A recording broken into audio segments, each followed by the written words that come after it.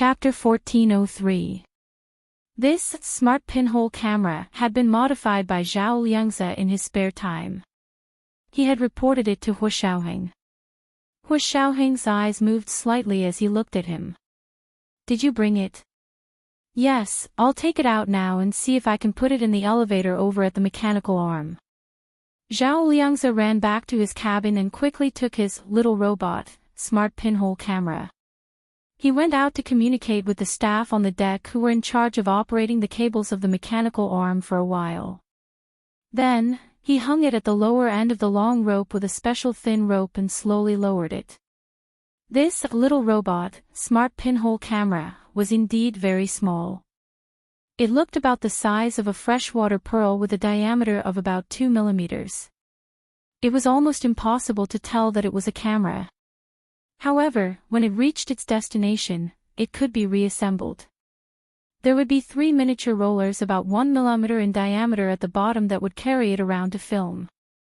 There was also a pair of wings that were as thin as cicada wings on its back that could extend out and carry it to fly and film. At this time, it was like a drone, but it was smaller and more concealed. Even professionals would find it difficult to discover its existence. Time passed by. Zhao Liangzi sat in front of his computer and watched the little robot gradually approach the upper part of the steel spike on the fingers of the mechanical arm under the guidance of the rope. He hoped that the opening at the lower end of the steel spike would be big enough for his little robot to crawl in.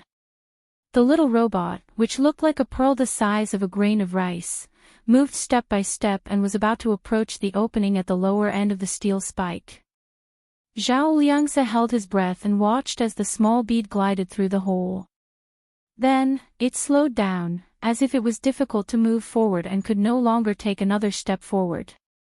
It followed the arc of the steel spike and spun in a circle.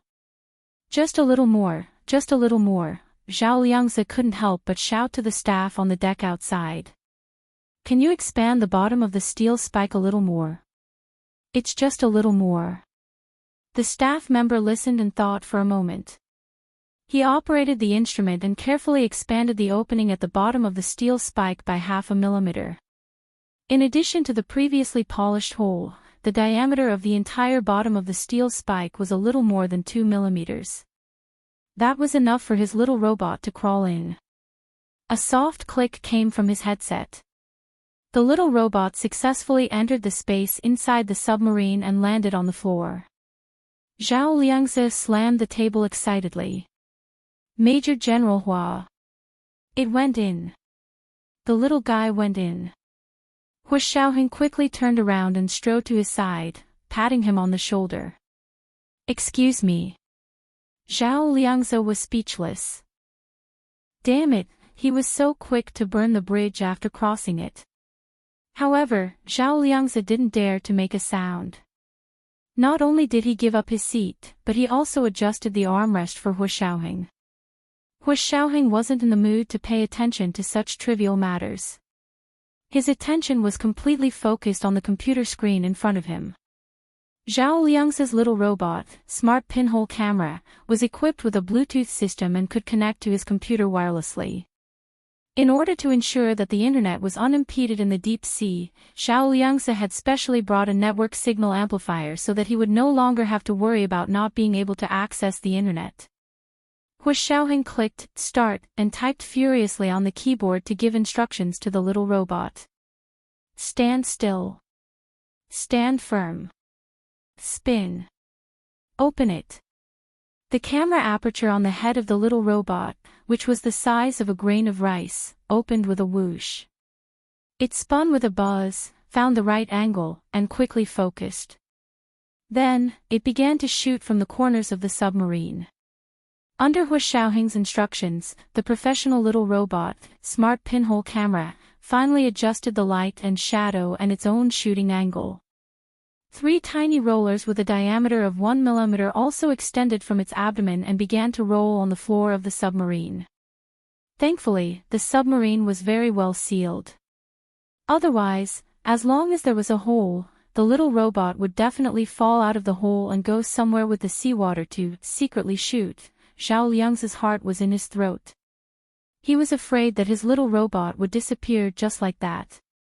During this period of time, his energy had been occupied by this little robot, so he could slowly pull himself together. His feelings had been completely buried by Shuang's death. Now, he was wholeheartedly focused on his work. While searching for Gu Xiangwen's whereabouts, he had also developed some artificial intelligence systems, such as this little robot that was about to perform a meritorious deed. If he succeeded this time, he could apply for professional funding to upgrade it. Zhao Liang's thoughts ran wild. The little robot had already begun to transmit video images. Song Jining was also attracted over. She sat beside Hu Xiaoheng and looked at the computer screen together. The little robot was too small, and its field of vision was all up. The first thing that appeared on the computer screen was a curved dome. There were some interesting cats and dogs painted on the dome, like a children's playground. Light shone down from the dome, and the walkway was clear. Hu Xiaoheng observed carefully. It turned out that there was a sunken LCD light hole in the dome, and the light was coming from the light hole. After so many years, there was still electricity in the submarine. Hu Xiaoheng adjusted the camera angle of the little robot, and soon, a corridor appeared on the screen. It turned out that they were in the submarine's corridor. The little robot glided in the submarine. Not long after, something that looked like a mountain blocked its way. The entire screen was filled with the pitch-black mountain. What kind of obstacle was this? Hu Xiaoheng used a lot of strength and constantly ordered the little robot to change the angle. Only then did he get the little robot to bypass the mountain and retreat while filming. After retreating to a certain distance, Hu Xiaoheng activated the cicada wings on the little robot's back and let it fly. Zhao Liangze wiped the sweat off his forehead and grunted in refusal. When flying, it uses more batteries. He hinted to Hu Xiaoheng not to fly too much. It would be best if he put it down and let it roll to film. Hu Xiaoheng ignored him and continued to control the flying robot to film the situation inside the submarine. Because it was flying from the ground, its field of view was wider and it could capture more clearly. It turned out that the mountain that the little robot had encountered just now was a person who had fallen in the submarine's aisle. The person was wearing casual clothes like an old man and a pair of soft-soled sneakers. Looking at the person's face, it was obvious that he was very old. His face was covered in wrinkles, bald, thin and shriveled, and he was holding a gun in his hand. Is this person dead? How long has he been dead? He looks like he's asleep. Zhao Liang's attention was attracted by the person's appearance. Why does he have a gun in his hand? This should be a .022 caliber Stinger pistol. The famous Stinger. Zhao Liangze clicked his tongue. This gun is quite expensive. He really put in a lot of money. Hu Xiaoheng glared at him and didn't say anything, but the sound of typing on the keyboard became even louder. The little robot flew in the submarine space. As the camera's vision changed, they saw 3 more people lying outside a door. There were men and women, old and young, and they were wearing different clothes. However, they all had guns in their hands. The shape was unique, and the barrel was very long. At a glance, it was obvious that it was the famous Stinger. The door looked very heavy, as if it was made of oak. A steel bar as thick as an adult man's arm was pinned to the door, and a huge disc password lock hung on it. The little flying robot patted the door up and down for a while. Hu Xiaoheng quickly found a gap in the door. Of course, it was a gap relative to the little robot. It was a gap that was close to the floor that was difficult to see with the naked eye. He directed the little robot to land and retracted the wings on its back. 3 almost invisible pulleys extended out and drilled into the gap at the bottom of the oak door. As soon as they entered, the screen instantly turned pitch black. After a while, the inside of the door gradually lit up. It was as if they had sensed light, or perhaps they had sensed magnetic interference. In short, the computer screen in front of Hu Xiaoheng distorted and made a sizzling sound before returning to normal. As the lights in the room lit up, it was like the lines of an ink painting gradually appearing on a piece of white paper. The appearance of the cabin slowly appeared in front of everyone. It looked like a study that was decorated luxuriously and low-key. The floor was covered with a thick woolen carpet, and there was a large mahogany desk against the wall. Next to the desk was a large screen that was as tall as a person. The base of the screen was engraved with dense landscapes, birds, and beasts, flowers, and trees. It looked especially old at a glance, like an antique cultural relic. The 8 large crimson screens that were lined up in a row divided the entire inner room into 2. For the time being, they couldn't see what was behind the screen. They could only see the furnishings in front of the screen. In the open space in front of the screen, a 90-degree corner sofa was placed in the middle of the room. The space in the middle of the sofa was empty. There was no common coffee table placed there. Instead, there was an empty space. It could be seen that it was a circular, slightly concave disc-shaped pit. There was a branch-shaped floor lamp in the corner of the room. The streamlined branch-shaped lamp extended out from the lamp holder in the corner like the branches of a big tree. It happened to cover the concave disc-shaped pit in the middle of the corner sofa. The desk was clean. Other than a black cylinder in the middle of the table, there was nothing else. The volume of this cylinder was about the size of a normal coffee cup. Everyone's gaze moved along with the gradually brightening light in the submarine cabin, and it was too much for their eyes to take in. Just as all the ceiling lights in the cabin were lit up, the branch-shaped floor lamps suddenly lit up as well. Light shone from dozens of crisscrossing branch-shaped lamps, like a pillar of light, covering the slightly concave disc-shaped open space in the middle of the corner sofa. The figure of a man in a khaki trench coat gradually took shape in this light. Hu Xiaoheng, who had always been as motionless as a mountain, suddenly stood up. Song Jining and Zhao Liangze also widened their eyes. Could there be a living person inside? Upon closer inspection, the figure of the person was actually illusory. It was blurry, and after a while, it gradually formed a three-dimensional shape. When the figure of the man became extremely clear, like a real person, the ceiling lights in the cabin went out again, leaving only the beam of light from the chandelier in the middle of the room. In the middle of the beam of light, the figure of the man became even more realistic. It turned out that this wasn't a real person, but a holographic image. He was tall and wore a khaki trench coat. His eyes weren't big, but they were very deep and black. His hair was thick and neatly combed. His tall and straight nose was exactly the same as Gu Nianji's. His jaw was square, and the corners of his lips were slightly pursed. A faint smile appeared on his face. At a glance, it was obvious that he was a gentle and magnanimous man. His smile was very infectious. Although it was only a holographic image, when he looked at you and smiled, you couldn't help but smile back.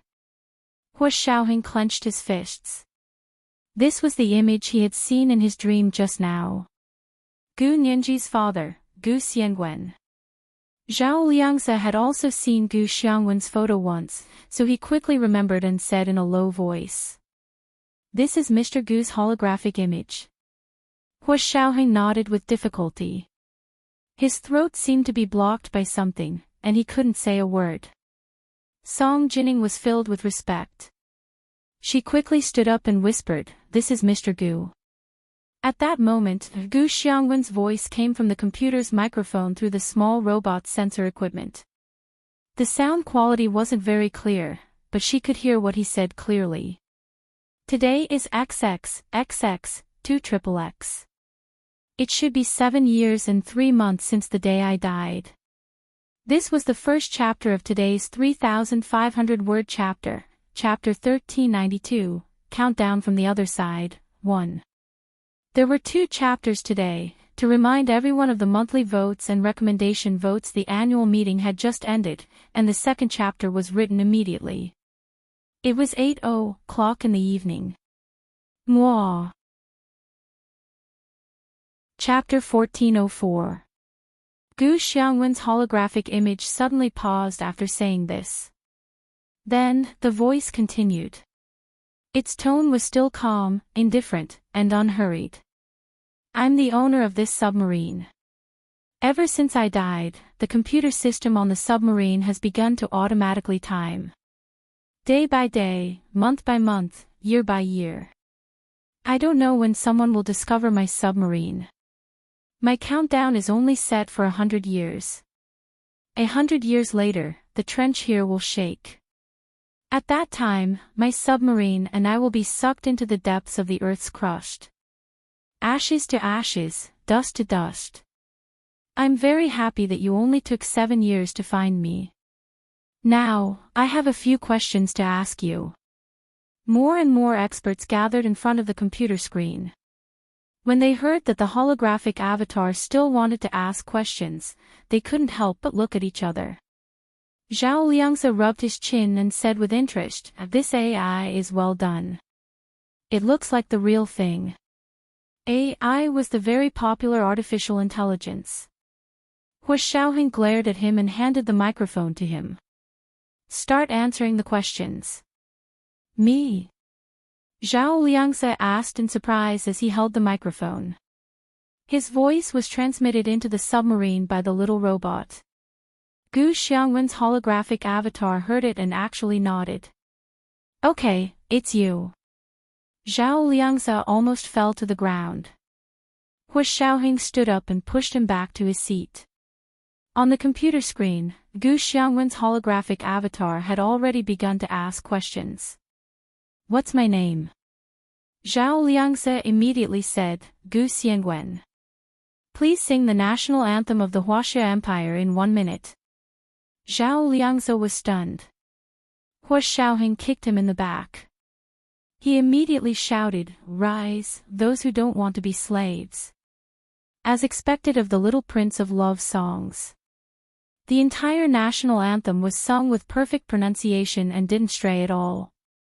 Gu Xiangwen's holographic avatar could even analyze the data after listening. Not bad, there's no stray sound, and the Chinese pronunciation is clear. There's no foreign accent, and there's a little capital dialect accent. He's a young man who grew up in the capital. He's about 29 years old this year. To be able to make such an analysis after only listening to one of his songs, this AI was really well-rounded. Zhao Liangzi was impressed. He wished he could kneel in front of the computer and talk to Gu Xiangwen's holographic avatar. Although he was facing a computer-simulated hologram, people who worked on artificial intelligence knew that the so-called artificial intelligence had a father. Every aspect of the artificial intelligence was given by the father. Gu Xiangwen's holographic avatar was the crystallization of his own wisdom. Perhaps it was due to the lack of time and not being able to optimize it, but to have such a level of intelligence in such a short period of time was already a heaven-defying existence. Just as he was sighing, Gu Xiangwen's holographic avatar asked a third question. "Please answer in 5 seconds. The mayors of Hiroshima and Nagasaki want the U.S. to apologize for the nuclear bombing. Should the U.S. apologize?" This time, Hua Xiaoheng said directly into the microphone, "It shouldn't be." "Why?"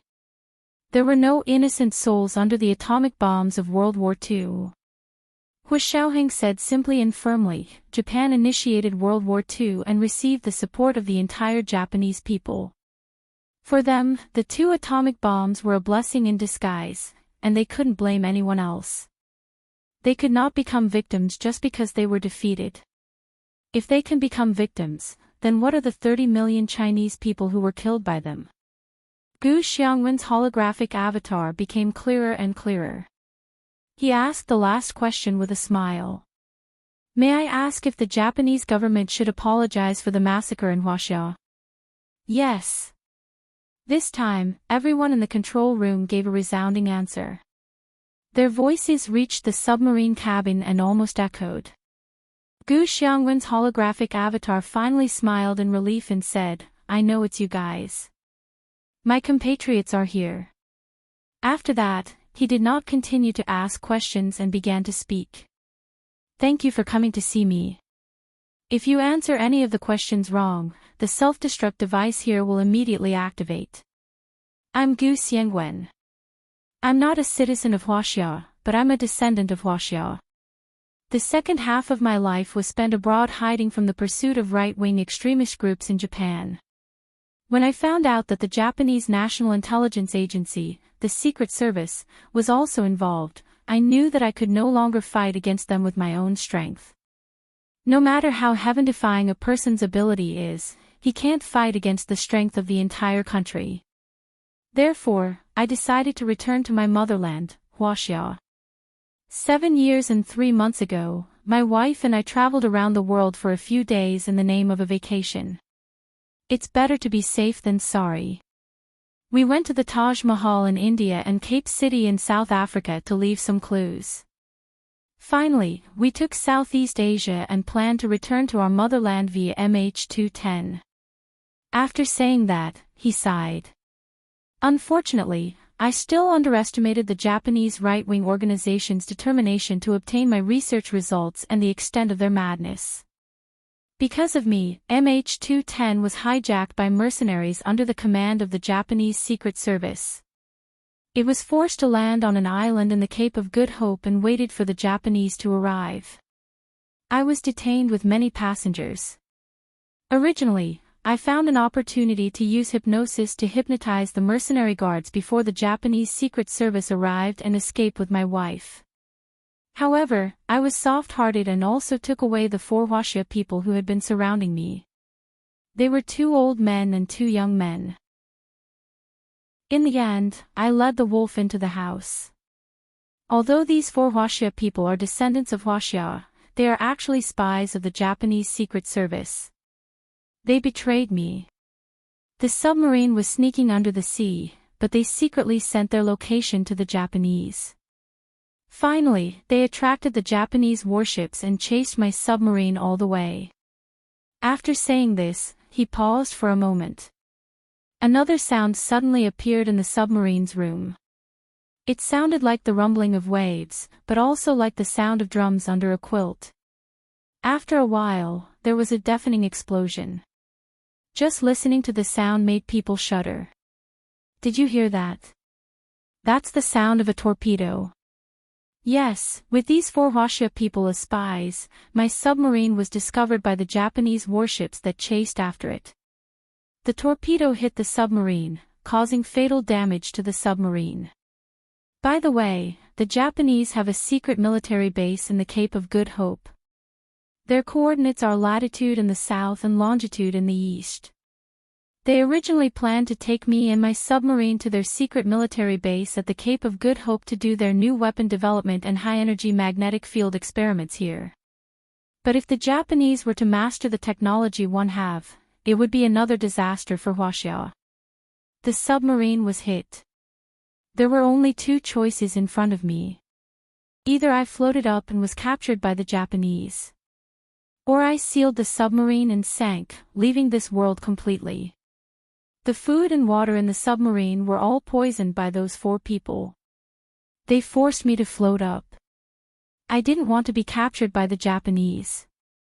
I would rather sink to the bottom and perish with them.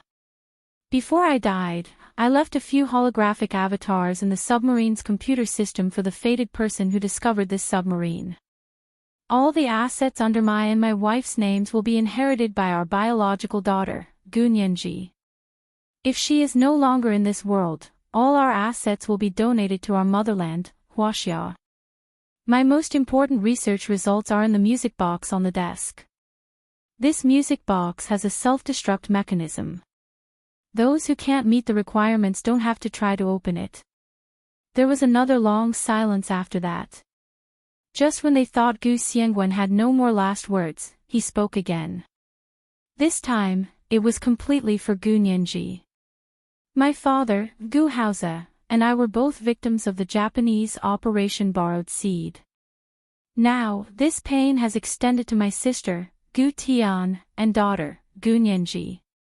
I tried my best, but I couldn't save my only sister, Gu Tian, nor could I cure my only daughter, Nianji.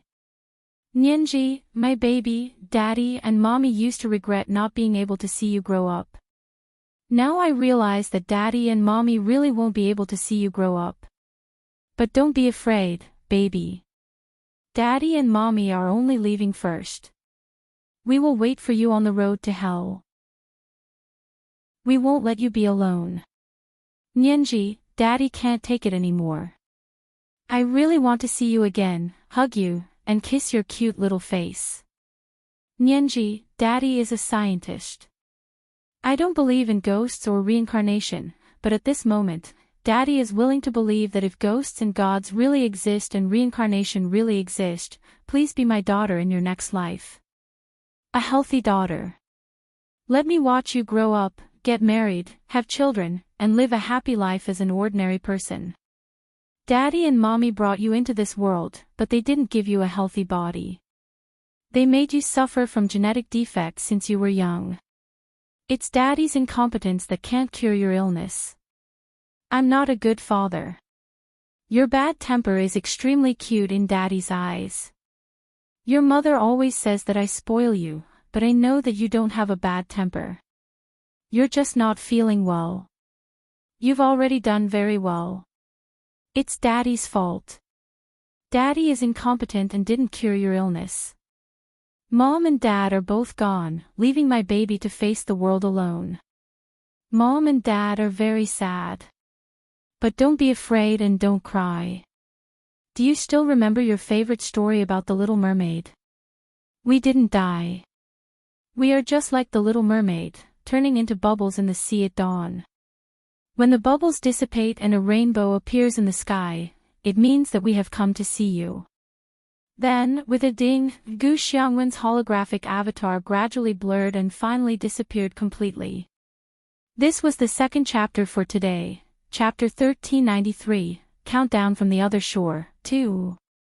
There are 2 updates today, a reminder for the monthly votes and recommendation votes. Good night, sweethearts.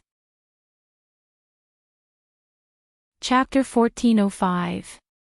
Song Jining felt the same way. She couldn't help but wipe her face with the back of her hand to wipe away the tears that had quietly fallen. When everyone heard Gu Xiangwen's last words in this world, they were all sad and speechless. This feeling of burning internal organs and being so angry that they were speechless could only be felt by people of the same culture and race. Gu Xiangwen's holographic avatar had already disappeared, and the chandelier floor lamp in the submarine cabin gradually dimmed. The computer screen immediately went dark. But soon, the LCD light in the sunken light hole on the ceiling of the cabin lit up again. Everyone's eyes were immediately attracted by the small black cylinder on the desk. This was the music box that Gu Xiangwen's holographic avatar had mentioned, right? It looked about the same size, and the most important thing was that there was only one thing on the desk. Hu Xiaoheng was the first to look away. He lowered his head and quickly gave the little robot instructions. He instructed it to fly over the 8 large screens and see the scene behind the screens. Behind the screens was a bed.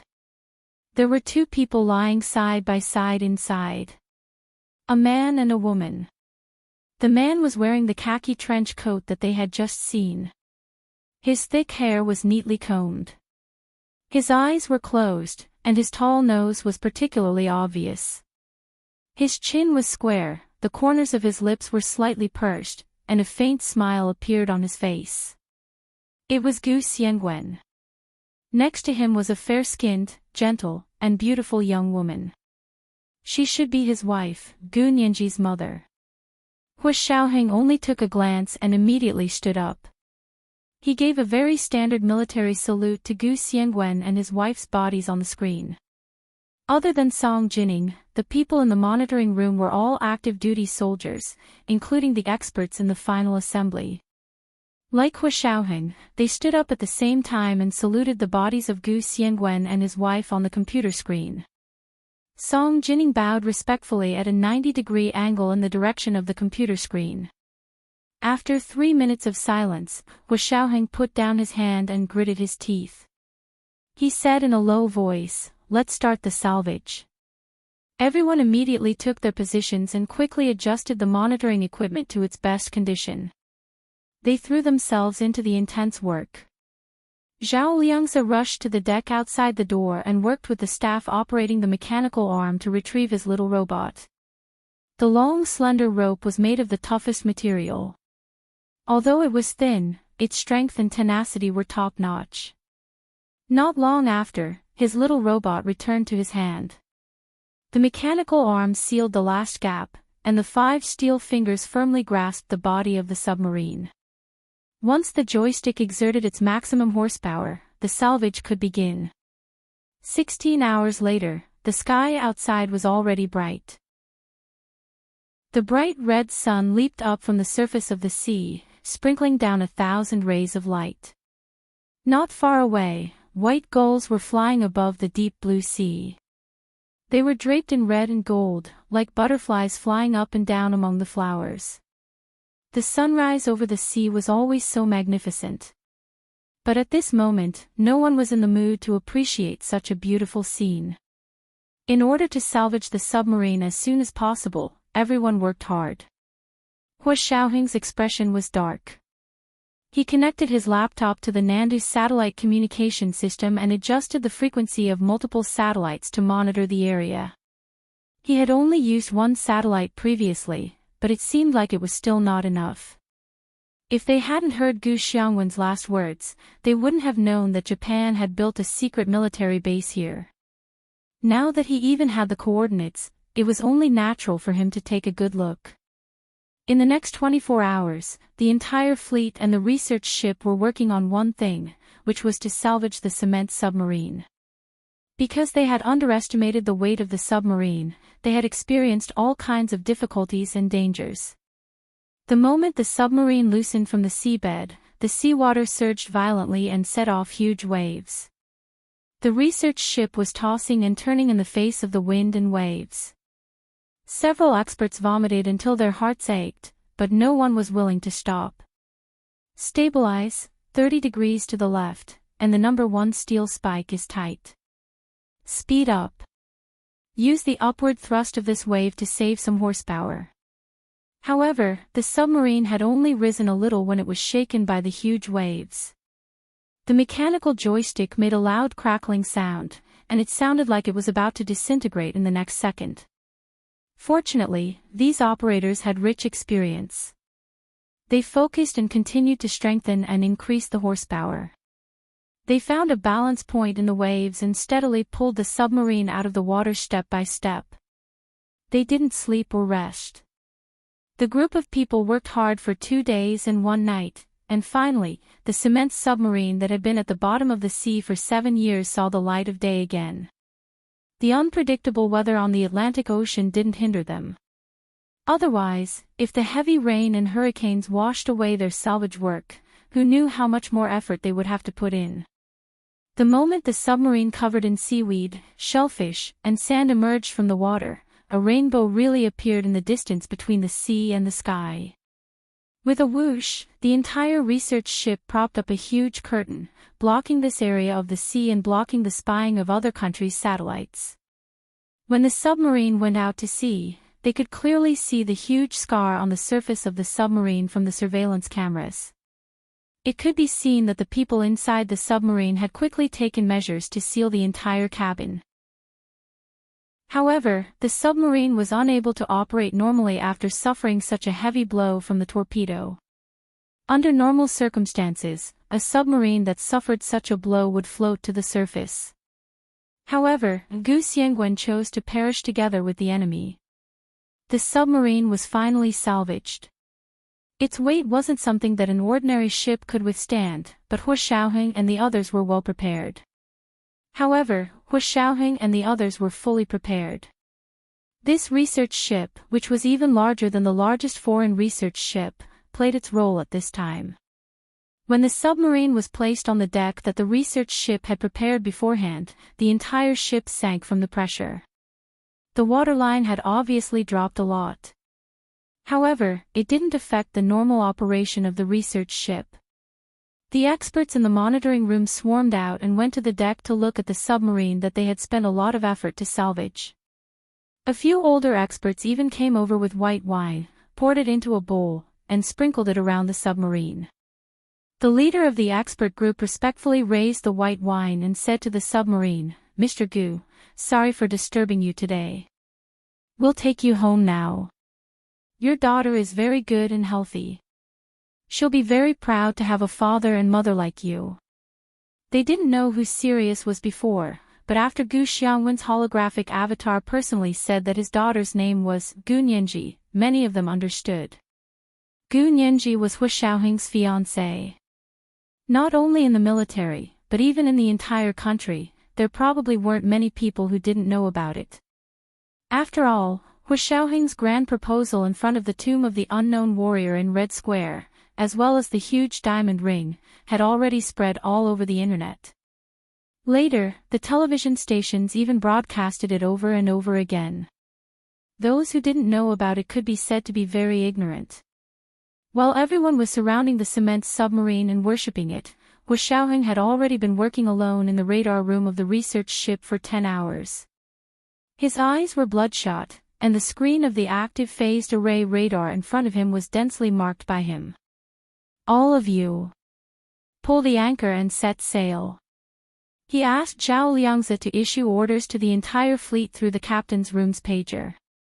It wasn't just the research ship, but also the nuclear submarine that they had brought with them as their trump card, as well as the cruisers, destroyers, and anti-submarine patrol ships that had been following them to perform lookouts and security functions had all received orders. This was a military order. Once the military order was issued, everyone could only carry it out immediately. Therefore, the entire fleet quickly prepared to set sail and return the way they had come.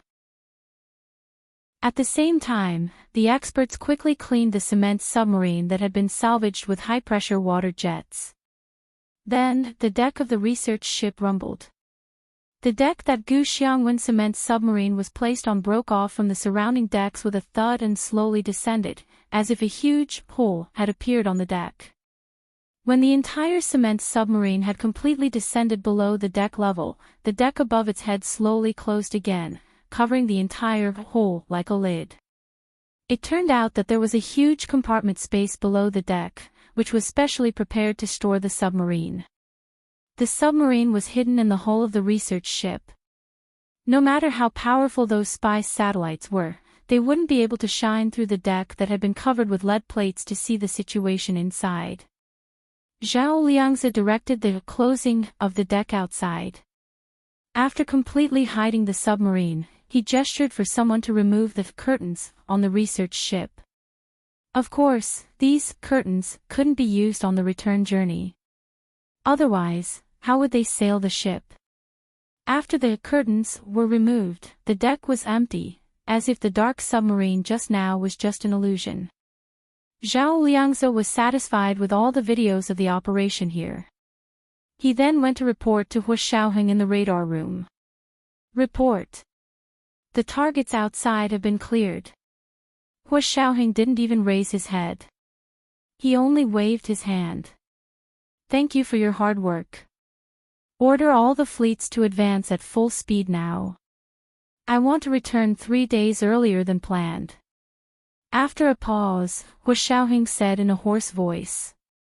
"Inform Nianji to wait for us at the southern military port." She was actually waiting to welcome her parents ashore. Ever since Bai Shuang's death, Zhao Liangzi had thought that his emotions had become numb. This was the first time since then that he felt his heart twist into a ball. It was so painful that he could barely breathe.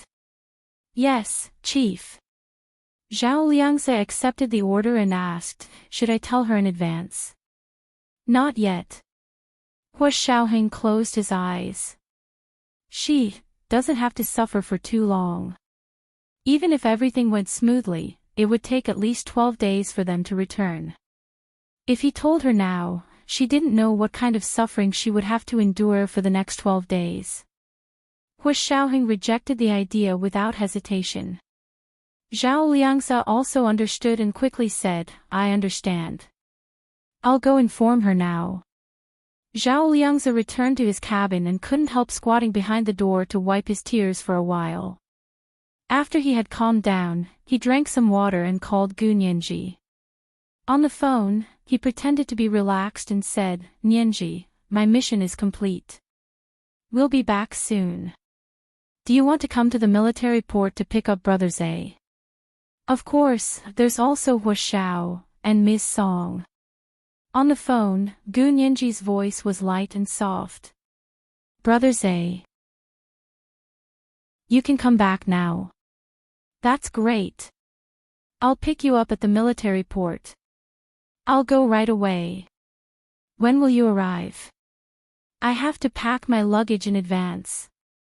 This was the first chapter of the day, chapter 1394, Countdown from the Other Side, 3. There were 2 chapters today. A reminder for your monthly votes and recommendation votes. The second chapter was at 8 p.m.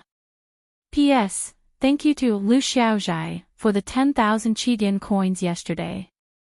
Thank you for your monthly votes, subscriptions, recommendation votes, and tips.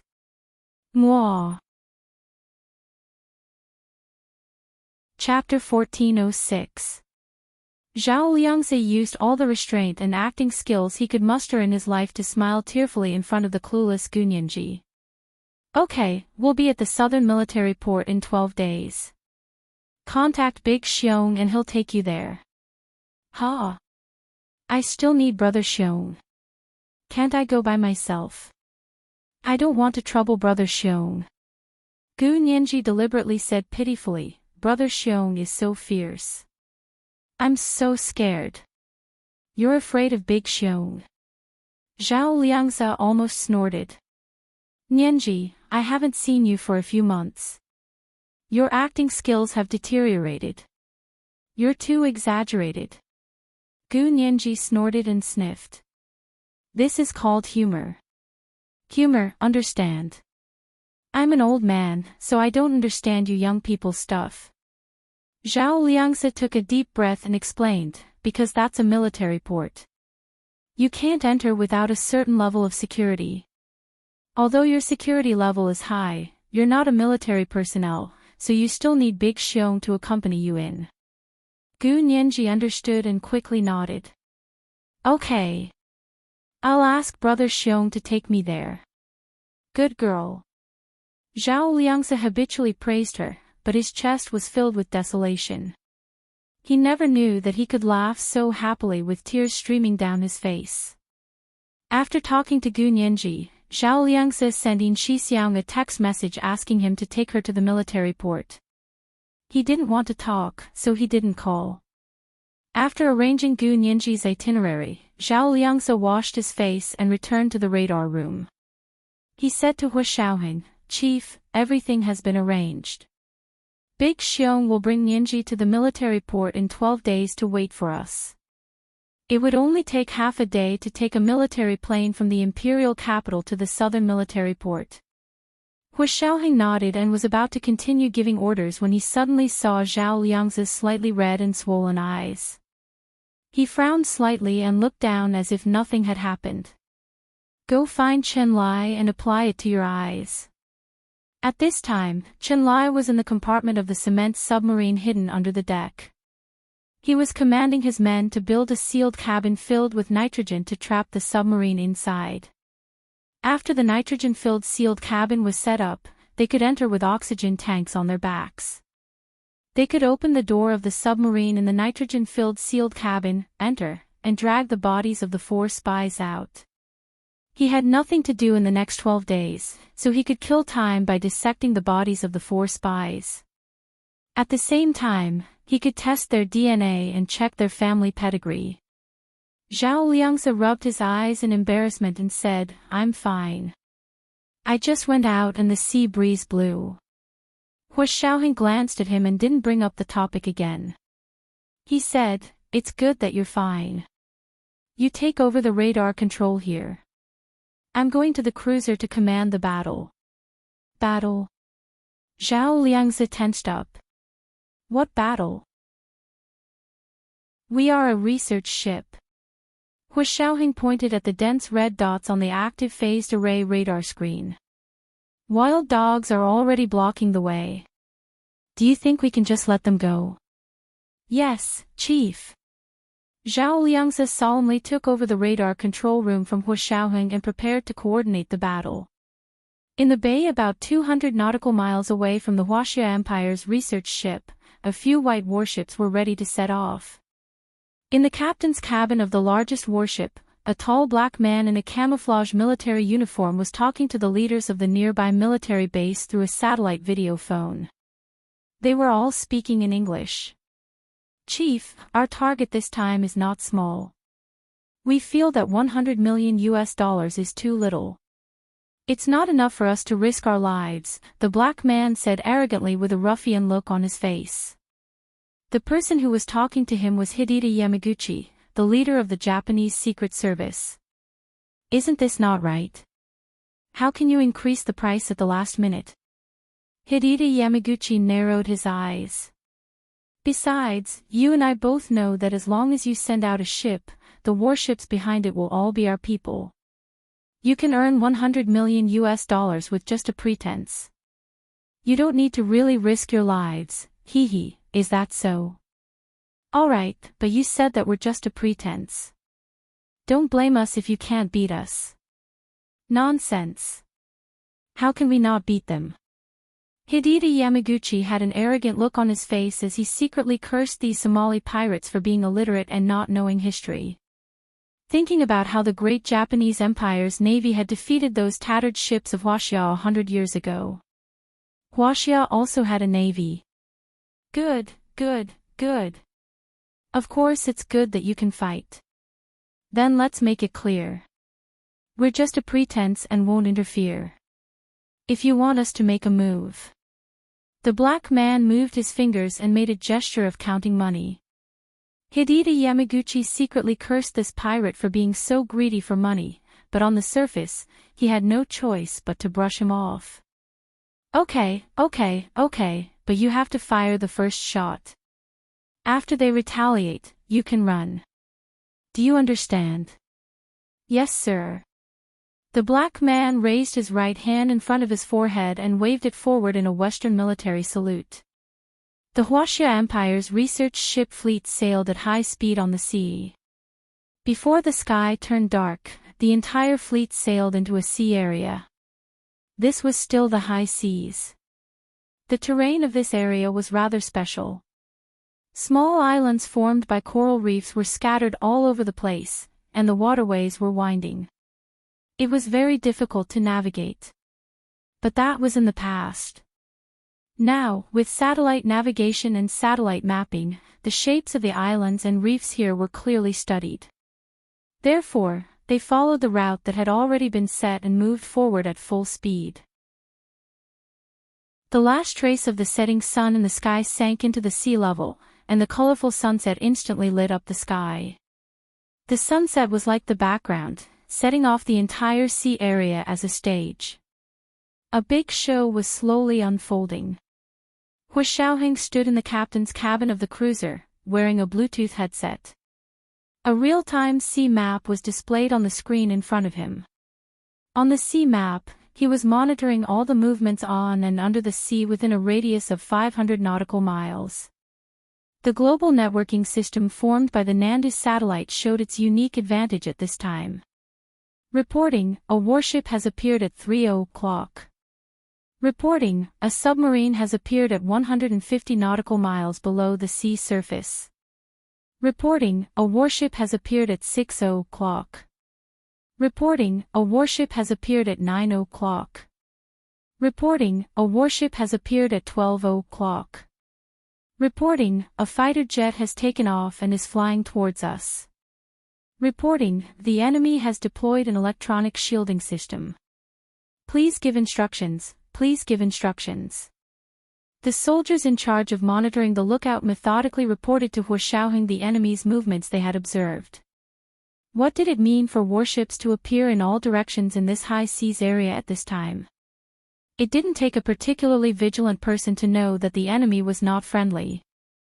Zhao Liangzi, who was in the center of the radar monitoring area, broke out in a cold sweat. He knew that the Japanese might cause trouble, but just like Gu Xiangwen, he also underestimated the Japanese's determination to win, as well as the extent of their insanity. So many warships, planes, and submarines, and an electronic shielding system. Are they trying to declare war on US? Or do they think we are pushovers? Zhao Liangze angrily slammed his fist on the table. Hu Xiaoheng saw it more carefully than he did. He was calm and composed as he gave orders to the nuclear submarines on his side, 150 nautical miles ahead, 45 degrees, destroy the enemy's submarines. We must kill them with one blow. Destroy as many submarines as they have. Hu Xiaoheng said coldly as he passed on the first order. Everything else was easy to deal with, but the submarine's movements at the bottom of the sea were too elusive and difficult to deal with, so he chose to destroy the enemy's submarine first. Japan was too conceited when it came to their navy. Not only did they send warships over, but they also sent submarines. In fact, the Huaxia Imperial Navy was the first to develop submarines, and nuclear submarine technology was one of the best on the entire Blue Planet. The largest nuclear submarine in Huaxia could carry 480 nuclear warheads at once. The significance of these nuclear warheads was that if it was provoked, it could fire the nuclear warheads it carried at once. It didn't need to aim at any target, and could destroy half of the Blue Planet with its own explosive yield. The consequence of this nuclear deterrence was that even if the other party discovered the location of the nuclear submarine, they could only watch helplessly as it cruised freely in the four oceans. One moment, it appeared on the coast of Hawaii for sightseeing, and the next moment, it came out to take a breather on the surface of the Diaoyu Islands. However, no one dared to attack it. Because attacking it would be equivalent to courting death.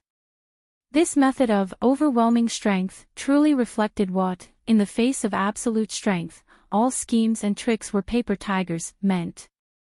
Of course, Hu Xiaoheng's nuclear submarine this time wasn't the largest. It only carried dozens of submarine-launched ballistic missiles, but it was enough to deal with the other party's trash. At Hu Xiaoheng's order, the nuclear submarine escorting them immediately loaded according to the data and parameters he provided. At the same time, they searched with their radar and locked onto the position of the other party's submarine. Huaxia No. 1, fire. The JL-1 small submarine-launched ballistic missile carried by the nuclear submarine shot out from the submarine's muzzle and sped forward silently like a small dolphin in the sea. The Japanese submarine 150 nautical miles ahead suddenly realized that they had been locked onto by their radar, and a ballistic missile was speeding towards them. The distance was too short, and the ballistic missile was too fast. There was no time to dodge. They could only watch as the missile, which was as fast as a dolphin, approached them. When it was about to approach the enemy submarine, the ballistic missile shed its gentle and interesting outer shell, revealing the ferocious burning warhead inside. Boom! In the depths of the sea, a series of explosions rang out from the bottom of the water. The Japanese submarine was almost instantly hit by the torpedo. The hull made of Kobe steel was not up to standard. At this time, it shattered into pieces and scattered in the depths of the ocean. At the same time, flames shot out from the bottom of the sea. They were sandwiched in the snow-white waves that splashed everywhere, and complemented the strong sunset glow in the sky. It was like a fireworks feast on the surface of the sea. It was a beautiful sight to behold.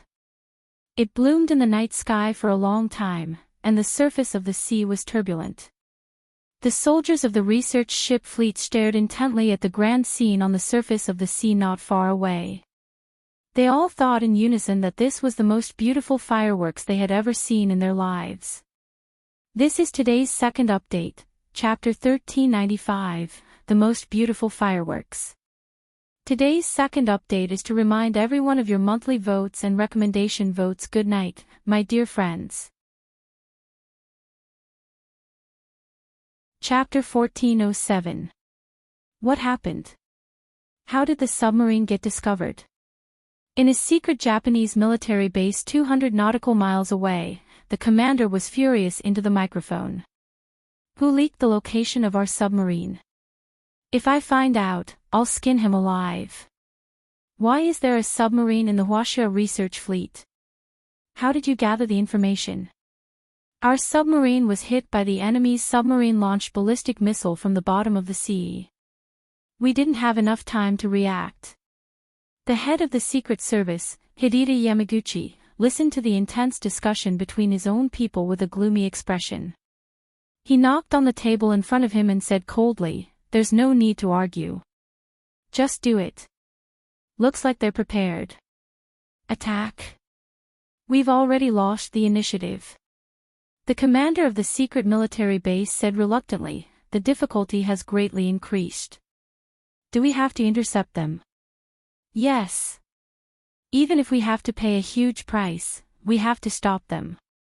Do you know what they took from us? Do you know how much benefit they can bring to the great Japanese empire from what they stole?" Hideta Yamaguchi pointed at the commander's chest and approached step by step. His expression was ferocious as he said word by word, "I don't care how much you pay, how many ships you damage, or how many people you injure. I just want you to leave the fleet over there. Especially their research ships. What's so difficult about it? They only have a few ships, but you have the entire base. You can't beat them." The commander of the secret military base was dumbfounded. After a while, he said, "But you also hired pirates. Yes, the pirates will fire the first shot. Then, your men will attack. Those pirates are just a mob. Are you counting on them?" Hideta Yamaguchi retracted his hand, placed it behind his back, and threatened. "I think you don't want to do it anymore, right? If you don't do it, someone else will naturally take your place." Hideta Yamaguchi had already said this. If he did not become the commander of this secret military base would probably be replaced. Originally, this overseas secret military base was established with the strong support of the Secret Service. It was unknown what deal they had with the Prime Minister and the cabinet, but in short, they had the full support of the national finance. Hey! He no longer refuted and agreed to Hideta Yamaguchi's suggestion. He turned around and went to his command room to direct the battle. At this time, the curtain of night had just fallen, and there seemed to be remnants of the grand fireworks in the bright night sky. However, the officers and soldiers of the research fleet knew that a fierce battle was imminent. The enemy's submarine had been ambushed, but the enemy did not retreat. 7 or 8 warships formed an encirclement and pressed forward. "Report. Our destroyer has been locked on. Our destroyer has been locked on." Hua Xiaoheng glanced at Song Jining. "Miss Song, it's up to you now. Magnetic field interference, right?" Song Jining nodded and smiled intelligently. "Just you wait." She had been by Hua Xiaoheng's side adjusting the equipment for a long time. Just now, when the other party cast the electronic shield, they did not use the anti-electronic shield, because they were relatively far away, and the electronic shield did not have much effect on them. Even if they were blocked by the electronic shield, they could still communicate using traditional methods. But now that the other party had locked onto their battleship and was about to unleash their ultimate move, they made their move. Song Jining calmly turned on the equipment and began to interfere with the magnetic field. The magnetic field of this sea region is quite strange to begin with. Song Jining smirked. "With my interference and amplifier, I want to see how good their technology is." The danger caused by the abnormal magnetic field at sea was much greater than on land. The famous Bermuda Triangle of the Blue Planet was the graveyard of countless planes and ships. The biggest reason was because of the abnormal magnetic field there. In less than a minute, all the guidance instruments on the other party's ship failed. And the most important thing in launching a missile was the navigation system. As soon as the magnetic field interference appeared, the other party's guidance system was immediately thrown into disorder. The missiles fired could not hit the target according to the established trajectory. Their destroyer's lock-on state was immediately lifted. However, they did not expect the other party to still forcefully launch a ballistic missile. However, the ballistic missile flew chaotically in the air, like a hot molecule in Brownian motion. Hu Xiaoheng snorted and looked out the window with his arms crossed. He did not say anything. The captain of the destroyer commanded the battle and immediately ordered, "Open fire and intercept. Counterattack." Of course, their guidance system was safe and sound. The precision-guided missile flew out, with an error of no more than 5 meters. In the vast sea, this error was negligible. Soon, a ballistic missile from their side rose into the air, aimed at the other party's missile that was in Brownian motion and collided head-on. At the same time, another ballistic missile arrived, aimed at the other party's cruiser, and accurately hit the most vulnerable keel structure in the middle of the ship. Boom! Boom! 2 loud noises reverberated in the dark sea. The night sky bloomed with a scene even more magnificent than the fireworks from the bottom of the sea. The beauty that was released in that instant was not only so beautiful that one could not look away, but it also filled one's chest with pride. The cruiser in the lead was broken in 2 at the waist and sank to the bottom of the sea amid a loud bang and flames. Those on the cruiser who were not killed or burned to death all fell into the sea, wearing life jackets and waving white flags. "Chief, do we need to capture them?" The captains of their warships asked Hu Xiaoheng in unison. This was because according to some so-called international conventions, when 2 armies fought, the defeated soldiers who raised the white flag could not continue to be pursued and killed. Hu Xiaoheng's expression was solemn as he immediately instructed, "The goal is to eliminate the enemy's effective forces. If it were humans, not a single one would be spared. They would all die." Their warships immediately attacked the drowning dogs without hesitation. After destroying the other party's cruiser and killing all the survivors on the cruiser in the sea, everyone's morale was boosted. In all these years, they had never fought to their heart's content. The Somali pirates hired by the Japanese Secret Service saw that the situation was not good and immediately ordered, "Turn the rudder. Turn the rudder. Turn the rudder immediately."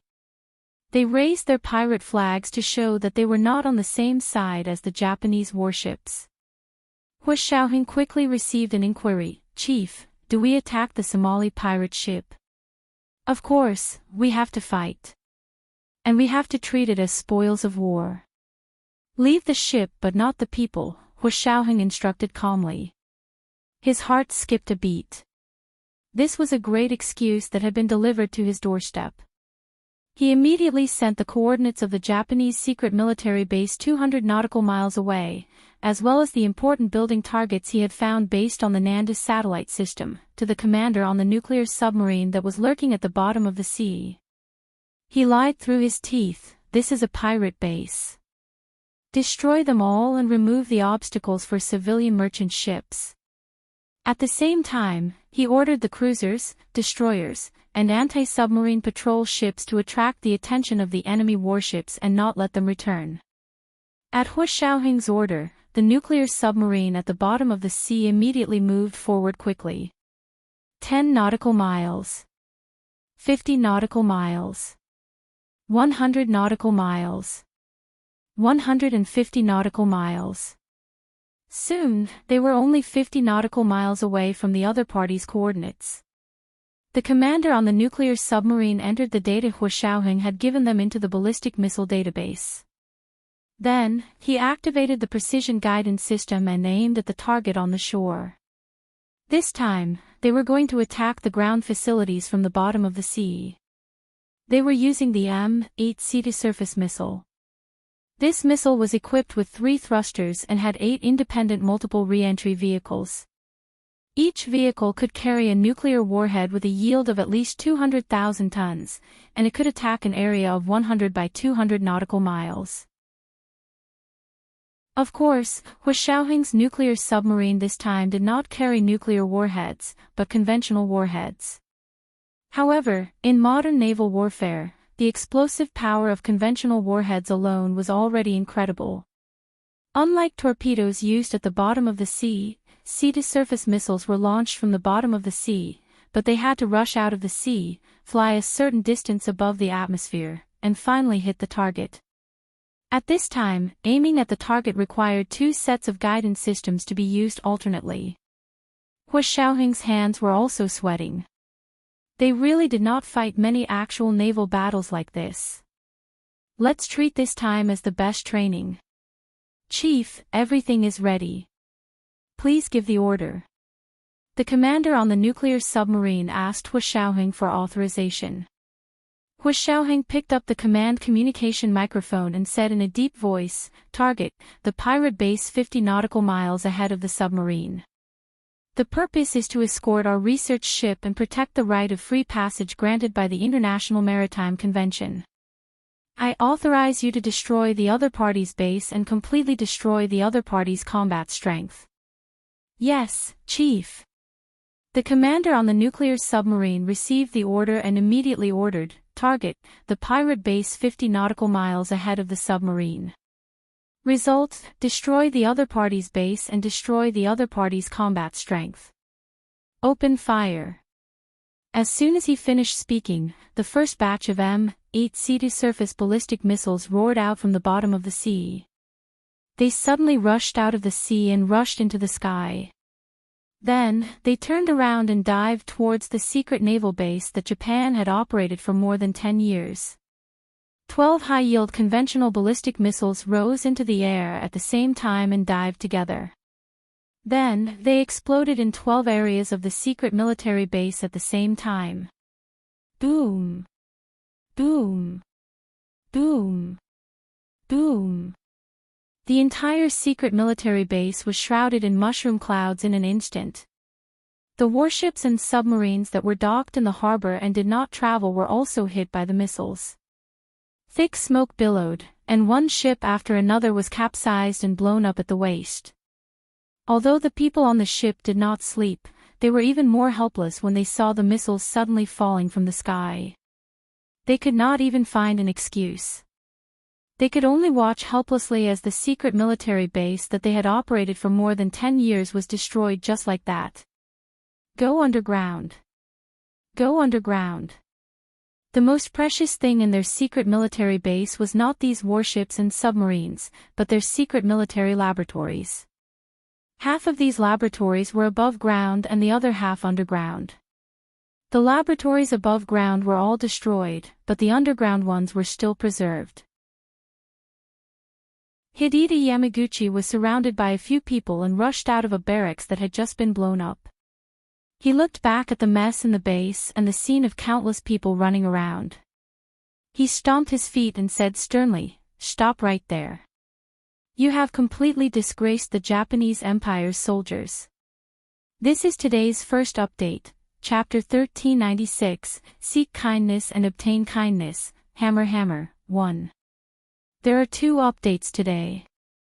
A reminder for everyone's monthly votes and recommendation votes at 8:00 in the evening, the second update. P.S. Thank you Enigma Anxi for your 10,000 Chidien coins yesterday. Mwah. Chapter 1408.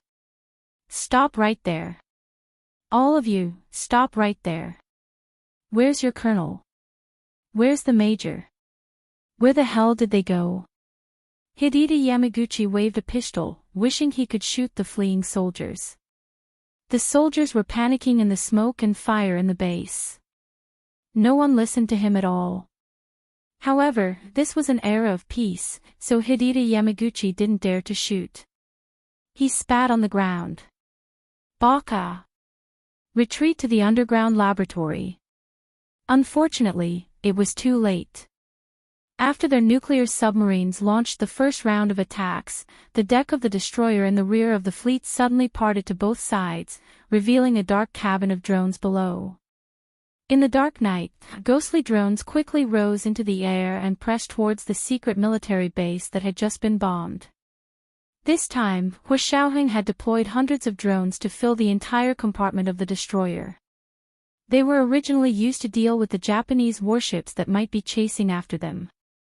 However, they didn't expect that there would be a secret Japanese naval military base here, so they wouldn't stand on ceremony. The soldiers on their destroyer were focused on controlling the drone system in their cabins. They wanted to accurately strike targets 200 nautical miles away. From the infrared camera carried by the drone, they could clearly see the situation in the military base.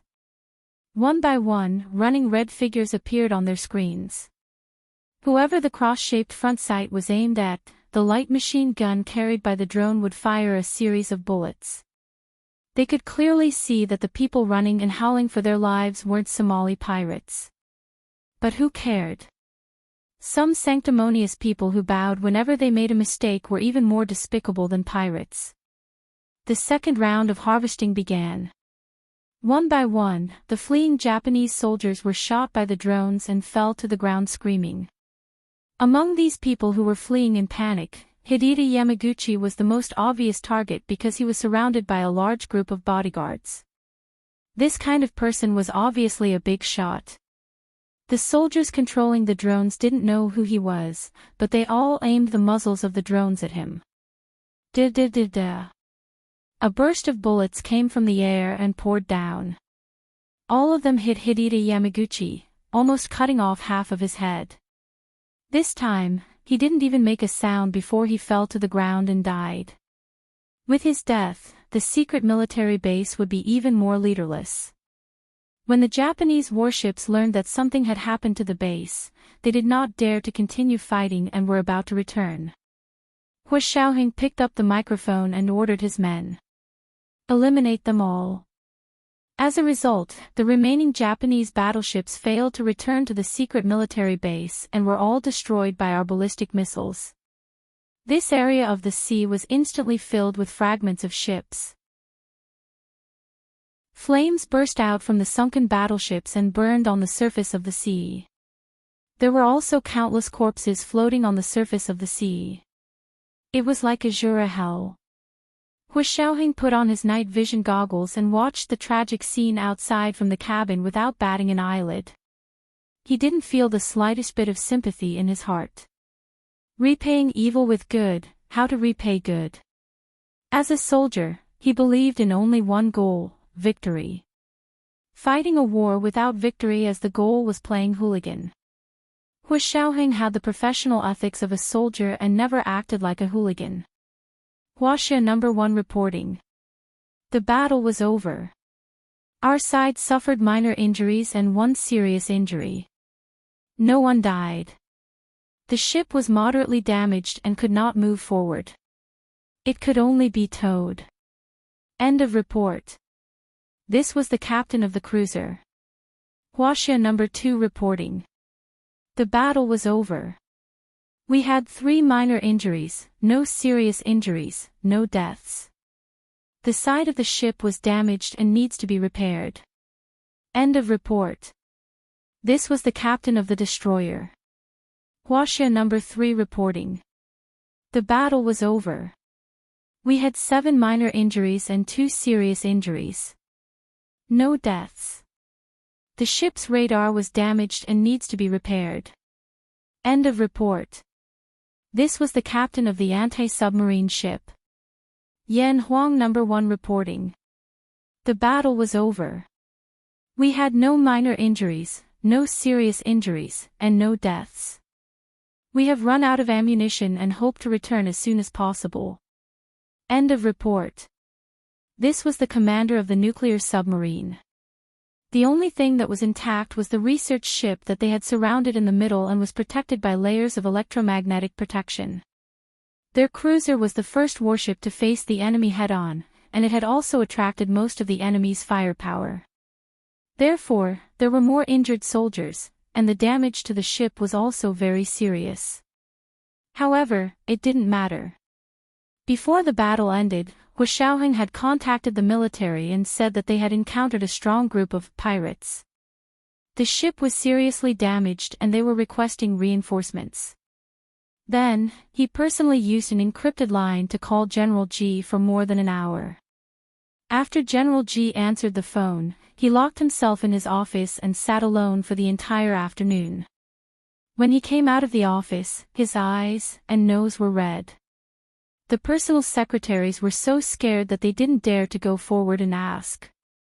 They didn't know what had happened to make General G, who was tenacious and had a sly personality like an old fox, hide in his office and cry for the entire afternoon. Our research ship is requesting reinforcements. Go and ask if the aircraft carrier has been sent, General G ordered in a hoarse voice with his hands behind his back. Yes, Chief. A few personal secretaries were busy coordinating their work and sending someone to the Navy to urge the aircraft carrier fleet to set sail as soon as possible. After Hu Xiaoheng requested reinforcements from the military and called General G, he also ordered Zhao Liangzi to send a distress signal to the entire Atlantic Ocean through the international shortwave radio signal. Mayday! Mayday! We are the Huaxia Empire's research ship fleet. We have encountered pirates on our way back. We are requesting reinforcements. We are requesting reinforcements. Unfortunately, the Western countries that usually talked about human rights and acted extremely kind and loving were suddenly collectively deaf and mute at this moment. Not a single Western country responded to their distress signal. In fact, there were originally 2 Paper Cat country warships cruising nearby. After hearing the Huaxia Empire's research ship's distress signal, they immediately turned their rudder and returned. Only a Russian nuclear submarine 500 nautical miles away responded to their distress signal and asked if they needed a Big Ivan bomb. Hu Xiaoheng, Big Ivan, also known as the Tsar Bomba, was named the RDS-220 hydrogen bomb by NATO. It was also known as the King of Bombs. It was the most powerful bomb in human history so far. Whether it was in terms of volume, weight, yield, or lethality, it was unparalleled. Even the United States could only retreat in front of Big Ivan. As expected of a fighting people, they would destroy the world at the drop of a hat.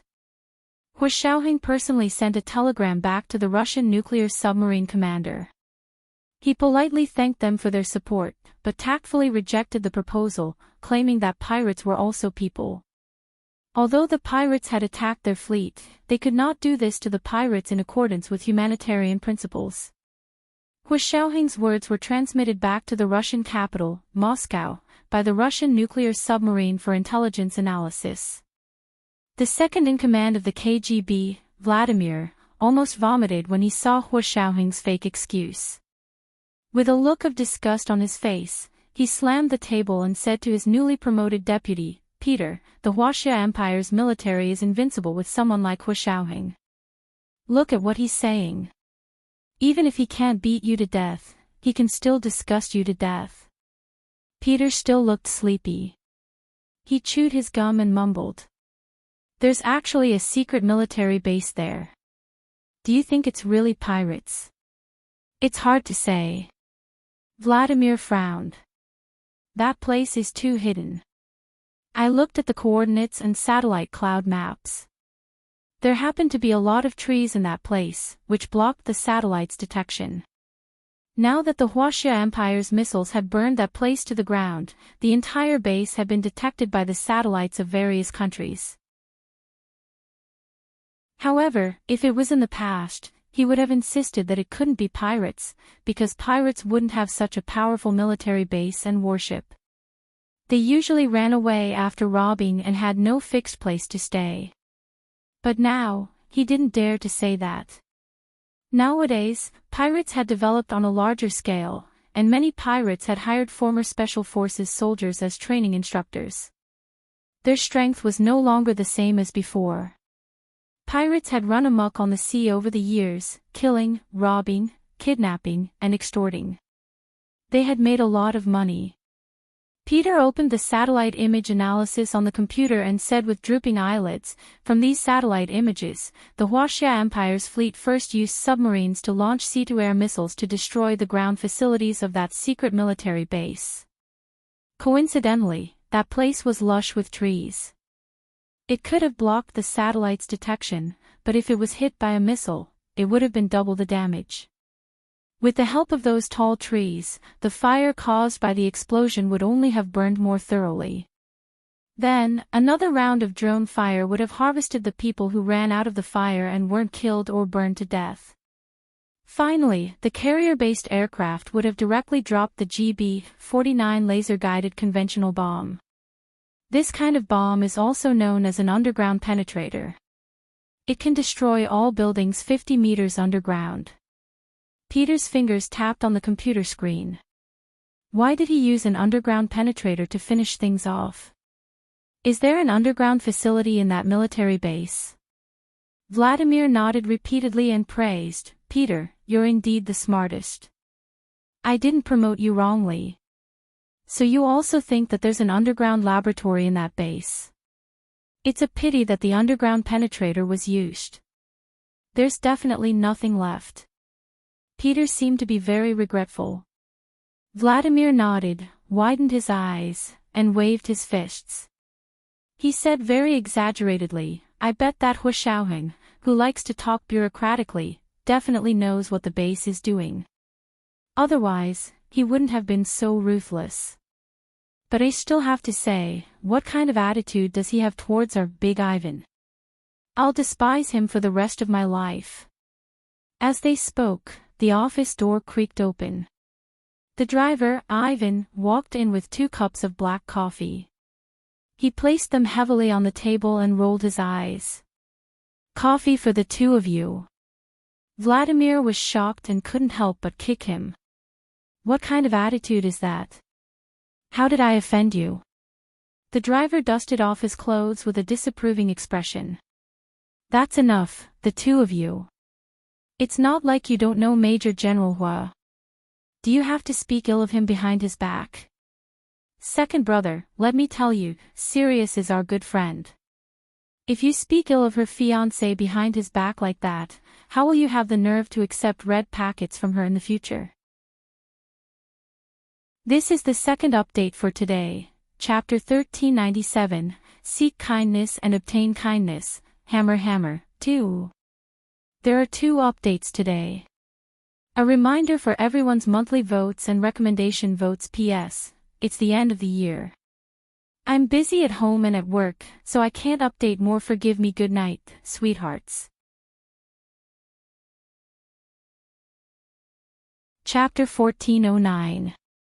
The corners of Vladimir's mouth twitched when he saw the dissatisfied look on the driver's face. He muttered softly. "All you know is red packets, to make you defect. I guess as long as the red packet is big enough." "What did you say? I can't hear you clearly." The middle-aged driver covered his ears with his hands and asked loudly in front of Vladimir. Vladimir glared at him and shouted into his ear, "You don't have to worry about it. Work is work. Personal relationships are personal relationships. I won't be indiscriminate." The middle-aged driver patted him on the shoulder and said with a smile, "That's good. Boss, the new female intern downstairs is very interested in you. She wants to ask you out. Get lost." Vladimir kicked him again with a fierce expression. "How long has it been since Lena passed away? How dare you say such a thing?" The middle-aged driver blinked and asked, "Boss, you're not even her boyfriend. Why are you going to stay unmarried for the rest of your life for her? You didn't do it on purpose, did you? Did you use her to hide your true sexual orientation?" After saying that, he quickly took a few steps back, as if he was worried that Vladimir would pounce on him at any moment. "I'm straight. Get away from me, you hook. Straight my ass. Straight my ass." Vladimir was so angry that he wanted to spit out a mouthful of blood. He almost pulled out his gun and shot him dead. Peter reacted quickly and snatched the gun. Then, he winked at the middle-aged driver, telling him to leave quickly. Lena and Peter were originally the team leader and deputy team leader of the same operation team. Peter was the team leader, and Lena was the deputy team leader. After Lena died in the line of duty, Peter's status rose like a rocket. The middle-aged driver was a little uncomfortable at first, but Peter knew how to behave. Before he knew it, the middle-aged driver realized that he was about to be bribed by Peter. He shook his head and walked out of Vladimir's office. He frowned and thought for a while before taking out his phone to send Gunyenji a WeChat message. Middle-aged driver, serious, looks like Vladimir will be a bachelor for the rest of his life. After Lena died, he kept a distance from all female creatures. I think he can become a Catholic priest. All Catholic priests have to become monks. Gunyenji didn't know how to reply to this WeChat message. She sighed and found it funny. In the end, she sent him a red packet to comfort him. She smiled at Xiaoyi, who was sitting next to her and concentrating on driving. This driver is so interesting. I like him more. He was more honest than Vladimir. Gunyenji knew that Vladimir had always been a little wary of her. He spoke hesitantly, as if he was worried that she would tell Hua Xiaoheng about what they had chatted about in the next second. Although he wasn't wrong, because she did share a lot of important and sensitive information with Hua Xiaoheng. Gunyenji hummed a song and laughed softly. Uncle Driver. Xiaoyi held the steering wheel and frowned. Which Uncle Driver? She was driving her car on the way to the military headquarters. General Ji from the military had suddenly called and asked Gunyenji to go to his office. He said he needed her help with something. Gunyenji couldn't travel alone. Xiaoyi was like her shadow, following her wherever she went. A friend I met in Russia. Gunyenji looked at her with a smile. He's from the KGB, but he's not as scary as the rumors say. Instead, he's especially fun. Xiaoyi's grip on the steering wheel tightened involuntarily, and the veins on the back of her hand popped out. Gunyenji rolled her eyes and said, I don't like the second in command of the KGB, Vladimir. He's the most annoying. When he looks at people, he always looks like he sees through you, and he always speaks in a sarcastic tone. At the mention of Vladimir, Xiaoyi immediately became alert. She quickly sensed Gunyenji from the corner of her eye and was amused by her sly expression, which was as sly as a little fox's. Her mood quickly returned to normal. Xiaoyi nodded indifferently and said, Is that so? She didn't seem interested at all. Pretend, I'll let you pretend. Gunyenji looked away with a smile on her lips. She looked out the window at the long river of cars. When they arrived at General Ji's house in the courtyard of the military headquarters, Gunyenji was welcomed directly to General Ji's office by Secretary Chao. He knocked on the door. Chief, Miss Gu is here. General Ji opened the door for her personally and invited her in. Gunyenji couldn't help raising her eyebrows. There was something wrong with him being so attentive and polite. However, she still acted as if she didn't notice and walked in with a smile. General Ji gently closed the door behind her. Little Gu, sit. He pointed to the small corner sofa by the floor-to-ceiling window in the office and walked over to sit with his back to the window. Gunyenji had no choice but to sit opposite him and face the window. The floor-to-ceiling window was hung with pale gold curtains, and the LCD lights above her head that mimicked natural light illumination illuminated the room like the sun outside. General Ji stared at Gunyenji and smiled gently. How have you been? Are you all right? Pretty good. Gunyenji was puzzled. Why did he sound like he was consoling the families of the martyrs? She felt uncomfortable listening to him, and at the same time, she was a little scared. She couldn't sit still in front of General Ji. After a while, she asked timidly. General Ji, what's the matter? It's Major General Hua. Major General Hua, what's the matter? She didn't even dare to say that something had happened. She was especially worried that it would come true. General Ji shook his head with a bitter smile. No, Major General Hua is fine. However, during his mission this time, he coincidentally brought back the bodies of 2 martyrs. I want to ask you for a favor. Just say it. Gu Nianji's heart, which had been in her throat, calmed down. She breathed a sigh of relief and smiled sweetly. General Ji felt like there was a fishbone stuck in his throat. He hesitated for a long time before continuing. I heard that Zhao Liangze asked you to go to the military port to pick them up, right? Yes, the last time he called, he said it would take 12 days. I'm counting the days. Gu Nianji nodded and said obediently, Brother Xiong will take me with him. I heard that it's a military port, and outsiders can't go in casually. Okay, that's good. General Ji nodded. We will have a small ceremony at the military port to prepare for the bodies of the martyrs to come ashore. I was wondering if I could ask you to do me a favor and offer flowers to the 2 martyrs? No problem. Gu Nianji agreed readily. Although I'm not a member of the military, I'm still considered a member of the military's family. This kind of thing sounded like a secret ceremony within the military, so it couldn't be done with great fanfare. Asking her to go couldn't just be a convenience, right? It wasn't that Gu Nianji wasn't puzzled. She didn't believe that the military couldn't find a suitable person to offer flowers and had to ask an outsider like her to help. If it really was a very important martyr, this kind of method would be too disrespectful. However, Hu Xiaoheng and General Ji were definitely not such inconsiderate people, so there must be a reason why they asked her to offer flowers. So many thoughts flashed through Gu Nianji's mind in an instant, but her expression remained unchanged. She agreed without hesitation. In any case, she would know what was going on when she went to the military port.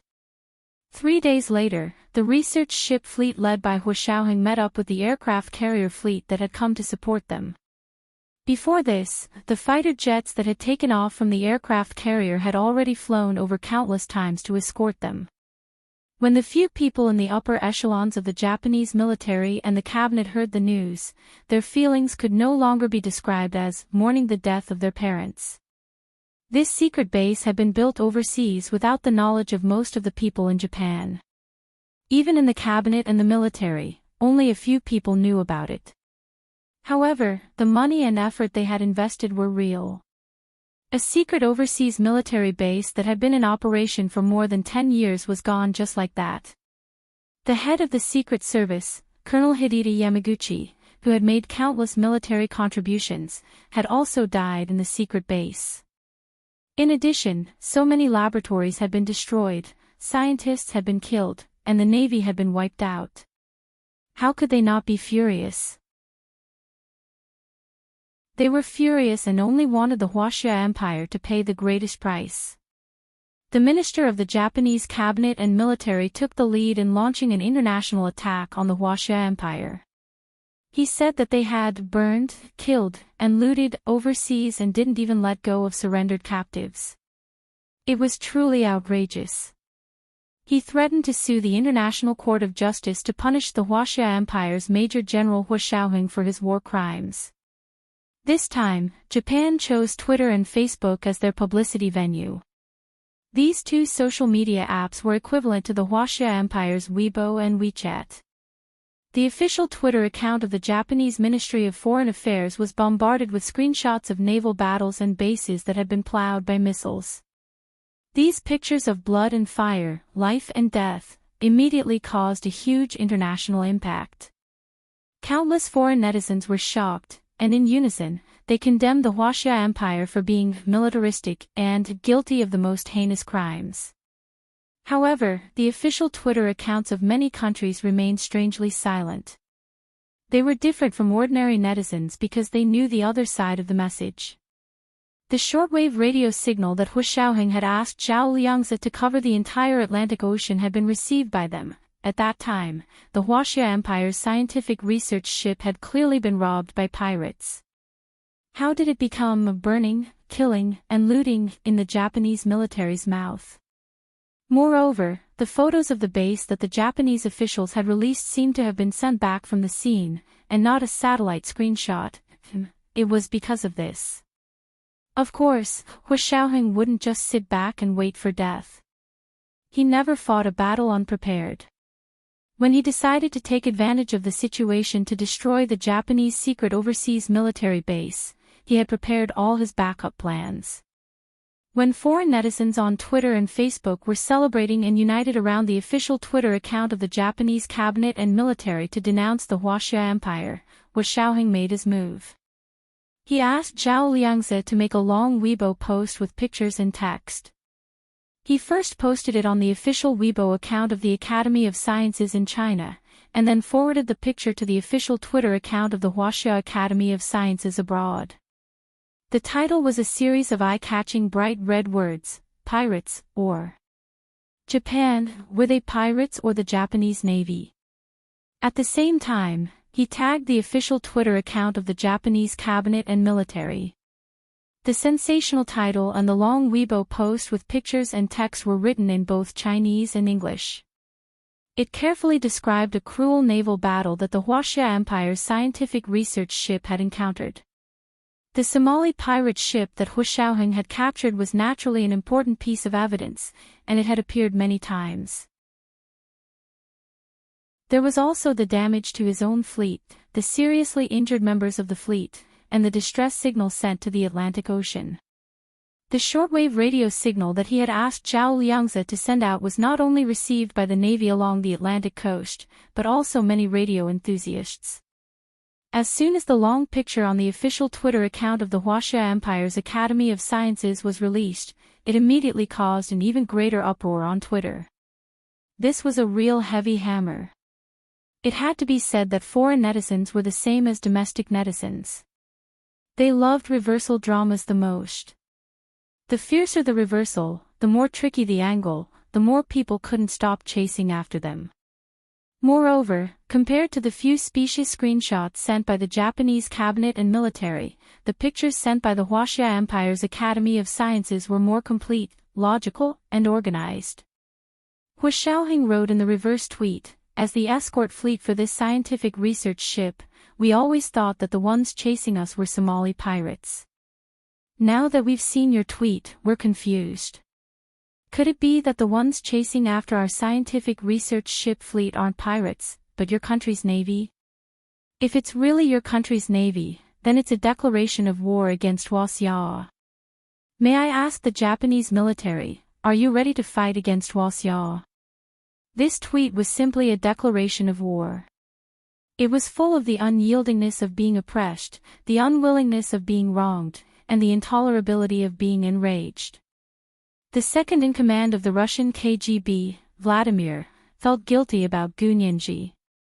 In order to make up for it, he also came out to muddy the waters. He sent a screenshot of his country's nuclear submarine signal, saying that he wanted to support Big Ivan, but Major General Hu Shaoheng politely refused. In particular, Hu Shaoheng's reply, "Pirates are also people. Although pirates attacked their fleet, in line with humanitarian principles, we can't do this to pirates." It perfectly matched the political correctness of the West and slapped the accusations of the Japanese official Twitter account in the face. If such a person was a war criminal, then what about the Japanese Navy who pretended to be the first to provoke pirates? Hu Shaoheng, who was good at setting the pace, quickly got Zhao Liangzi to dig up the incident of the Japanese attack on Pearl Harbor and continued to tweet with pictures and text. It could be said that it was very appropriate. The situation overseas quickly reversed. At this time, the netizens in Huaxia also followed from Weibo to Twitter and Facebook to wave the flag and shout for their country. The battle of emojis made the other party dizzy. Of course, Gunyanji was the leader. She used the alias of Pink Piggy to go into battle and led the netizens in Huaxia to beat up the official Twitter account of the Japanese cabinet and military in all directions. It was like rubbing them on the ground. Not only did they not have the strength to fight back, but they had no choice but to come out and say that their account had been hacked and that they had no knowledge of the pirates. They even pretended to express their condolences to the Huaxia Imperial Academy of Sciences, claiming that the previous tweets had nothing to do with them, and repeatedly said that Japan was a peace-loving country and other bullshit. Gunyanji directly dug out the IP account that the other party had tweeted from. It was the IP account of a certain Japanese cabinet office.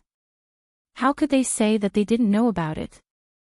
Just as the Japanese cabinet was being slapped in the face in front of the whole world, Twitter officials came forward and deleted the official Twitter account of the Japanese cabinet and military. The reason was, posting bloody pictures and the content caused discomfort. Public opinion had completely reversed. Of course, Major General Hua had not committed war crimes. On the contrary, he had eliminated the pirates and protected the freedom of navigation on the high seas. He should be awarded the Medal of Freedom. This piece of news that had caused an international uproar came to an end just like that. At this time, the research fleet led by Hua Xiaoheng had already returned to the territorial waters of the Huaxia Empire under the escort of the aircraft carrier. The military port was just ahead, in sight. Gu Nianji was with General Ji, Speaker Long, Prime Minister Bai, Grandfather Xia, and Yin Shixiang. They were in 3 batches on a military plane and flew to the southernmost military port. After coming out of the military port's airport, Gu Nianji, Xiao Yi, and Yin Shixiang were taken by military vehicles to a heavily secured port. Gu Nianji also became nervous when she heard that the most important people in Huaxia were gathered at the military port. She looked at Xiao Yi, who was sitting beside her with her eyes closed, and whispered, "Xiao Yi, have you heard anything?" This was today's big chapter update, Chapter 1398, Seek Benevolence and Obtain Benevolence and Obtain Benevolence, 3. Today's 2 chapters were combined into one. Remind everyone of your monthly votes and recommendation votes. There were no more at night. Mwah.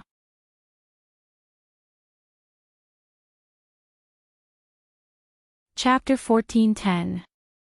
Xiao Yi sat side by side in the back seat with her. She crossed her arms and closed her eyes. My duty is to protect you. I don't know anything else. Gu Nianji looked at her speechlessly. Xiao Yi really didn't know how to talk. She was the kind of person who could kill a conversation at any time. Although Gu Nianji loved to chat, and there was never an awkward silence when she was around, she didn't know why, but she had been feeling anxious today. She wasn't interested in continuing the conversation, so she looked outside the car windows sullenly and didn't speak. Yin Shixiang, who had always been eloquent, remained silent in the front seat. He had no intention of continuing the conversation. Gu Nianji's heart was in turmoil. She looked at the beautiful scenery of the coastal road outside the car window, but she couldn't relax. The car sped along in the afterglow of the setting sun. The group passed through layers of checkpoints and security checks before finally arriving at the only guest house in the military port base. This was a place specially used to entertain superiors and important guests. Ordinary people could not stay in the military port and could only stay in the resort hotels outside. The guest house in the military port had an antique design, looking like a museum. It only had 4 floors, but the view was very good, facing the vast South China Sea. It was already evening when they arrived. The weather was good, and the night breeze was cool. The setting sun melts gold, the evening clouds combine. Where is he? Gu Nianji put her hand in front of her eyes and looked into the distance, but only countless seagulls could be seen flying between the sea and the sky. The sky was clear and the sea blue. The surface of the sea was sparkling, and there was a clear layer of blue and green near the shore. Thick palm trees were planted at the entrance of the guest house, their green and glossy leaves rustling in the evening breeze. Standing on the steps of the hostel and looking back, there was a small path that led to the beach. The sand on the beach was white sand of good quality. It looked soft and delicate, making people want to take off their shoes and walk a few laps on the beach. Further away, about 500 meters away from here, should be the military port's dock. Because at a glance, there were many tall and mighty warships docked there, lined up along the coastline, just like the tarmac of an international airport. There were also fighter jets taking off and landing on the ship. It was the low tide in the evening. The sound of the waves crashing against the rocks on the shore actually covered the rumbling of the fighter jets. Gu Nianji couldn't help covering her ears. The view of the sea was indeed beautiful, but it was too close, and the noise from the sea was terrible. She felt that people who lived here for a long time were more susceptible to hearing damage. Gu Nianji's imagination ran wild. She took another look and looked away. She entered the guest house with Xiao Yi and Yin Shixiang. Xiao Yi and Yin Shixiang went to the front desk to ask for a room. Gu Nianji followed behind and looked around curiously. She realized that all the waiters here were soldiers, because regardless of whether they were men or women, they were all wearing navy uniforms with official military ranks, not the cosplay uniforms sold by Taobao. Xiao Yi took her and Gu Nianji's room key cards from the front desk and walked with her to the third floor. She found the room number, inserted the key card, and pushed the door open. An elegantly decorated suite appeared in front of them. Outside, there was a living room with sourwood tables, chairs, and a classical sofa. The floor was a sourwood floor of the same color. The living room and the bedroom were separated by a multi-treasure cabinet. In the middle of the bountiful treasures pavilion, there was a gap in the door. There was a paper door installed, but it was unknown what kind of paper it was. It looked foggy. In the lower right corner of the paper door, an orchid was drawn in ink. There was also a signature. It was obvious that it was the work of a master. The windows of the suite should be open, because they could clearly hear the sound of the surging waves outside. The salty sea breeze blew in, and the paper door swayed gently. The orchid in the lower right corner seemed to be swaying in the wind. Gu Nianji's expression became more and more bewildered. Was this treatment for her or for Xiao Yi? Xiao Yi also muttered to herself. Such a good room was second only to the presidential suite in the guest house, right? However, it wasn't strange that the presidential suite was given to General Ji, Speaker Long, Prime Minister Bai, and Grandfather Xia. However, the room second only to the presidential suite was given to Gu Nianji. Was it because of Major General Hua? Thinking that Hu Xiaoheng was about to return, Xiao Yi felt relieved again. With Major General Hua's status and achievements, he was already qualified to live in the presidential suite, let alone a suite that was one level lower than the presidential suite. In any case, when Major General Hua returned, she would give up the house for Major General Hua and Gu Nianji to live in. Xiao Yi stopped hesitating and carried her suitcase in. The suite had 2 bedrooms, each with its own bathroom. One was a king-sized room with only one king-sized bed. A king-sized bed. The other was a king-sized room with 2 king-sized beds. A king-sized bed. Xiao Yi walked straight into the king-sized room. The king-sized room was reserved for Gu Nianji. Gu Nianji walked into the king-sized room and saw that the floor-to-ceiling windows facing the sea were half open. The noise of the waves and the slightly salty sea breeze came from there. She walked directly from the floor-to-ceiling windows to the balcony, and the endless sea appeared in front of her. Gu Nianji took a deep breath, trying to let out the uncomfortable feeling in her chest, but it was useless. After standing on the balcony for a while, Gu Nianji was about to go back to pack her things when she caught a glimpse of the dock not far away. Large cranes and engineering vehicles drove over. There were also many people in one-piece overalls and helmets. They gestured up and down, as if they were going to build some kind of facility. The lights there were brightly lit, illuminating the coastline as if it was daytime. In contrast, the other places looked even darker. Gu Nianji looked at it curiously for a while before looking away. She went back to her room to wash up, took a shower, and washed her hair. Then, she found Yin Shixiang and went downstairs with Xiao Yi and the other 2 for a sumptuous buffet. After dinner, the 2 of them bid farewell to Yin Shixiang and returned to their rooms. It wasn't dark yet. General Ji had told her that the bodies of the martyrs would arrive early the next morning. Their welcoming ceremony would be tomorrow. The 2 of them went back to their rooms to change their clothes and prepared to go for dinner. Xiaoyi had already packed up and changed into a black pantsuit. She wore a neat cropped sleeve top, cropped pants, ankle-high calf pants, and black sneakers.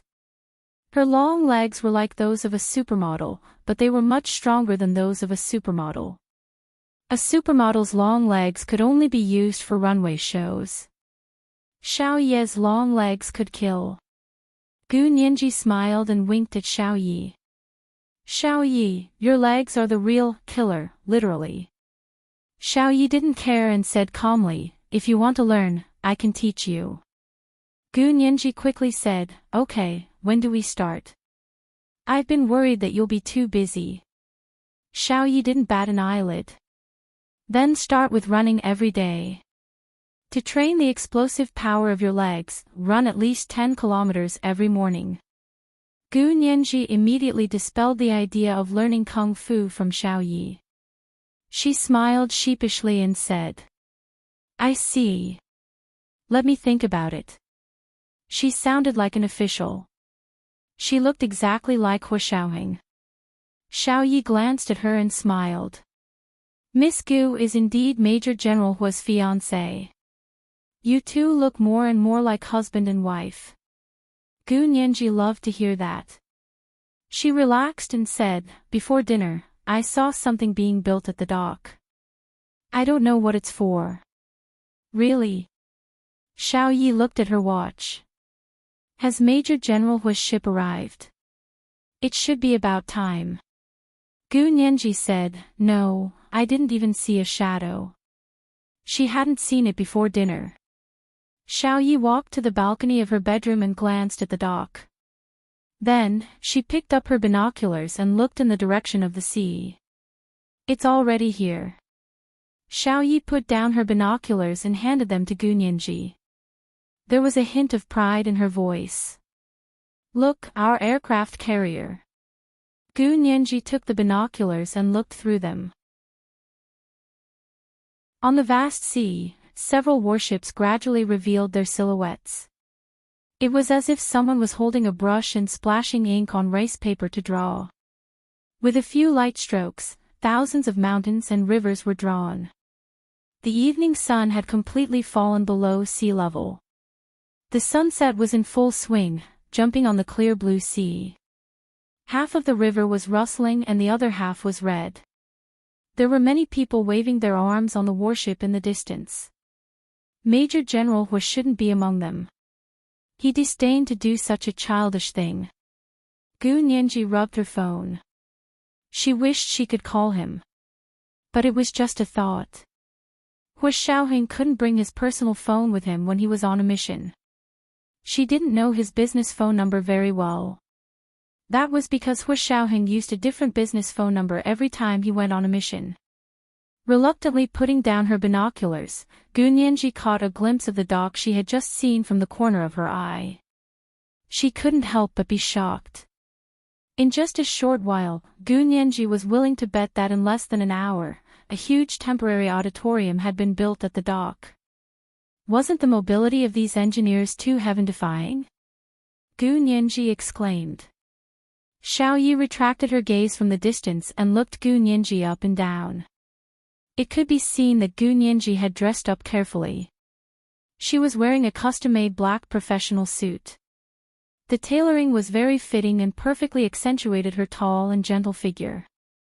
She had light makeup on her face. Her eyebrows were dark, and her skin was as fair as snow. Her large eyes were lightly lined with eyeliner. Her long eyelashes didn't need mascara, so they had a thick and curly effect. Her plump, curvy lips looked like they were born with a smile. Her lips were naturally bright red, and she only had a light layer of lip gloss on them. There weren't even any lip lines. This was the beauty of youth. Xiaoyi sighed and patted Gu Nianji on the shoulder. It took an hour to set up. It's not considered fast. Gu Nianji didn't know what to say. The two of them stood on the balcony and didn't speak for a while. It wasn't until they saw the warship getting closer and closer that they heard the doorbell ring. Gu Nianji went to open the door and saw Yin Shixiang standing at the door with a serious expression. He was holding 2 bouquets of white flowers wrapped in cellophane. The flowers were large and pure white. The petals were as smooth as jade. They were beautiful and dignified, and there were a few green leaves on them. Gu Nianji's heart skipped a beat and almost jumped out of her throat. Then, it sank rapidly, causing her brain to feel dizzy and weightless. These flowers were not the usual flowers for martyrs. These flowers were Night Epiphyllum, also known as Sirius. They shared the same name as her. Gu Nianji's gaze fell on the flower. After a moment of silence, she said, "This is Night Epiphyllum. It blooms at night and usually only blooms for 3 to 5 hours. Are you using it to offer flowers?"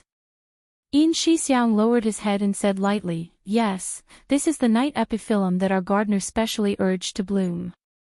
It has been treated with special techniques, so it can be maintained for 24 hours.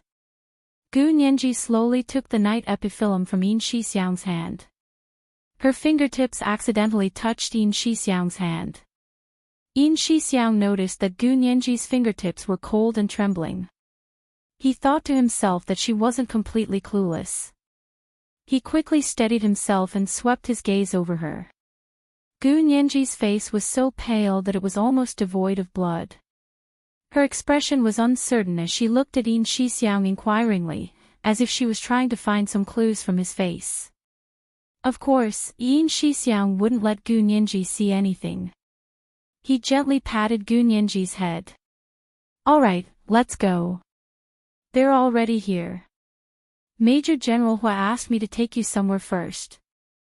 Gu Nianji nodded and turned around to put the 2 bouquets of night epiphyllum back into the vase in the room. She followed Yin Shixiang and walked towards the dock. This is the first update of the day, Chapter 1399, Who's Dancing in the Sky with a Colored Ribbon, 1. There are 2 updates today, to remind everyone of the monthly votes and recommendation votes 8:00 in the evening, the second update. P.S. The title, Who's Dancing in the Sky with a Colored Ribbon, was written by the founding ancestor. Colored ribbon means rainbow. Mwah.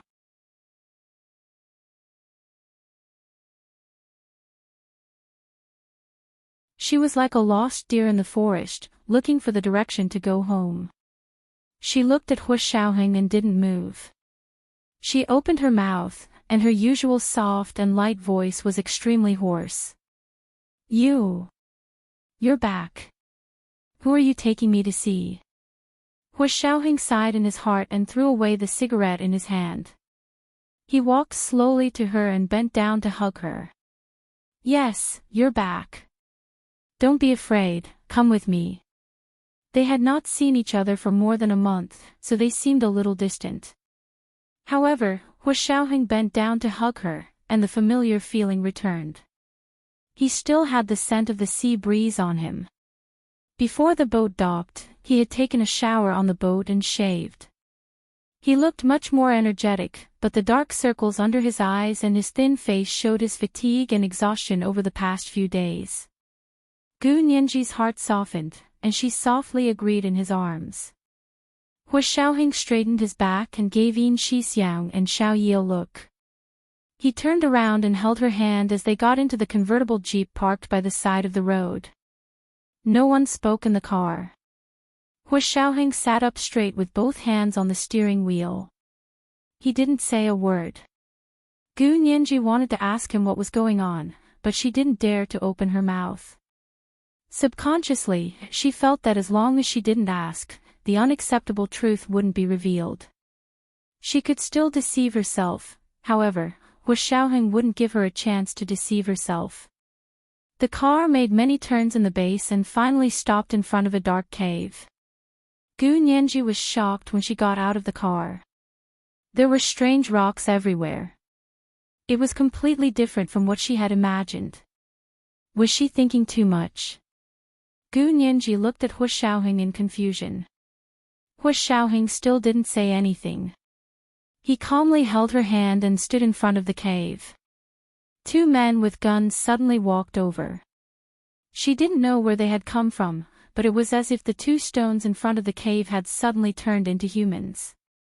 Gu Nianji's hand trembled. When they got closer, she realized that the two men were only wearing khaki camouflage uniforms. In the dark night, they almost blended in with the rocks in front of the cave. Gu Nianji sighed and silently watched as the two guards checked her and Hu Xiaoheng's ID. Then, they raised their hands and let them in. The cave was a little damp, but it didn't smell bad. Gu Nianji followed behind him. Her mind was a mess. She only knew how to follow him forward. She couldn't think, couldn't tell the direction, and stumbled. She accidentally rubbed against a stone pillar in the corner, but she didn't feel the pain at all. It was as if all her feelings had left her. After a while, a large hand came and took her hand. Gu Nianji looked up and met Hu Xiaoheng's deep black eyes. His eyes were filled with indescribable love and pampering, and it was even more obvious than before. Gu Nianji pouted aggrievedly and wanted to act coquettishly again. Does it hurt? Hu Xiaoheng rubbed her shoulder where she had been rubbed. Can you still walk? Do you want me to carry you? Gu Nianji quickly shook her head. Although she really wanted Hu Xiaoheng to carry her, it wasn't on such an occasion. This was someone else's territory. She knew very well that she wasn't the kind of person who would show off their love everywhere regardless of the occasion. Hu Xiaoheng didn't say anything else. He held her hand and walked quickly. After walking out of a door, the view in front of them suddenly widened. Gu Nianji saw a huge empty space in front of her. It seemed to have hollowed out the mountain. In the middle of the open space, there was a steel frame with a submarine on it. It was similar to the photos of submarines she had seen on the internet, but it wasn't particularly big. It was about the length of a medium-sized yacht. It looked very shabby. The outer shell was dark, and a huge crack could be seen diagonally below. It had probably been attacked. Could it be the submarine that had been scrapped during their mission? Gu Nianji was even more confused. She looked at Hu Xiaoheng in confusion. At that moment, the door of the submarine suddenly opened, and a person walked out. It was Chen Lai in a white coat. Gu Nianji. Chen Lai was also stunned when he saw Gu Nianji. He then turned his gaze to Hu Xiaoheng. Hu Xiaoheng said lightly, she has the right to see this submarine first than anyone else. Chen Lai understood and nodded. He said, I've checked everything inside. The nitrogen has been removed, so there's no danger to her life. But if you're worried, you can bring an oxygen tank in. Hu Xiaoheng shook his head. No need. Gu Nianji stood there without moving and said stubbornly, tell me what's going on. Why should I look at this submarine? Hu Xiaoheng let go of her hand and looked at the submarine. He began to narrate the story of the submarine. They were being chased and the submarine's power system was hit. But the submarine's owner didn't want to be captured and would rather sink to the bottom. The submarine is filled with nitrogen gas. Kill the 4 spies together. But the submarine's owner also perished with them. Gu Nianji's lips trembled as she asked. The submarine's owner. Who is it? Hu Xiaoheng walked towards the door that Chen Lai had just come out of and said, he's inside. I'll take you to see him. Gu Nianji's body trembled and she immediately ran over. She asked anxiously, didn't you say that they perished together? Hu Xiaoheng didn't say anything. He climbed up the escalator and got in. The doubts in Gu Nianji's heart were about to overflow. She didn't hesitate and climbed in. After entering through the hatch, they walked through a small cubicle and arrived at the corridor. The entire way was illuminated by the LCD lights above their heads. It was as bright as day. Gu Nianji wasn't in the mood to look around. She almost jogged behind Hu Xiaoheng to a door at the end of the corridor. The door looked very heavy and seemed to be made of oak. A steel bar as thick as an adult man's arm was pinned to the door, and a huge disc password lock hung from it. Hu Xiaoheng walked forward and entered the password he had deciphered. After the battle, Hu Xiaoheng spent all his time on the ship deciphering the password lock. He was a password expert. Although the password lock was cumbersome, it wasn't more difficult to decipher than a bank safe. It took him 4 or 5 days to decipher it. All the nitrogen in the room had been removed, and the bodies inside had been carried out. Pushing open the door, the lights in the room lit up. Hu Xiaoheng gently closed the door and stood behind Gu Nianji. He hugged her from behind and coughed softly.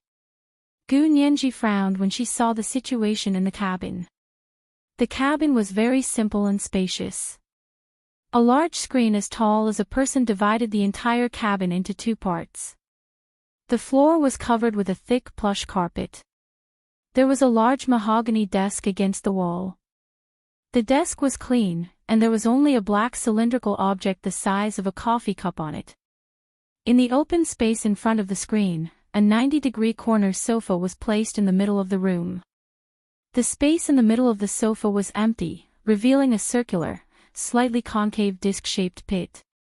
The chandelier in the corner of the room stretched out a streamlined branch-shaped lamp that extended from the lamp holder in the corner. Like the branches of a big tree, it enveloped the small concave disc-shaped pit in the middle of the corner sofa. Gu Nianji's gaze had just retracted from the black cylindrical object on the desk when the chandelier suddenly lit up. Light shone from dozens of crisscrossing branch-shaped lamps, like a pillar of light, covering the slightly concave disc-shaped open space in the middle of the corner sofa. The figure of a man wearing a khaki trench coat gradually took shape in this light. From virtual to real, it finally formed a 3-dimensional human figure. When the man's figure became extremely clear, the ceiling lights in the cabin went out, leaving only the beam of light from the chandelier in the middle of the room. In the middle of the beam of light, the man's figure became even more realistic. It was as if a real person was standing in front of her, smiling gently. The warmth in that smile was overwhelming. Although it was only a virtual figure, the smile was like a real person, extremely warm and considerate. Gu Nianji's eyes widened, and her whole body trembled violently. Her legs were so weak that she could barely stand. She leaned back tightly against Hu Xiaoheng's warm and broad chest, drawing strength to support herself. This is today's second update, Chapter 1400, Who Holds the Ribbon and Dances in the Sky, 2. Today's second update, to remind everyone of the monthly votes and recommendation votes tomorrow's third update. Good night, sweethearts.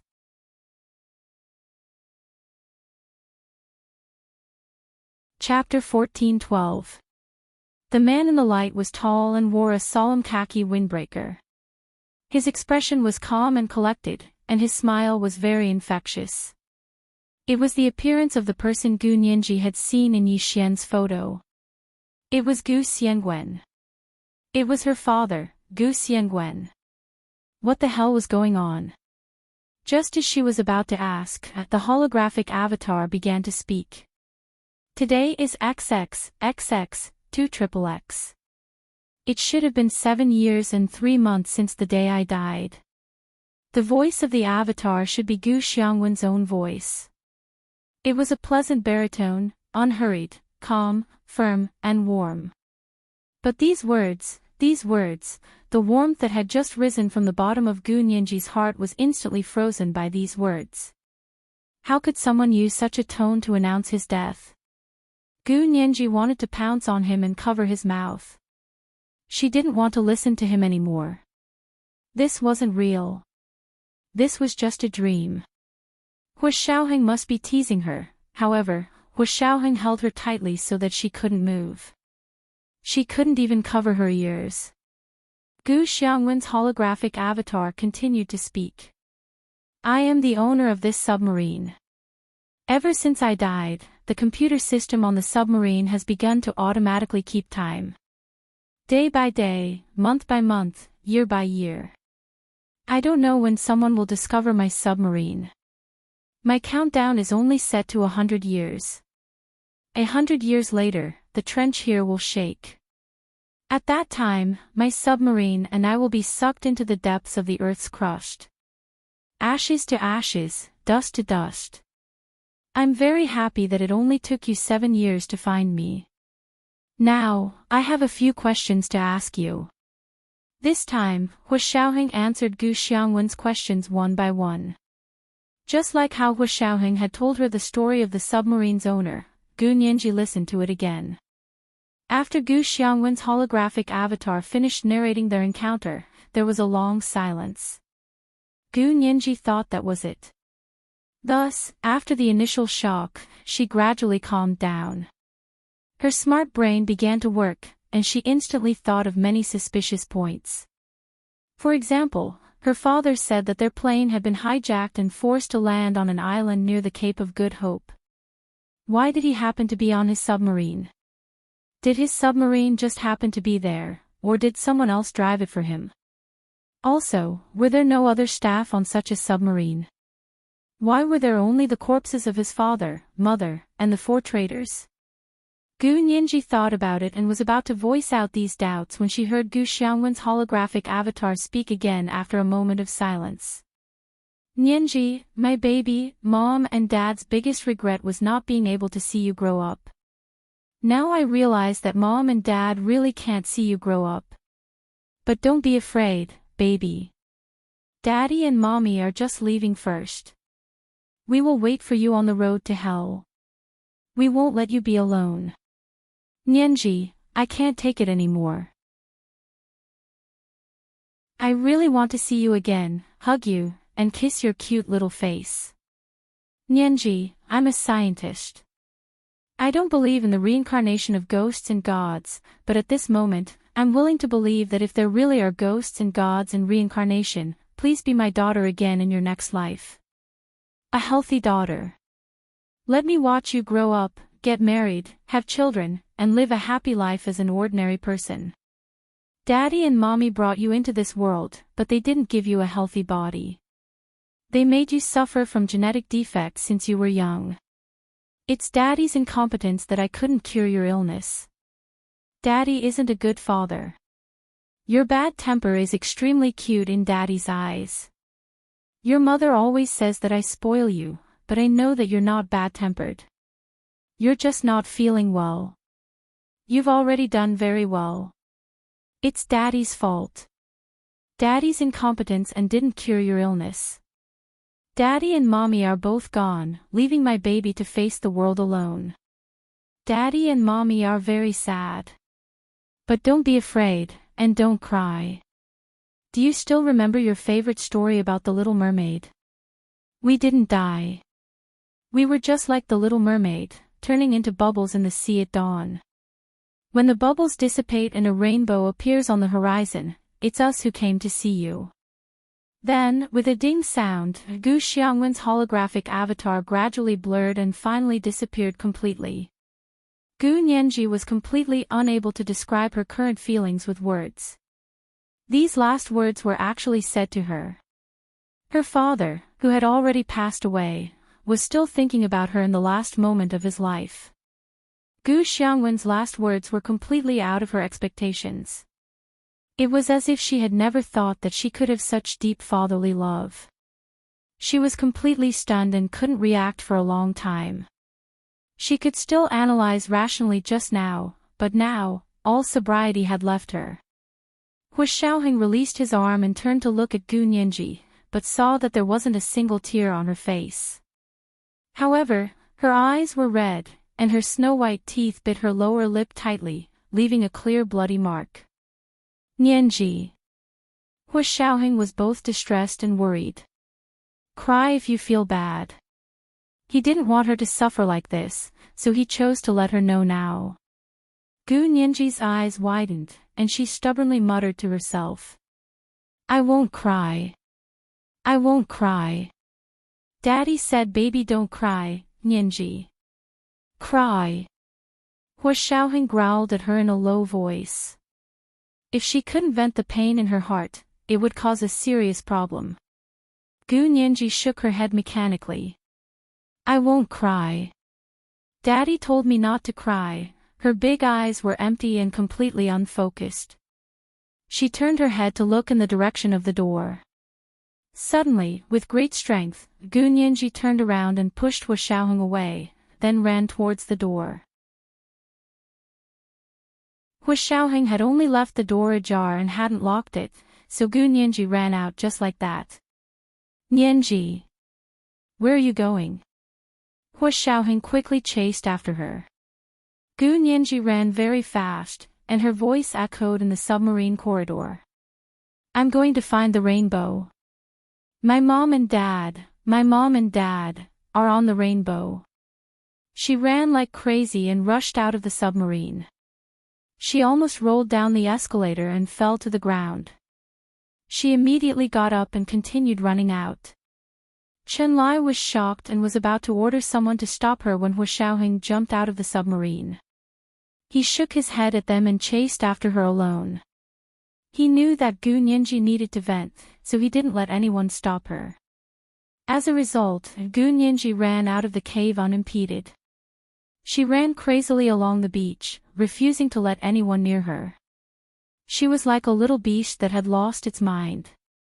Not only did she hurt others, but she also hurt herself. As she ran, she kept shouting at the dark sky until her voice was hoarse. Daddy, Mommy. Where are you? Come out. I'm Nianji, your little Nianji, don't you want me anymore? I've already grown up. I won't cause you any trouble. Come out, I'll be very good, really very good, I beg of you. I beg of you. Give me back my father and mother, give my parents back to me. The waves were noisy, but they couldn't drown out her voice. The moon didn't seem to be able to bear to hear such a cry either. It pulled a dark cloud over to cover its figure. She tried her best to hold back her tears. She really didn't cry. But no matter how long she shouted, no one responded. She ran on the beach. When she was tired, she walked a few steps and then started running again. It seemed that as long as she ran forward, she would be able to see her parents in front of her. She didn't dare to stop. She felt that if she stopped, her parents wouldn't be able to wait for her anymore. But she ran all night, from the dead of night to the beginning of the morning. There was no sign of her parents anywhere. Exhausted, she knelt down on the beach and looked straight in the direction where the sun was about to rise. Hu Xiaoheng had also followed her all night. Seeing her like this, he realized that she had suffered a greater blow than he had imagined. She had screamed all night and ran all night, but she hadn't shed a single tear. All her emotions were stuck in her heart. Song Jining also came over and said angrily to Hu Xiaoheng, "Why didn't you go talk to her? How can she bear to let her run around for a night?" As she spoke, she walked over and hugged Gu Nianji. Her heart ached as she said, "Good girl, I'm your mother. Come back with me." Gu Nianji looked up at Song Jining for a while and shook her head. "No, you're not my mother. I have my own parents. You're Major General Hua's mother." Fine, she was still coherent, but her mental state didn't seem to be normal. Song Jining was frightened. She held her hand and felt her forehead. She still had a low fever. Okay, I'm not your mother. You have your own parents. Let's go back now, okay? Song Jining patiently coaxed Gu Nianji. Gu Nianji shook her head again and said seriously, "No, I haven't seen my parents yet. They made an appointment with me. I want to see them one last time and send them off one last time. I can't stand them up and disappoint them." Song Jining nodded sadly. "Let's go see your parents. Come with me. I know where they are." She wanted to take Gu Nianji to see the bodies of Gu Xiangwen and his wife. Although Gu Nianji's words were clear and logical, she had actually fallen into a state of confusion. She frowned and refused Song Jining. "Don't try to lie to me. I know where my parents are." Song Jining was speechless. Gu Nianji stretched out a slender finger and pointed to the sky. Her face was full of admiration. "They're over there, on the rainbow. I won't leave until I see them." Song Jining sighed and walked back to Hua Xiaoheng's side. "What should we do? Should we knock her out and take her away?" Hua Xiaoheng was silent for a moment, then said, "I have an idea, but I need your help with a small matter." As he spoke, he whispered a few words into Song Jining's ear. Song Jining was stunned for a moment, but she still nodded and said, "I'll go calculate. The time of sunrise and the amount of rain have to be just right for it to succeed." The two of them left the beach. Yin Shixiang and Xiao Yi took over from them to guard the surroundings and take care of Gu Nianji, who was already delirious. Gu Nianji didn't cry. She knelt quietly on the beach. She didn't say anything and waited stubbornly. In front of her was the endless sea, and above her head was the vast blue sky. Her slender and straight back looked so lonely and thin between the sea and the sky. She didn't cry, but this scene was even more sad than wailing. Yin Shixiang and Xiao Yi weren't emotional people, but at this moment, both of them had their backs to each other and quietly wiped away their tears. Not long after, the shadow of the morning glow appeared on the surface of the sea. The sun was about to rise. At that moment, the sky above their heads suddenly filled with dark clouds, but there was no thunder or lightning. A torrential downpour fell from the sky, drenching Gu Nianji, who was on the beach, as well as Yin Shixiang and Xiao Yi. Both of them looked up at the sky at the same time, and were so surprised that they couldn't close their mouths. There was a plane in the clouds. Could it be that someone was making rain? The timing was perfect. The heavy rain didn't last long, and soon it stopped. The rising sun happened to leap out of the sea at that moment, shedding thousands of rays of golden light.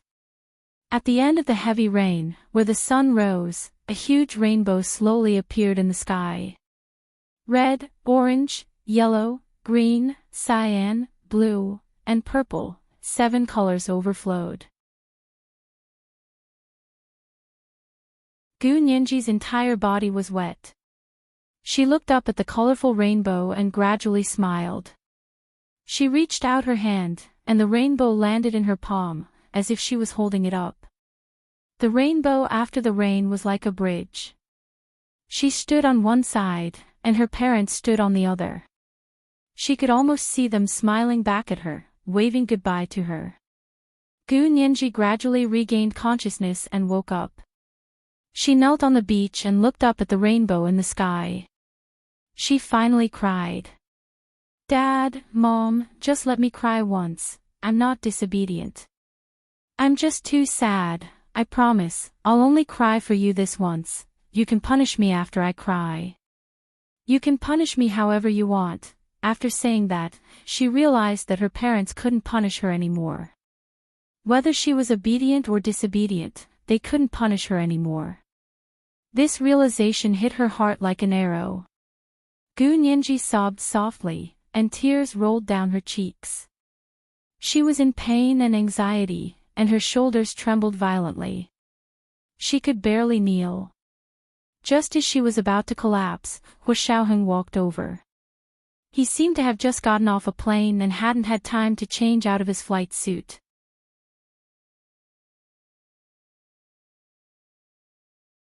Chapter 14-13.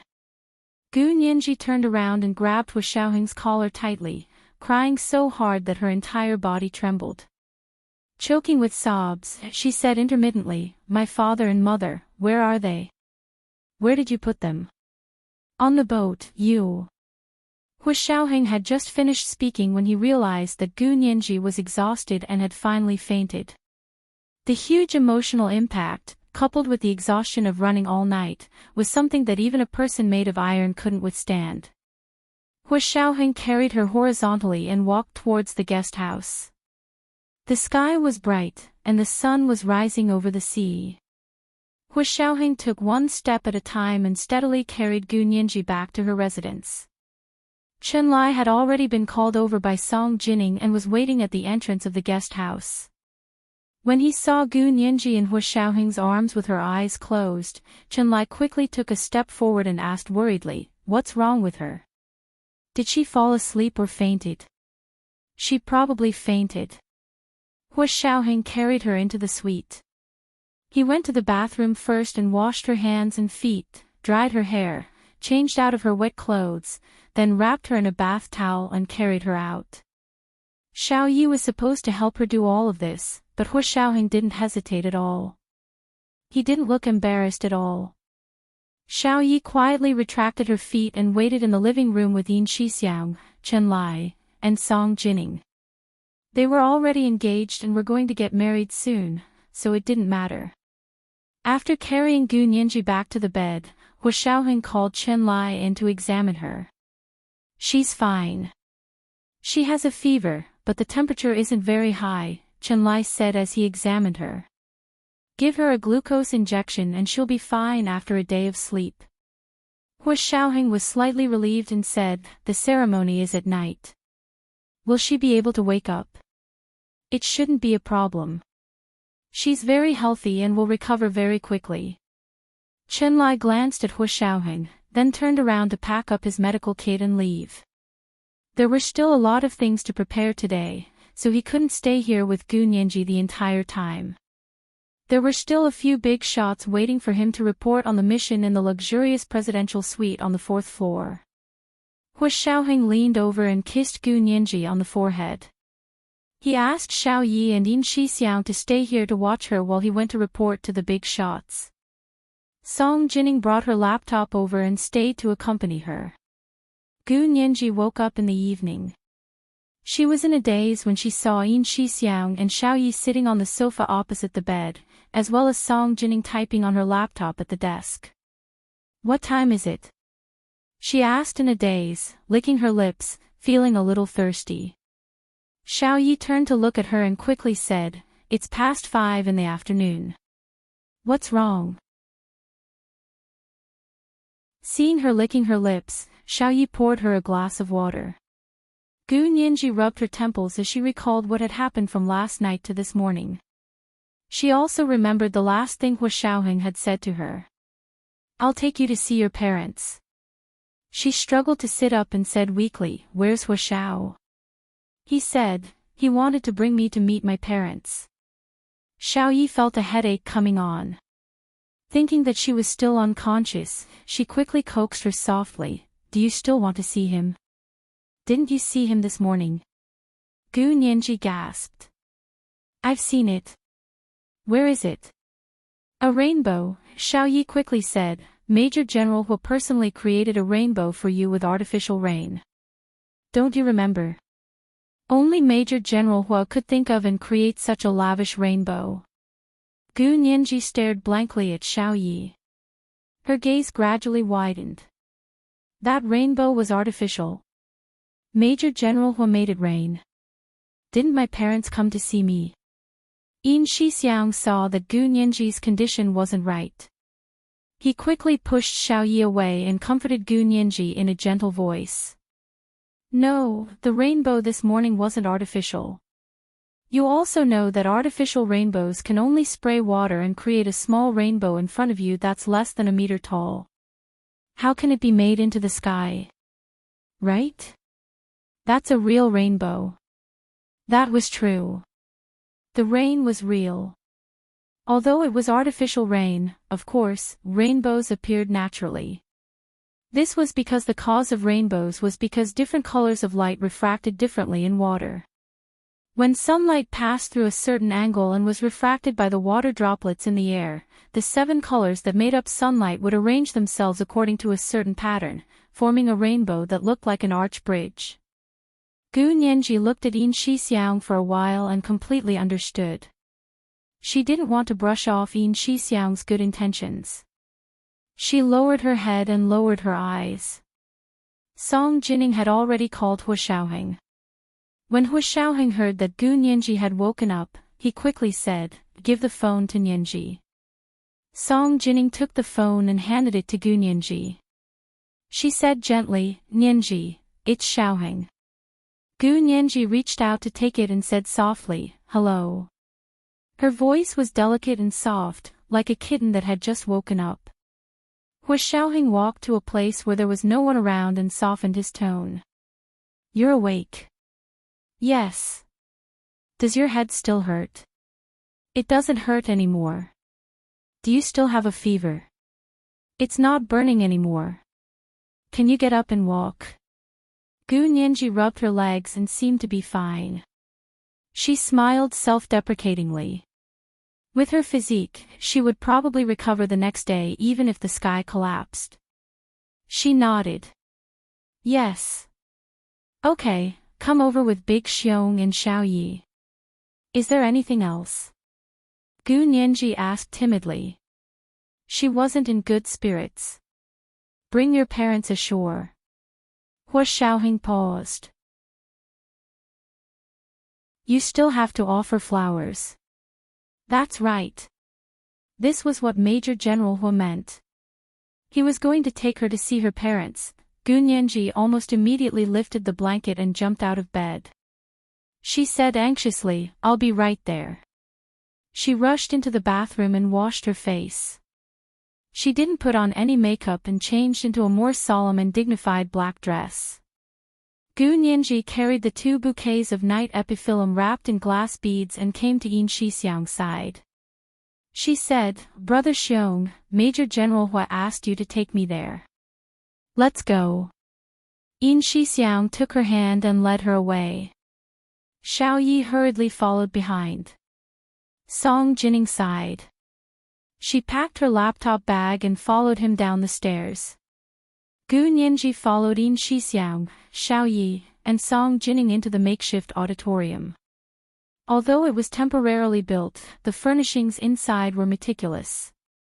A long red carpet ran through the auditorium and extended to the gangplank by the sea. General Ji was wearing a formal military uniform and a military hat. The golden epaulets with 3 stars and 1 tassel were especially eye-catching under the lights. He stood there without a smile. Speaker Long and Prime Minister Bai were both wearing suits, while Grandfather Xia was wearing a Chinese-style suit. The 4 of them stood side by side at this end of the red carpet. Seeing Gu Nianji and the others enter, General Ji waved at her.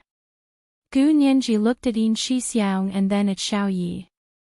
The 2 of them nudged her at the same time. "Go." Gu Nianji pursed her lips and walked over with 2 bouquets of night epiphyllum wrapped in cellophane.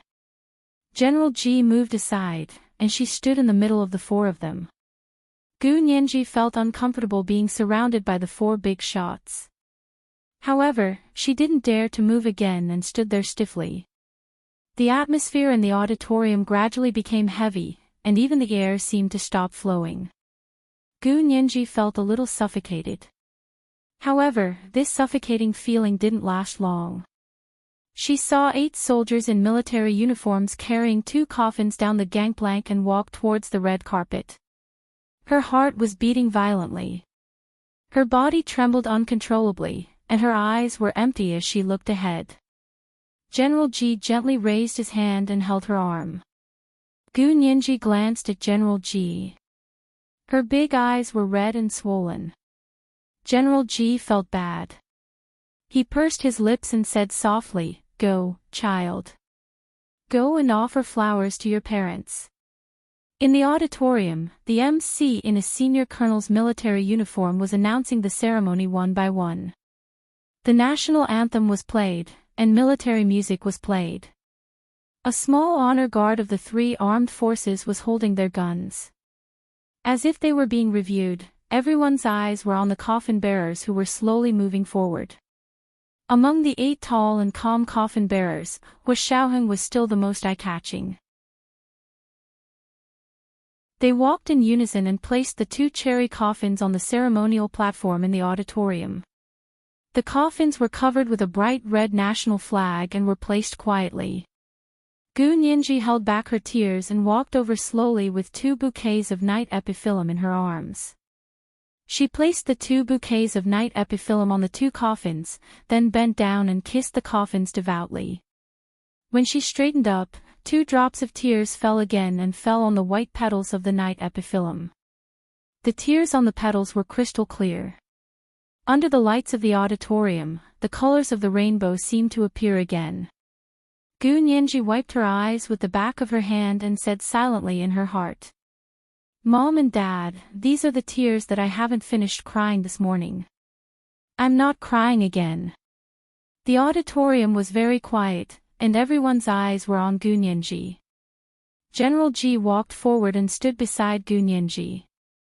He gave a speech to everyone with a heavy expression.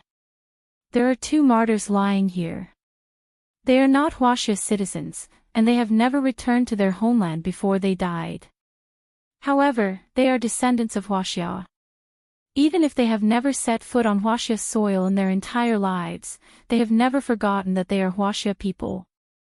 Our nation has gone through many storms and disasters, but we have been able to rise from the ruins every time because we Huaxia people, no matter where we are, have never given up on this land." The last wish of these 2 martyrs before they died was to return to their homeland. They have made great contributions to our country, but they do not ask for anything in return. Because they know what a prosperous and powerful country means to every Huaxia person. There are other countries that don't understand our patriotism and think that this kind of love is too narrow. I want to say that if you don't have 5,000 years of history and haven't experienced the displacement, war, and slaughter that our nation has suffered, you don't deserve to talk to us about patriotism. This is the second watch of the day, chapter 1402, Better Today. Today is the third watch, a reminder for everyone's monthly votes and recommendation votes 8 p.m., the third watch. P.S. Thank you, Sing_Sing, the leader of the Alliance, for the 10,000 Chidian coins yesterday. Mwah.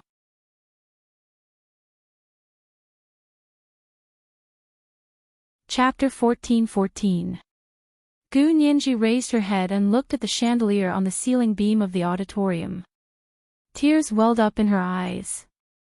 However, she tried her best to hold her head high and not let the tears fall.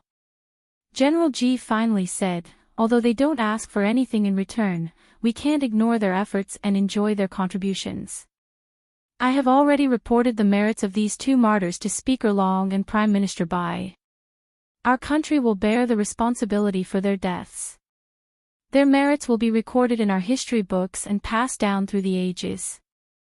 Their daughters will also receive the highest respect from us. Their deeds will not be unknown. We will never forget."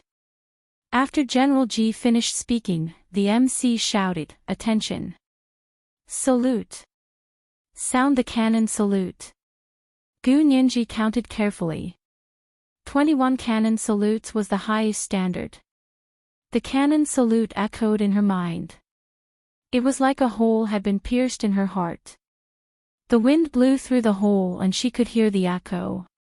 After the ceremony, General Ji walked up to her, reached out, and held her hand tightly. "Child, don't be sad. We will take good care of you on behalf of your parents." Gu Nianji nodded silently and whispered, "Thank you, General Ji. You've been very good to me." She had grown up safely under the protection of the Huaxia Empire's military since she came to Huaxiaoheng at the age of 12. If it weren't for them, she thought she might have died in the cold sea like her parents. As she thought about it, she actually felt dizzy. It was as if she saw the blue sea covering the sky and pressing down on her. She blinked, her body swaying as she leaned against the coffin behind her. General Ji quickly supported her and asked worriedly, "What's wrong? Are you not feeling well?" He already knew about Gu Nianji running around on the beach last night.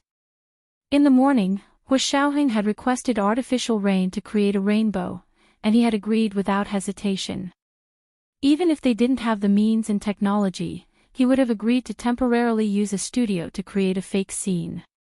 Gu Nianji closed her eyes and shook her head. She tried to control herself and slowly stood up. "I'm fine. I didn't sleep well last night." General Ji touched her head and whispered, "Go back and rest early. The dead can't be brought back to life. My condolences." Gu Nianji lowered her head and nodded lightly. Then Speaker Long walked over. He held Gu Nianji's hand emotionally and said, "Nianji, I didn't expect your parents to be so great. I originally wanted to take you as my goddaughter, but now that I think about it, no one can replace your own parents." Gu Nianji looked up at Speaker Long quietly.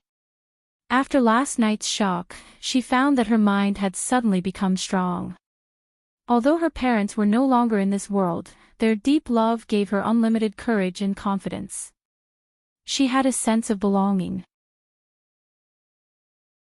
She knew who she was, where she came from, and where she was going. Unlike before, she didn't have any memories from before she was 12 years old, and she didn't know who her parents were. In the depths of her heart, she had always been floating like duckweed, not knowing where her roots were. As a person, only by knowing where he was rooted could he grow towards the sky. If it had been in the past, she would have been inexplicably grateful to hear Speaker Long say this and would have wanted nothing more than to repay them 100-fold.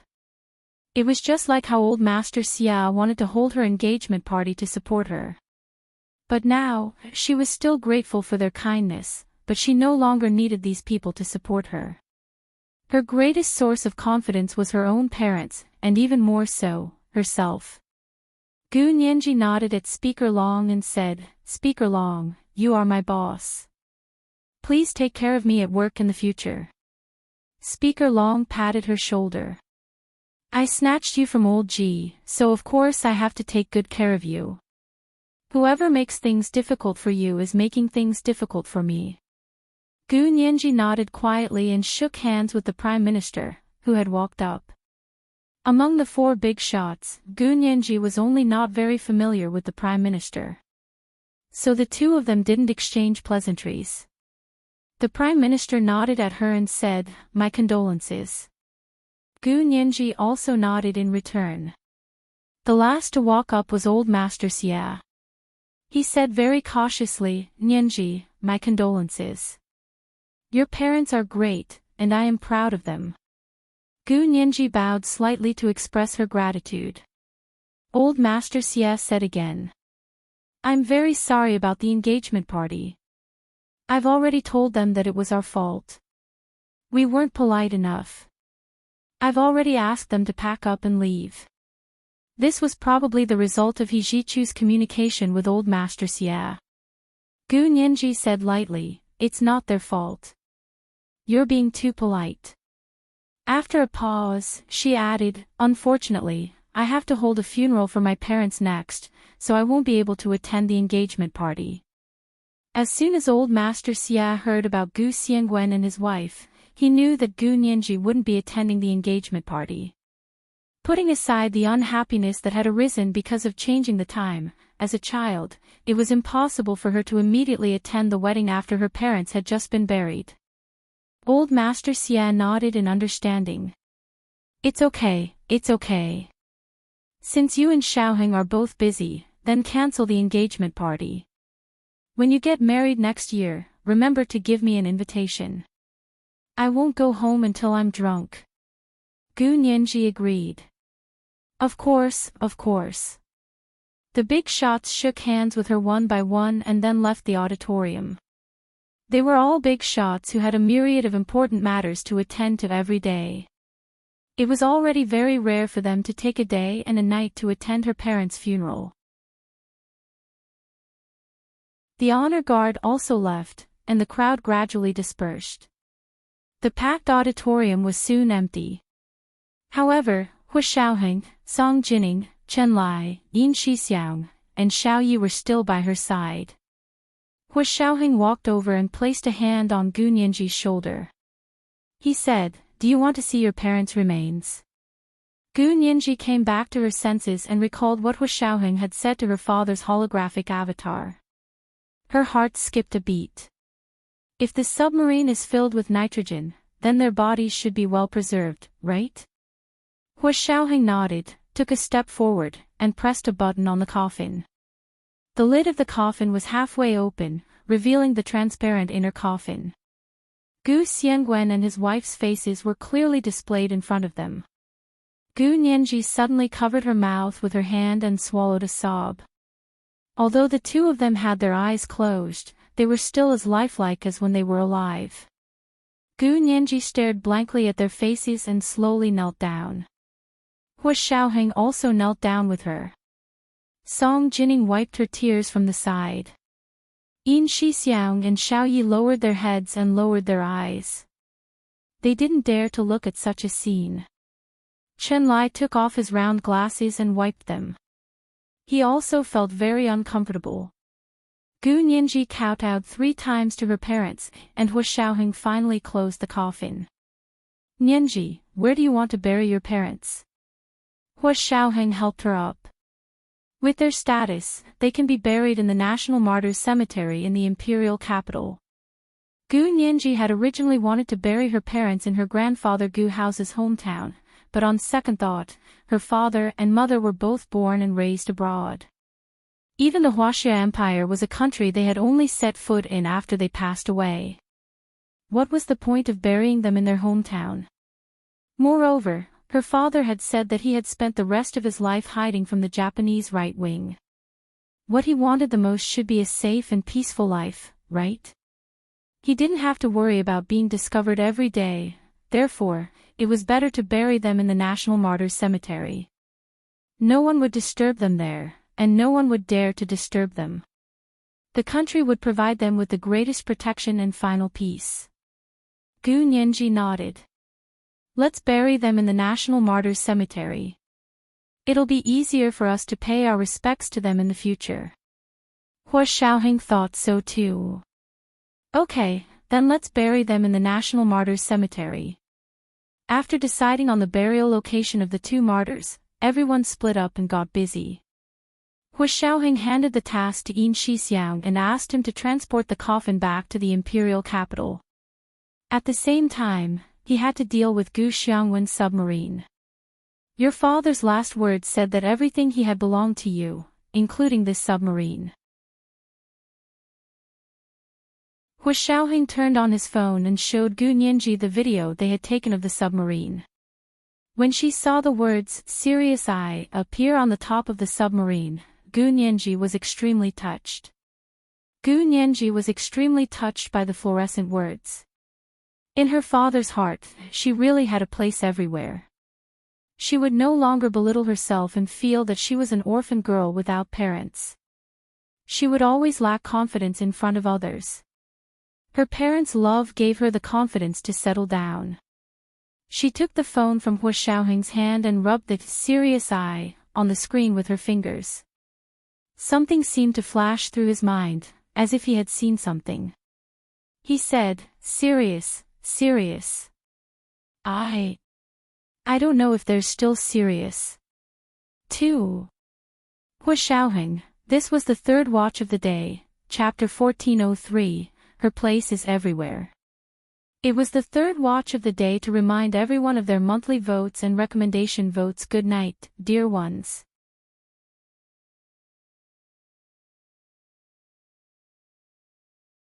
Chapter 1415. Let's talk about Sirius first. Hua Xiaoheng brought her to the cave where the submarine was placed. Last night, Gu Nianji had followed Hua Xiaoheng here, and her world had turned upside down. She thought of the holographic portrait of her father she had seen yesterday, and the fluorescent "Sirius" above the submarine in the video. Gu Nianji looked up at the submarine for a long time. Hua Xiaoheng held her hand and led her into the submarine again. The details that she hadn't noticed yesterday gradually appeared before Gu Nianji's eyes. The deep corridor was covered with a thick carpet, and the dome of the corridor was painted with interesting cats and dogs. It was like a children's paradise. Gu Nianji pursed her lips and thought bitterly, had she ever been here when she was young?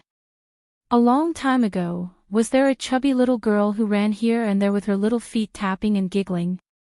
Was there a tall and handsome man standing at the end of the hallway, looking at her with a face full of love? Gu Nianji was so engrossed in her thoughts that she was like an irrelevant bystander. She stood at the side and watched the scene of a loving father and a loving daughter. At that moment, she was so envious. She was so envious of this carefree little girl who was pampered by her parents. Although this little girl should be her, when she was young, right?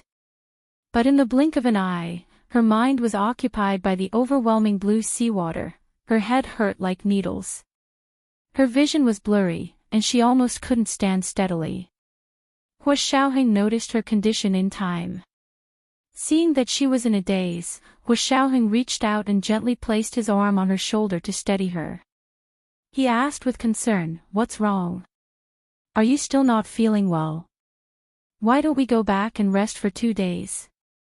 After this mission, Hua Xiaoheng asked General Ji for a month's vacation. He planned to spend it all with Gu Nianji. Gu Nianji gritted her teeth and shook her head. "I'm fine.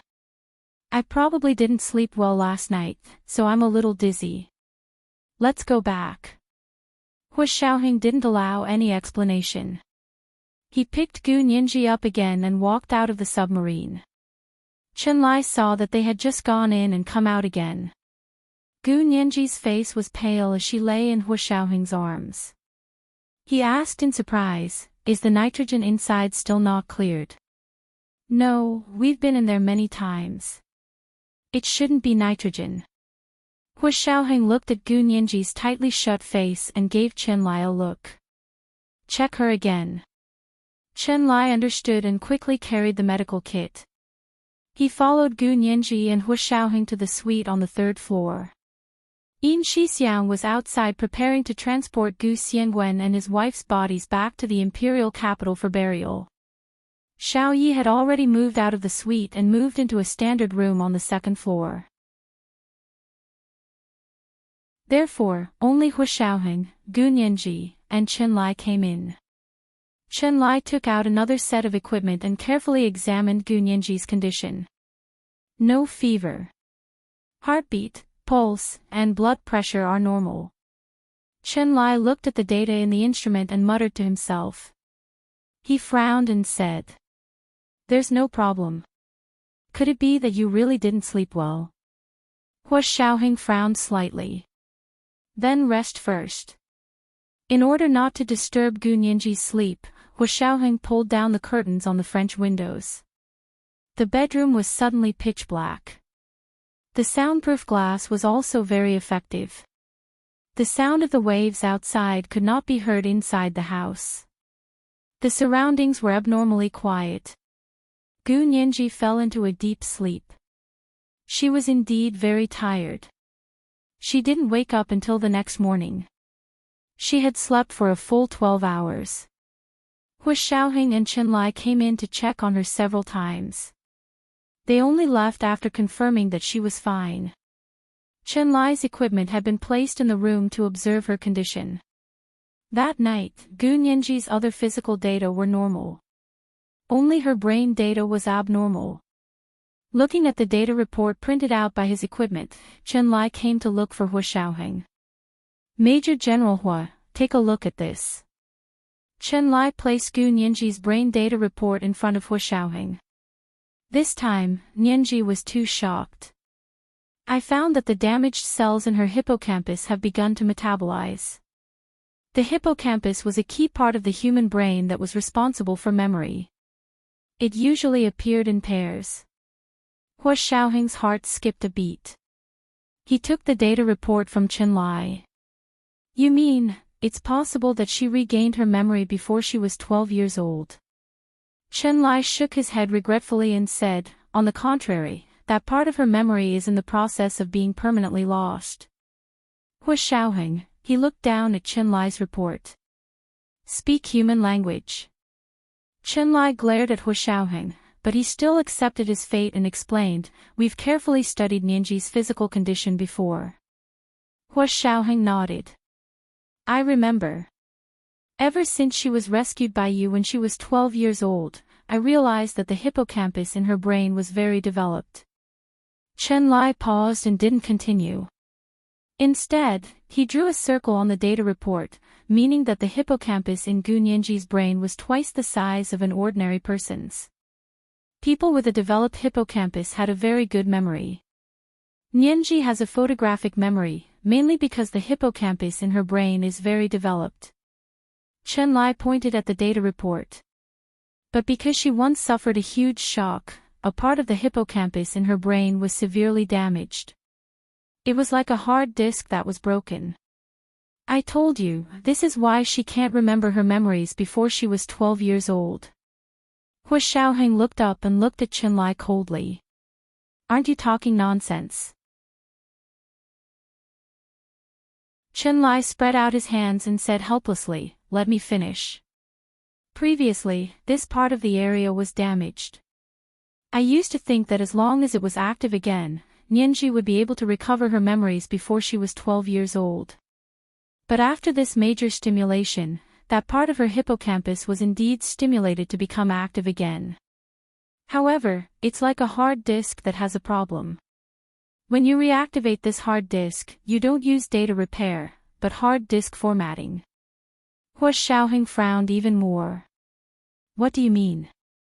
If her brain is really like a hard disk that has a problem, why isn't it data repair? Why does it have to be hard disk formatted? Because her brain chose to format itself. Chen Lai didn't understand why either. I can only tell from the data I've observed that the part of her hippocampus that was originally in a damaged state is starting to become active. It's all relying on new cells. The cells that were previously damaged have all been metabolized. To be precise, it's the huge stimulation of the past few days that has accelerated the metabolism of that part of the hippocampus. When all the metabolism is completed, that part of her damaged hippocampus is equivalent to a hard disk formatting completed. The old information is completely overridden, and new memory cells are in a new state. Chen Lai finished speaking and clicked his tongue. Her memory is already heaven-defying. This time, it's even more heaven-defying. I don't even know how high her IQ will reach in the future. Hu Xiaoheng wasn't worried about this. He casually placed a hand on the data report and said nonchalantly, it's just a good memory. No matter how high her IQ is, without the corresponding EQ, she'll at most be like you. How good can she be? Hey! Don't hit me in the face. Chen Lai blushed. How am I not good? How is my EQ not high? Just because I'm single, you're mocking me like this. He suddenly thought of Yi Zidan, and his words stopped abruptly. Hu Xiaoheng glanced at him and understood what he was thinking. Hu Xiaoheng looked down at the data report and said, then you mean that her dizziness now is a side effect of the damaged part of the hippocampus restarting its metabolism? You can say that, but it still depends on her own reaction. Chen Lai sat in front of Hu Xiaoheng resentfully. When she wakes up, ask her if there's anything different in her brain. Or you can give her a test to see if her reaction has changed. Hu Xiaoheng shook his head and refused. I'm not interested in the change in her IQ. I just want to know if she'll recover her memory. No, Chen Lai said firmly. As the damaged part of her hippocampus reactivates, new cells replace the original cells, and that part of her previous memory will be lost forever. Hu Xiaoheng didn't speak for a long time. Chen Lai comforted him, what are you still worried about? Anyway, her parents have already been found. This time, it's really her parents. I've already done a DNA test. Gu Xiangwen's biological daughter is real. They wanted Gu Nianji to recover her memory because they wanted to find out her background. Now that her background had been revealed, it didn't matter whether she recovered her memory or not. Hu Xiaoheng still had an indescribable worry. Is it really okay? No problem, look for me if there's a problem. Chen Lai thumped his chest loudly.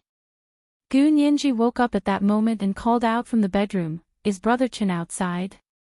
She woke up and called out to Chen Lai, not Hu Xiaoheng. Chen Lai was very pleased to see Hu Xiaoheng trying his best to act nonchalant. He stood up with a smile and said loudly, I'm here, and so is Major General Hua. Gu Nianji seemed to be startled and said, I'm still a little uncomfortable. Can Brother Chen come in and help me check? Okay, no problem. I'll be right there. Chenlai ran in happily. Brother Chin, close the door.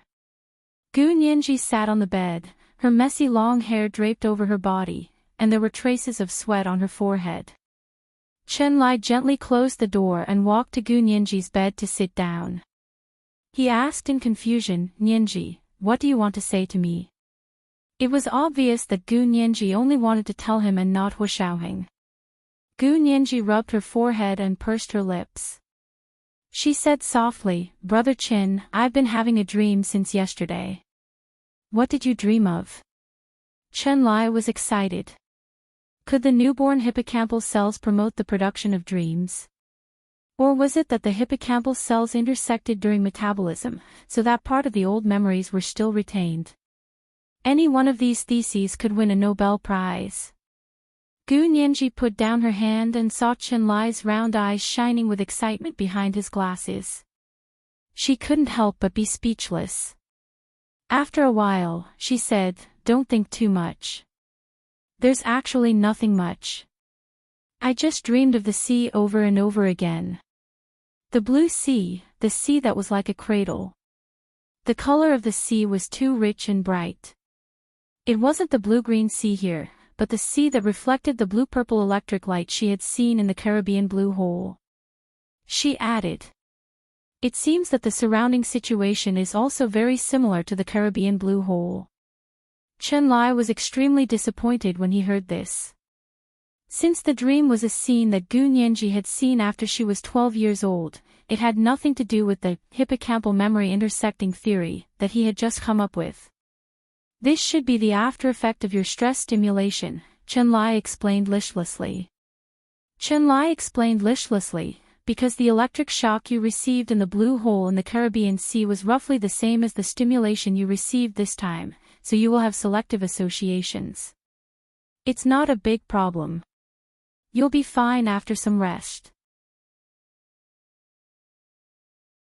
Gu Nianji also felt that this should be the reason. But there was one thing that she didn't tell Chenlai, and she didn't know who to tell. Because in her dream, the perspective of the overwhelming seawater was very strange.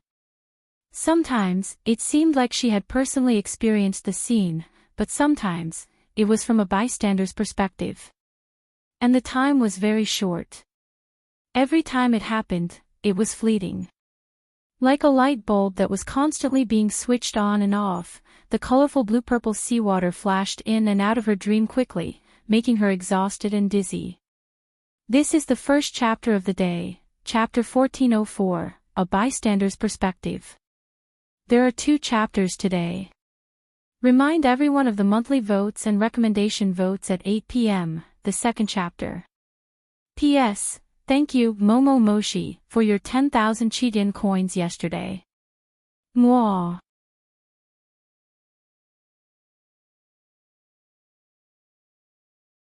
Chapter 1416.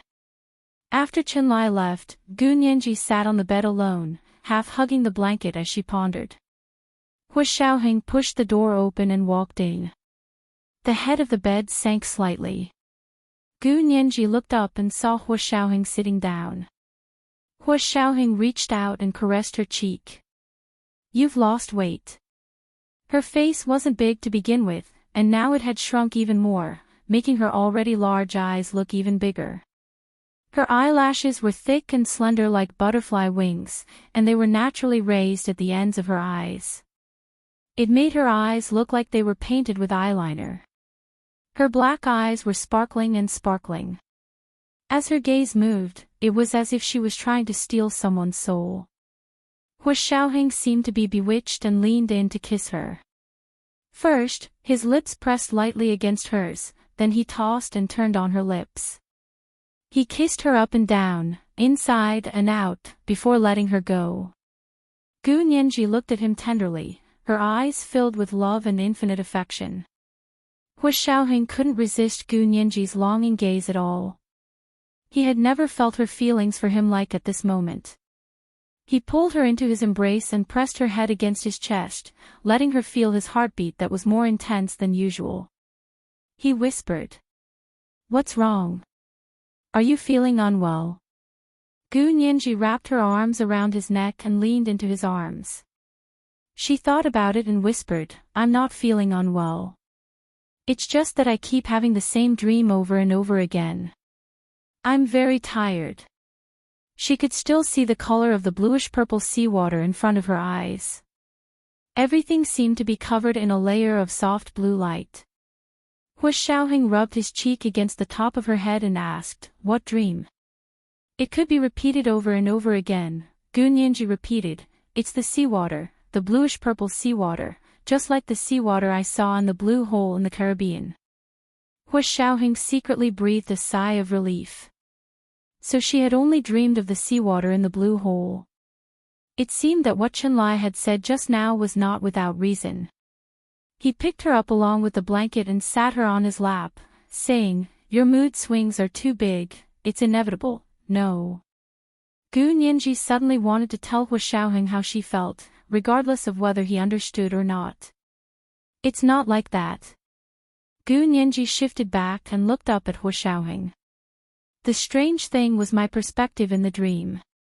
Sometimes, I feel like I'm in the water, but other times, I feel like I'm a bystander, watching the water. Hu Xiaoheng frowned imperceptibly. Different perspectives. That wasn't strange, right? When I dream, I often see things from different perspectives. Gu Nianji hung her head and answered lazily, maybe.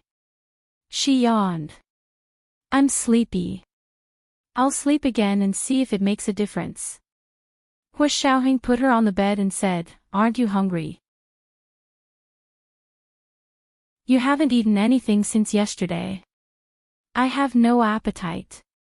Gu Nianji rubbed her eyes. Give me a glass of water. Hu Xiaoheng went out for a while and brought in a glass of milk for her.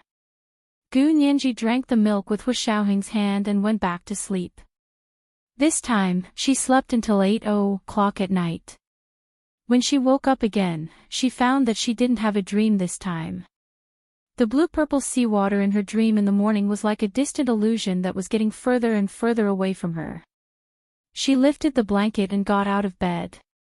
She went to the bathroom to take a shower, washed her hair, and changed her clothes. Hu Xiaoheng came in to see her and found that she was already awake and had gone to the bathroom to take a shower. He immediately went out to order a table of food and waited for her to come out. Gu Nianji came to the living room and couldn't help smiling when she saw the seafood on the long table. There was a bowl of steaming seafood noodles. There were shrimp, abalone, small squid rings to enhance the freshness, and small vegetables to enhance the color. There was also stir-fried mantis shrimp, crab roe vermicelli, and sea cucumber soup. She was full after eating the seafood noodles. Hu Xiaoheng forced her to drink another small bowl of sea cucumber soup and ate a small sea cucumber before letting her go. Hu Xiaoheng ate the rest of the dishes by himself, along with a large bowl of fragrant white rice. After eating, Hu Xiaoheng took her to the submarine again. This time, Gu Nianji didn't feel dizzy. However, when she followed Hu Xiaoheng into the cabin where she had seen Gu Xiangwen's holographic portrait last time, she couldn't help feeling sad. Hu Xiaoheng held her hand and stood in front of the sofa in the corner. He said, The computer system here has been dismantled by little Zhe and sent back to the imperial capital. You can look at it whenever you want. Gu Nianji nodded and whispered, Thank you. She could give up on other things, but she couldn't give up on the holographic portrait computer system that her father had left behind. Why are you thanking me? Hu Xiaoheng pinched her chin. Go look at the music box on the desk. Gu Nianji had long noticed the cylindrical object on the desk. She remembered that Gu Xiangwen's holographic portrait had said that the cylindrical object was a music box. He had also said that his greatest research results were in this music box. He had also said that the music box had a self-destruct mechanism. People who didn't meet the requirements didn't have to try to open it. Gu Nianji followed Hu Xiaoheng to the desk and reached out to pick up the cylindrical object. She had thought it would be heavy, but she realized that it wasn't as heavy as she had imagined. She held the music box and looked it up and down. Then, she pressed a round button on the top of the music box. Hu Xiaoheng stood beside her and looked at her quietly. They had studied the button on the music box. It should be a fingerprint lock. Their fingerprints didn't work, so Gu Nianji should work, right? Just as he was thinking, he heard a click. The lid of the music box opened. Gu Nianji, it really was a fingerprint lock. As soon as the lid of the music box was opened, 3 beautiful ballerina dolls began to twirl and dance on a pink crown. At the same time, a very beautiful music flowed out. It was Beethoven's Moonlight Sonata. Then a gentle baritone said slowly, "A little girl needs daddy. A little girl needs daddy for many things, like giving her love that assure sie in der Sa diving deeper so ring hai she'll always find him there." It was the voice of the holographic avatar, her father, Gu Xiangwen. Gu Nianji quickly covered her mouth with her hand and looked up at the ceiling. Only then did she swallow the tears that almost fell. It was this poem. She had seen it on the wall of the DOS clinic in India. Was this the clue left by her father? Were they worried that one day, they would suddenly disappear, so they left these clues so that Gu Nianji could find them when she grew up? Gu Nianji held the music box and looked at it for a long time. After the poem was finished, the 3 ballerina dolls sank. The pink crown turned around and split in the middle, revealing a tray. On it was a high-energy physics problem to calculate the energy of a magnetic field. Gu Nianji, was this thing really prepared for her? Didn't her father know that she wasn't a physics genius? Gu Nianji's face fell. Hu Xiaoheng pinched her little face and smiled faintly. What's with that expression? You don't know how to solve this problem, but Miss Song does. Gu Nianji thought that he was right, but she felt a little guilty. Is that cheating? Hu Xiaoheng seemed to know what she was thinking. He gently hugged her from behind and said, "Your father is indeed talented, but did he predict that you would lose your memory?" Gu Nianji shook her head and said lightly, "My father isn't a god. How can he predict everything? Besides, even if he could predict it, he didn't escape from those people." She turned around and waved her fist at Hu Xiaoheng. "If I find out who betrayed my father, I won't forgive him." Hu Xiaoheng raised his eyebrows and said calmly, "I've already avenged your father." Gu Nianji immediately thought of the pirate base that Hu Xiaoheng had gone on this mission to destroy. She couldn't help but be surprised and delighted. Really? The one that was scolded on Twitter by the Japanese cabinet and military, that base? Hu Xiaoheng lowered his eyes slightly. Yes, they like to use pirates. I can't tell if they're real pirates or fake pirates. Gu Nianji was touched and held his hand. She snorted. The Japanese were pirates in their early years. Back then, the Japanese had harassed our coast for hundreds of years and accumulated a wealth of experience as pirates.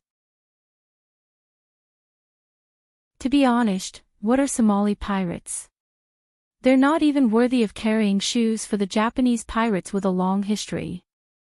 Hu Xiaoheng saw that she was in the mood to mock them and knew that she was in a much better mood. He patted her head. Everything else here has been taken away. If you agree, this submarine will be left here for them to study. If you don't agree. Gu Nianji interrupted him and said with a half-smile, "I even donated the money I recovered from the foundation to Miss Song for research."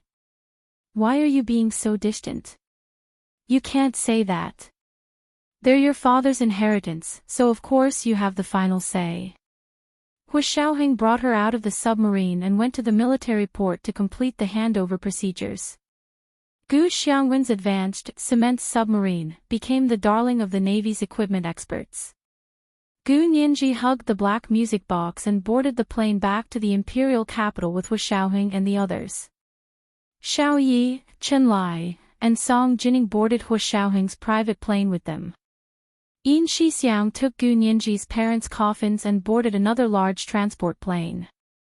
On the plane, Gu Nianji took the opportunity to give the high-energy physics question she had seen in the music box to Song Jining. Song Jining was fascinated when she saw it. She immediately opened her laptop and began to calculate. She said emotionally, "This question is such a coincidence. I've recently encountered a bottleneck in my research on high-energy magnetic fields. This question is simply enlightening." Gu Nianji, this was today's second update, chapter 1405, is this thing really prepared for her? Today's second update was to remind everyone of their monthly votes and recommendation votes. Good night, dear ones.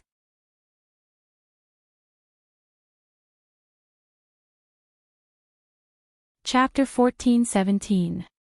A few hours later, the military plane and the large transport plane landed at the imperial capital airport one after another. Zhao Liangze was already waiting to pick them up. He brought a convoy over to welcome Gu Nianji's parents' coffins into the National Martyrs Cemetery. Gu Nianji and the others got off first and lined up with Zhao Liangze. The same few soldiers in military uniforms carried Gu Xiangwen and his wife's coffins down from the plane's suspension ladder. The weather in the imperial capital was starting to heat up. Gu Nianji's eyes couldn't help becoming moist again as she watched her parents' coffins being sent to the hearse. She took a deep breath and looked up at the blue sky. She thought that the weather was so hot that her eyes were sweating.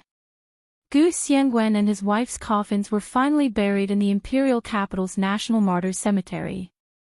In addition to family members being able to pay their respects every year, there was also a public memorial hosted by the state every year. When Gu Nianji had nothing to do, she would go to her parents' coffins at the National Martyrs Cemetery. She would talk to them, wipe their tombstones, and deliver some of her favorite dishes and snacks.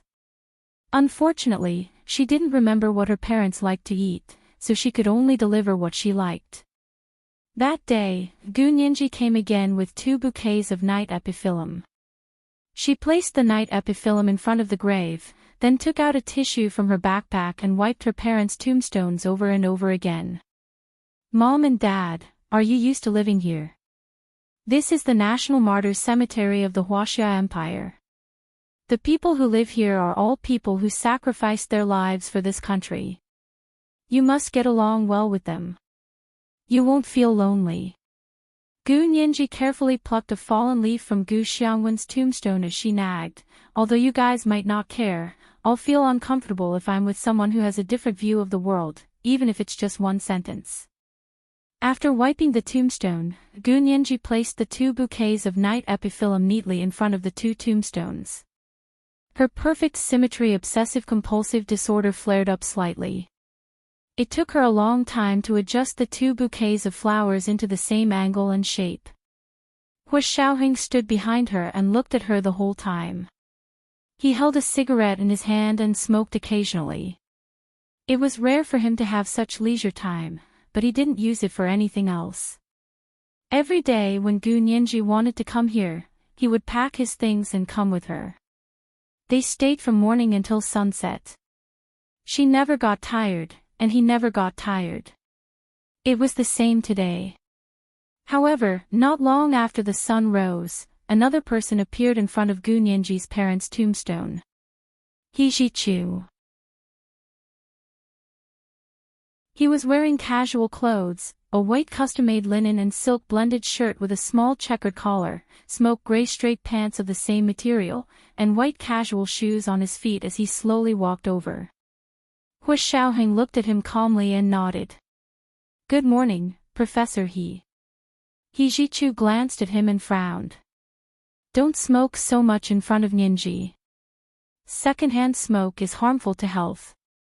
Hua Xiaoheng's fingers twitched as he held the cigarette. In the end, he raised his hand and tossed the remaining cigarette but into the bamboo-shaped trash can under the tree. Gu Nianji heard He Zhichu's voice and turned to look. "Professor He.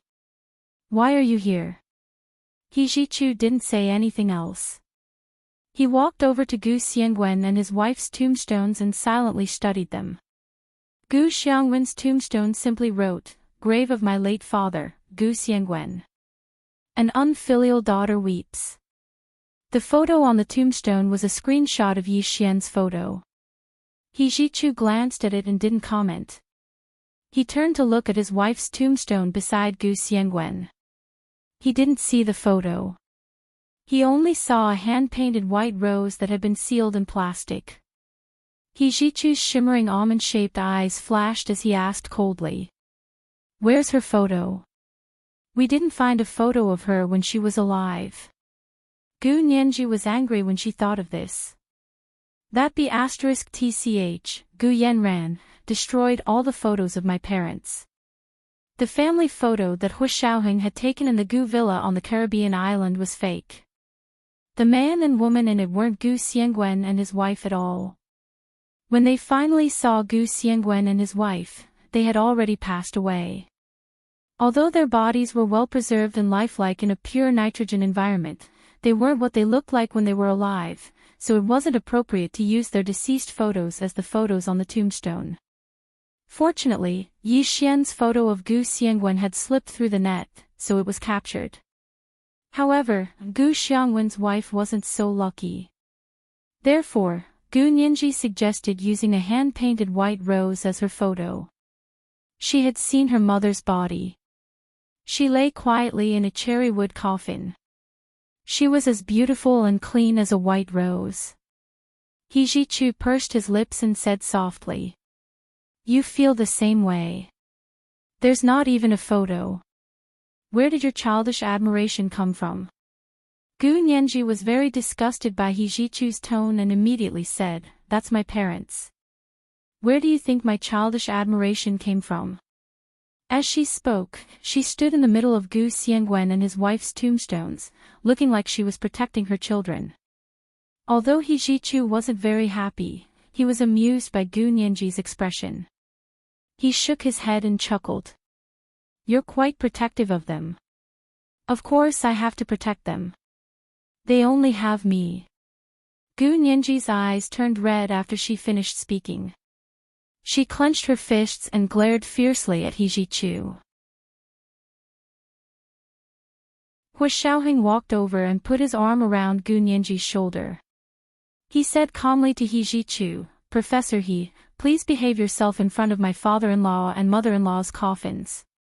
Otherwise, I don't mind teaching you a few lessons on their behalf." "You?" He Jichu glanced at Hu Xiaoheng contemptuously. "Did they acknowledge you?" Without waiting for Hu Xiaoheng to retaliate, he immediately turned to Gu Nianji and asked with concern, "Where have you been these days?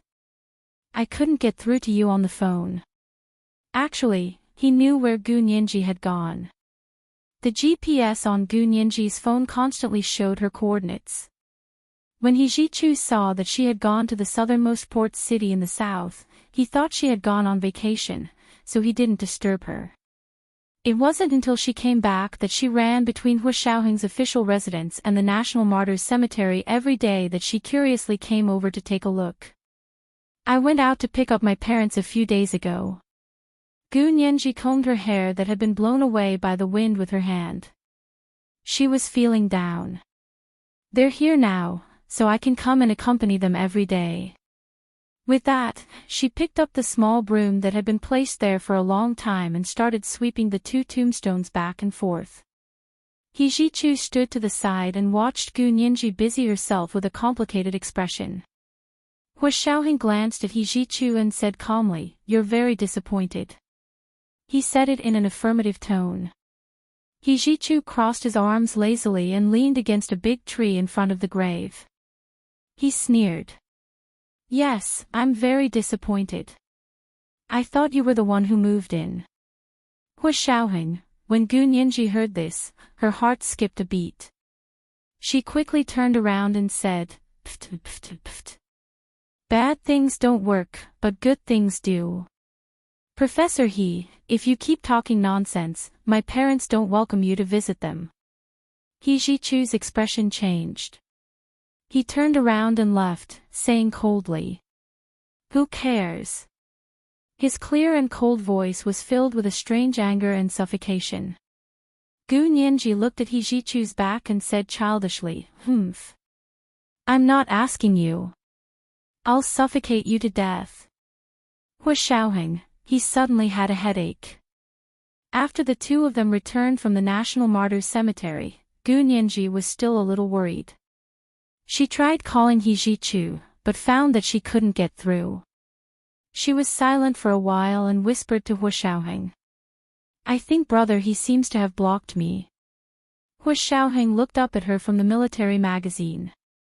"I couldn't ask for more." Gu Nianji. Time seemed to pass especially quickly when two people in love were together. Not long after, Hu Xiaoheng's vacation was almost half over. That day, after Gu Nianji got up in the morning and washed up, she saw Hu Xiaoheng sitting at the dining table reading the newspaper. She asked casually, "What are you reading? Why are you so engrossed?" Hu Xiaoheng put the newspaper down and pressed it to the side. He picked up the knife and smeared blueberry jam on the bread. Then, he placed the bread in front of Gu Nianji and said, "The big report on your parents' deeds is finally out today." Calculating the time, it was the 35th day after her parents' bodies were found. It was the most important day of funerals for Southerners. Gu Nianji didn't understand this tradition, but she had carefully looked up information about sacrifices and funerals. Although no one around her taught her about it, she could look it up on her own. Online children were fearless. Gu Nianji pursed her lips. She knew that this kind of timing was definitely not a coincidence. It must have been arranged by Hu Xiaoheng. "Thank you. That's very kind of you," Gu Nianji said softly. She also poured black pepper sauce on Hu Xiaoheng's steak.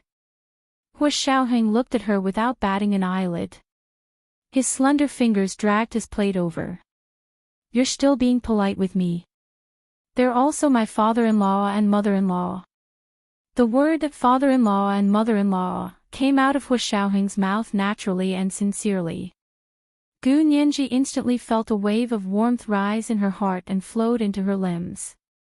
Her mood, which had been gloomy for almost a month, instantly improved. Just as she was about to drink the milk, her phone rang. She took it and saw that it was actually the great beauty Xiao Yi. She picked up the phone and said with a smile, "What's the matter, miss?" Because Hu Xiaoheng was on vacation this month, Gu Nianji stayed with him at the official residence and gave Xiao Yi a break. With Hu Xiaoheng as her personal bodyguard, she didn't need anyone else by her side. Xiao Yi took the opportunity to go home and live with her parents. She had been on missions for many years.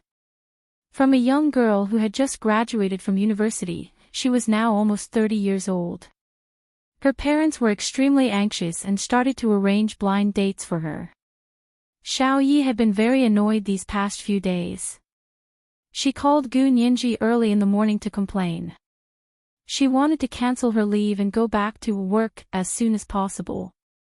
Gu Nianji couldn't help laughing when she thought about the valiant and beautiful killing machine Xiao Yi going on a blind date.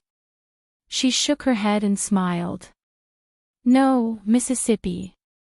You've been working hard for so many years, and it's not easy for you to get a big break. You'd better spend more time with your uncle and auntie. Don't be like me, who can't even be with my parents if I want to. If my parents were still alive, I would do anything they asked me to do." Xiao Yi was stunned for a moment. Her annoyance at her parents forcing her to go on a blind date lessened a lot. She sat cross-legged on the bay window of her room and smiled. "What if your parents asked you to go on a blind date? Would you be willing to let Major General Hu go?" Gu Nianji stole a glance at Hu Xiaoheng and saw that he was focused on cutting the steak. He probably didn't hear her talking to Xiao Yi. She pretended to pick up something and slipped down from the chair. She hid under the table and hugged her phone with both hands. She whispered, "If they ask me to go, I'll go." As soon as she finished speaking, a pair of long legs appeared in front of her. Looking up, she saw Hu Xiaoheng's handsome face looking down at her from above. With a half-smile, he said, "Don't hide under the table when you're talking big. Is your skin itching again?" This is the first chapter of the day. Chapter 1406, My Skin is Itching Again. There are 2 updates today, a reminder for the monthly votes and recommendation votes 8:00 in the evening. Mwah.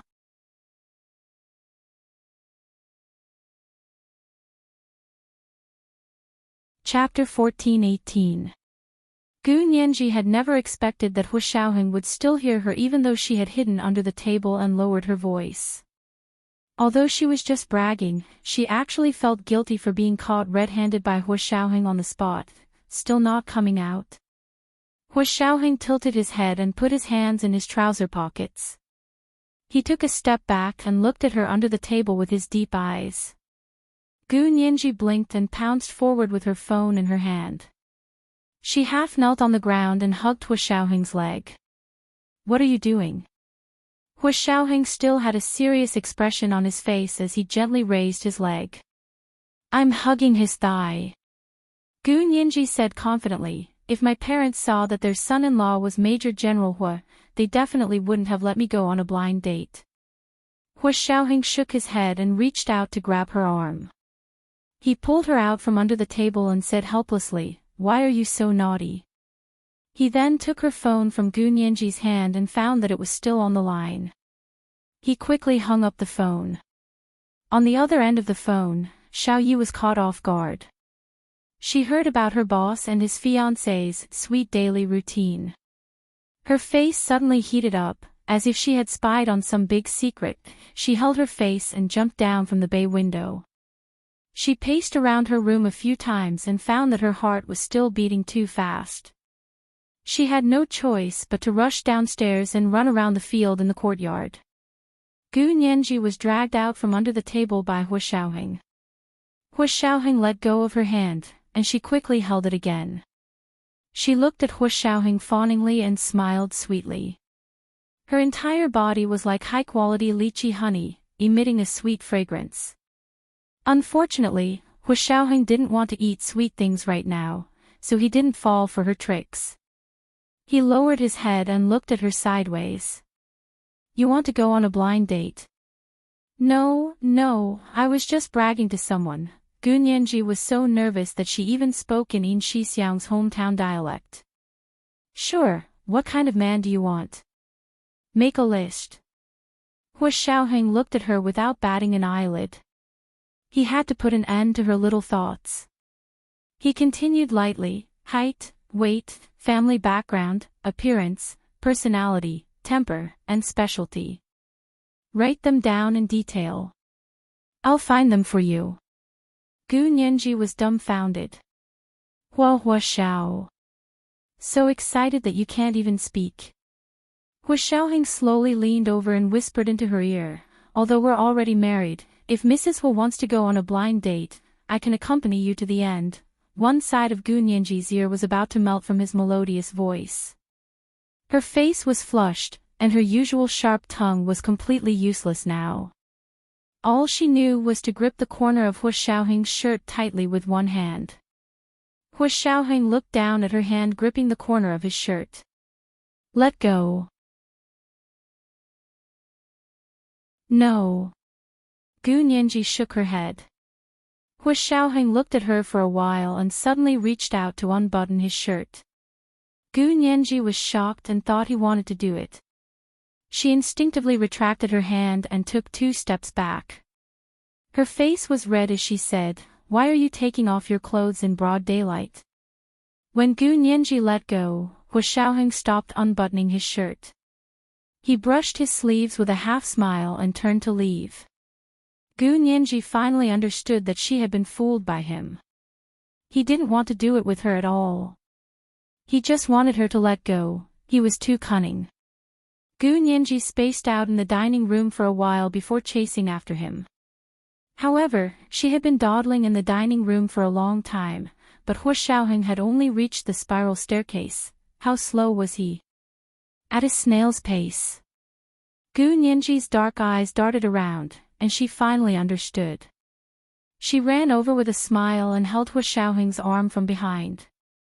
"Hu Xiao is going upstairs. Why are you walking so slowly? Are you waiting for me?" Hu Xiaoheng replied calmly, someone just knocked into my leg in the dining room. Gu Nianji was speechless. She had only pounced on him and hugged his leg. How did she break his leg? Gu Nianji rolled her eyes in her heart. However, she was indeed in the wrong today, so she couldn't be stubborn. She lowered her head and carefully followed Hu Xiaoheng up to the second floor. When they reached the corridor between their rooms, Hu Xiaoheng didn't even look at her. He pushed the door open and entered his room. Gu Nianji wanted to follow him in, but she was worried that Hu Xiaoheng was still angry and would chase her out. She didn't dare to rush in like before, so she paced around Hu Xiaoheng's door anxiously. She walked around and glanced at Hu Xiaoheng's door. Then she walked around and looked at Hu Xiaoheng's door again. Hu Xiaoheng was about to get dizzy from looking at the surveillance cameras in the room.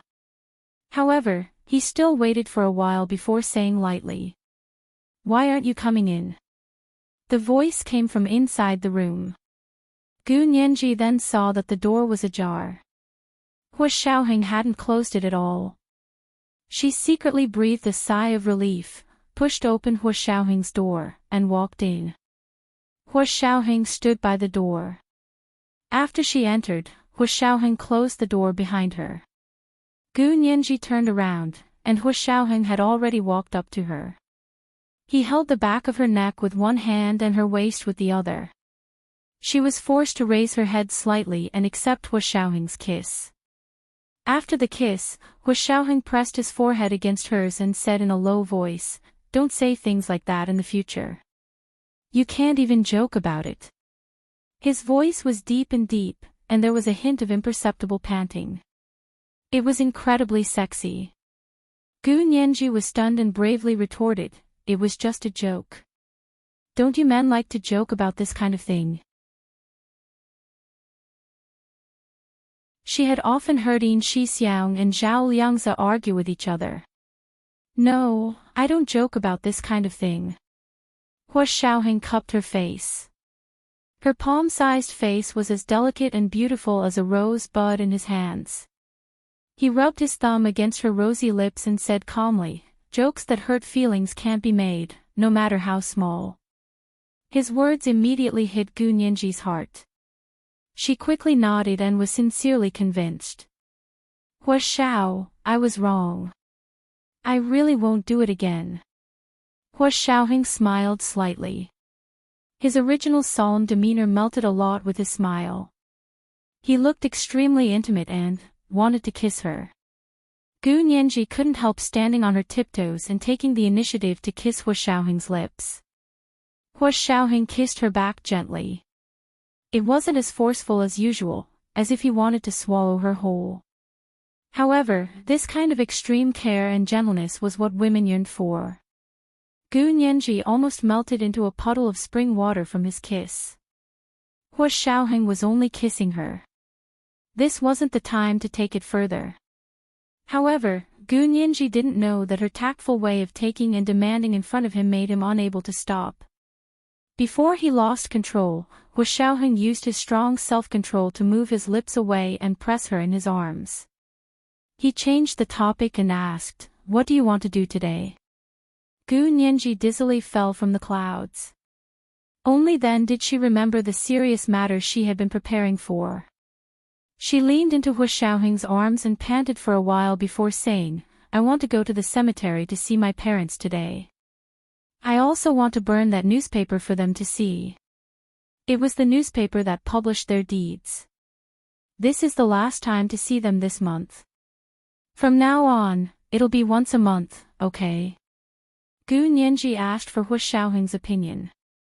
Hu Xiaoheng patted her little face. "You can go whenever you want.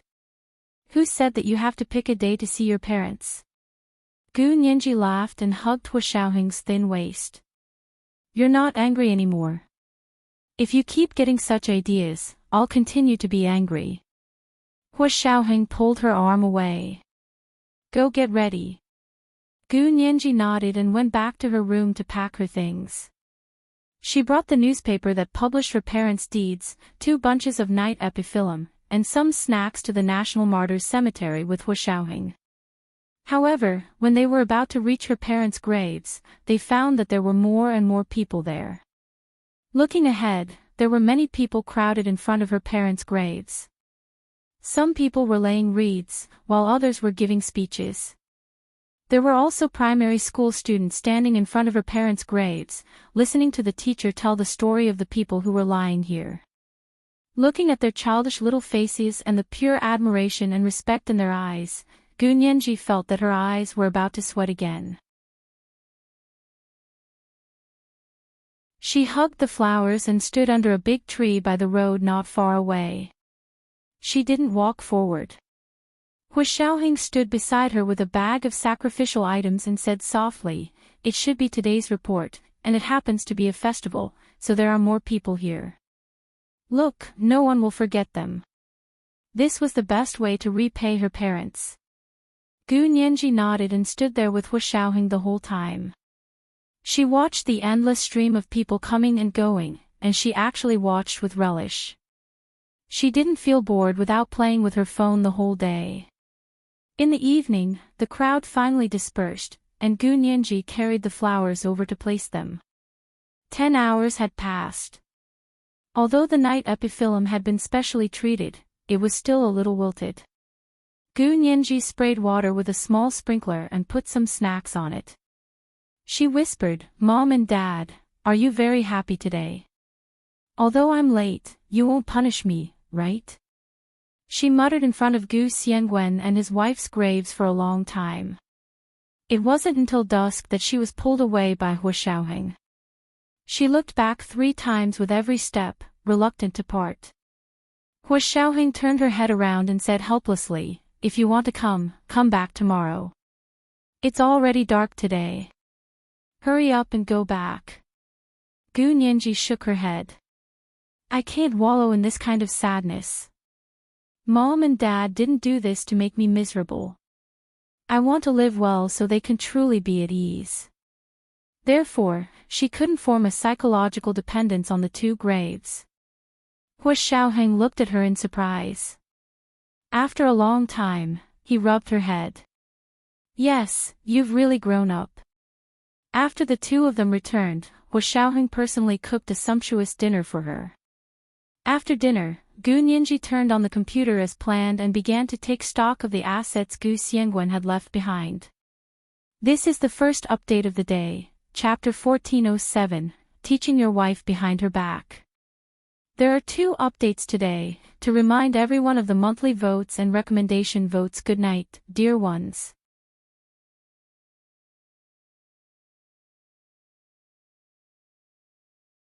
Chapter 1419. The Gu family had a lot of assets. On his own, Gu Xiangwen had accumulated an astronomical amount of wealth in just over 30 years. When Gu Nianji and Gu Yanran were fighting for the estate, they had already tallied it up. On the surface, their assets included savings, patents, jewelry, antiques, paintings, company shares, trust funds, and so on.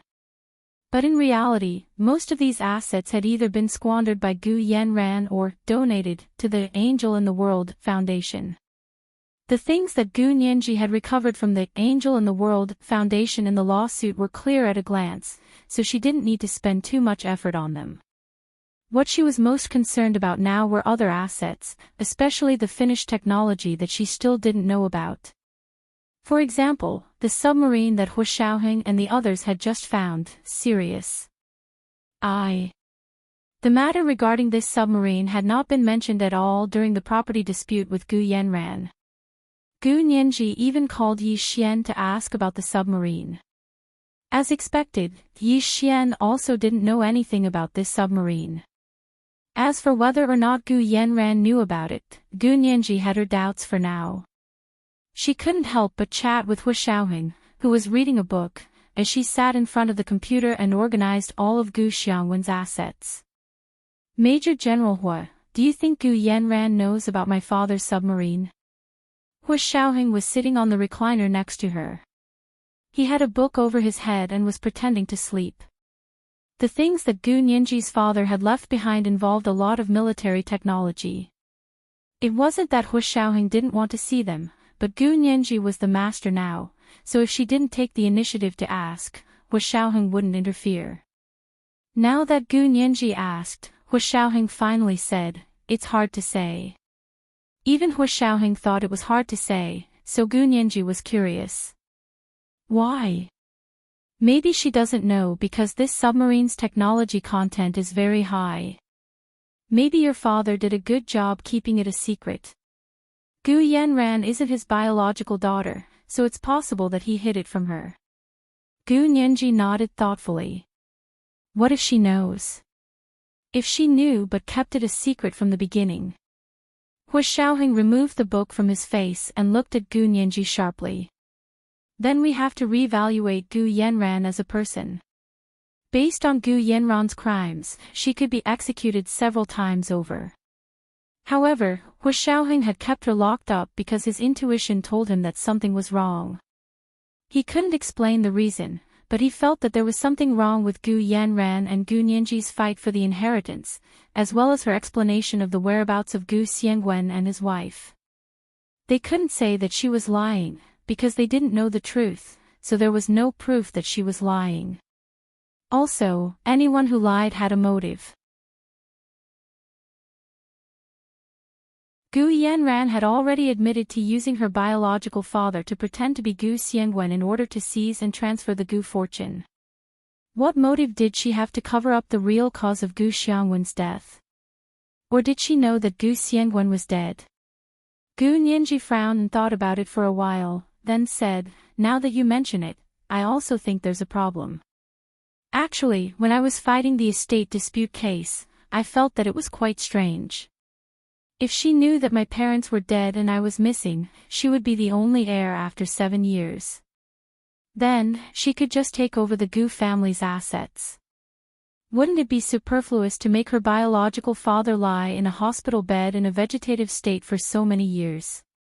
She later confessed that because you disappeared, she was worried that you would come back to fight with her for the inheritance, so she used the adoption matter and used her biological father to pretend to be Gu Xiangwen to deceive everyone and create the established fact that you were adopted and she was the biological one."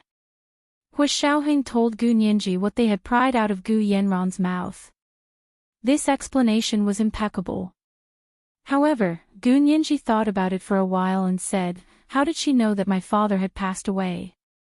And she once said that he died in a plane crash." "Yes, your father's holographic avatar said very clearly that the plane didn't crash at that time.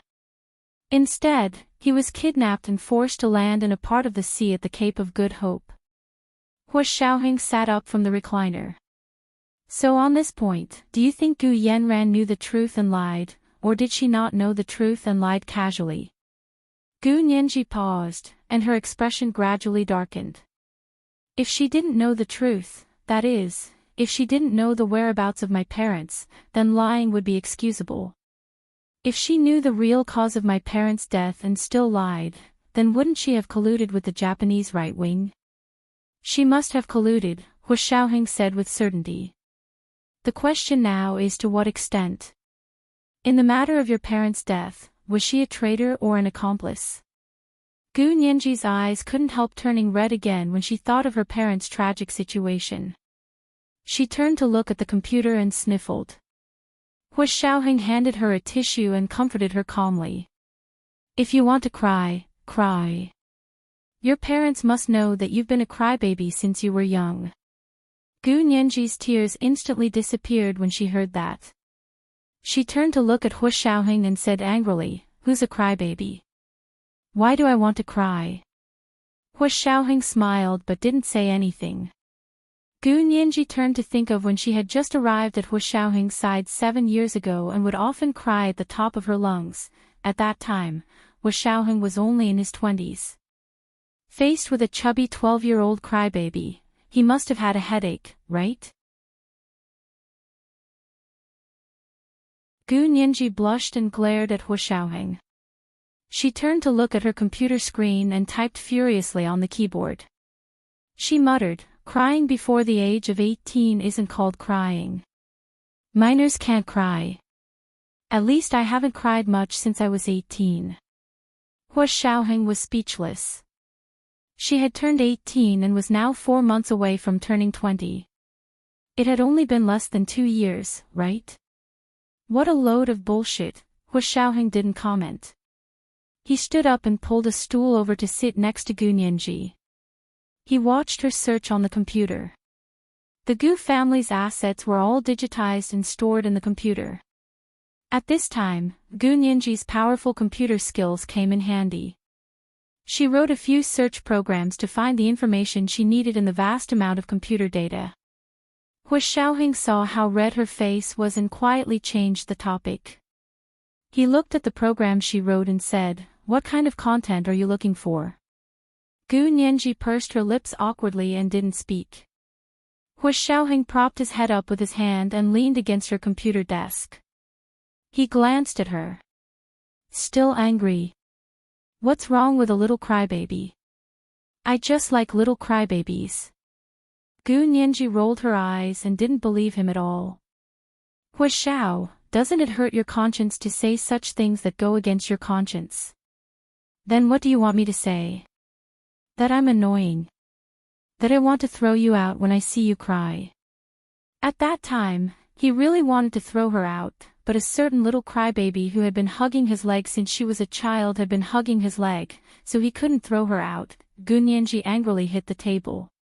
"How can you say that? You should say that no matter what I am, whether I'm a little crybaby or a little laughing bag, you love me so much that you can't help yourself." Hu Xiaoheng looked at her with a smile and nodded. "Yes, you're right." Gu Nianji turned around and poked his chest with her finger. "Don't be perfunctory with me." "I'm not perfunctory." "Really?" Gu Nianji's eyes darted around. "Then repeat what I just said." "What?" Hu Xiaoheng wanted to play dumb. He couldn't say something so shameful and childish. "I knew you weren't sincere, and you're still playing dumb." Gu Nianji looked at him with disdain. "And you said you weren't perfunctory." "I really wasn't." "Then repeat it again. Just say that no matter what I am, you love me so much that you can't help yourself." Gu Nianji pointed her phone at Hu Xiaoheng and wanted to record him saying this. Of course, she had to be careful when leaving voice evidence. Hu Xiaoheng thought about it and repeated with a smile. "Okay. No matter what I am, you love me so much that you can't help yourself. Are you satisfied?" "Yes." "That's more like it." Gu Nianji's first reaction was to be overjoyed. She felt refreshed, and every pore on her body felt as if she had just gone to a spa. But after replaying it on her phone, she quickly came back to her senses. Damn it. She had been tricked by that cunning Hu Xiaoheng again. No, you're wrong. Gu Nianji chased after him to correct him. You should say, no matter what you are, I love you so much that I can't help myself. Hu Xiaoheng suddenly flashed his phone and said with a smile, I know you love me. You don't have to promise me again.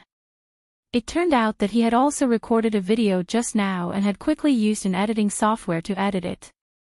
Opening the playback on his phone, he saw a beautiful girl with big eyes smiling at the phone and saying, no matter what you are, I love you so much that I can't help myself. It was as if she was confessing to him. Gu Nianji was so angry that she pounced on him and wanted to hit him. Of course, she was quickly, violently suppressed by Hu Xiaoheng. After fooling around, Gu Nianji was so tired that she lay in his arms and said, delete the video just now. No. Hu Xiaoheng refused immediately. But I'll encrypt it and save it. Only I can open it and watch it. What's so good about that? Gu Nianji panicked at the thought of it, and her eyes turned red again. You've never said something like that to me. Hu Xiaoheng picked up a tissue and gently wiped her eyes. I said it. Record it. Then, he picked up Gu Nianji's phone and opened the video recording. He said, no matter what Nianji is, I love you so much that I can't help myself. This was probably the first time Hua Xiaoheng had ever confessed his love to her. Although his tone was flat, and it wasn't as thunderous as she had imagined, it wasn't easy for him to say the word love. What's more, he had said, "Love you so much that I can't help myself." This was the first update of the day, chapter 1408, Love you so much that I can't help myself. There were 2 updates today. A reminder for everyone's monthly votes and recommendation votes. The second update was at 8 p.m. Mwah.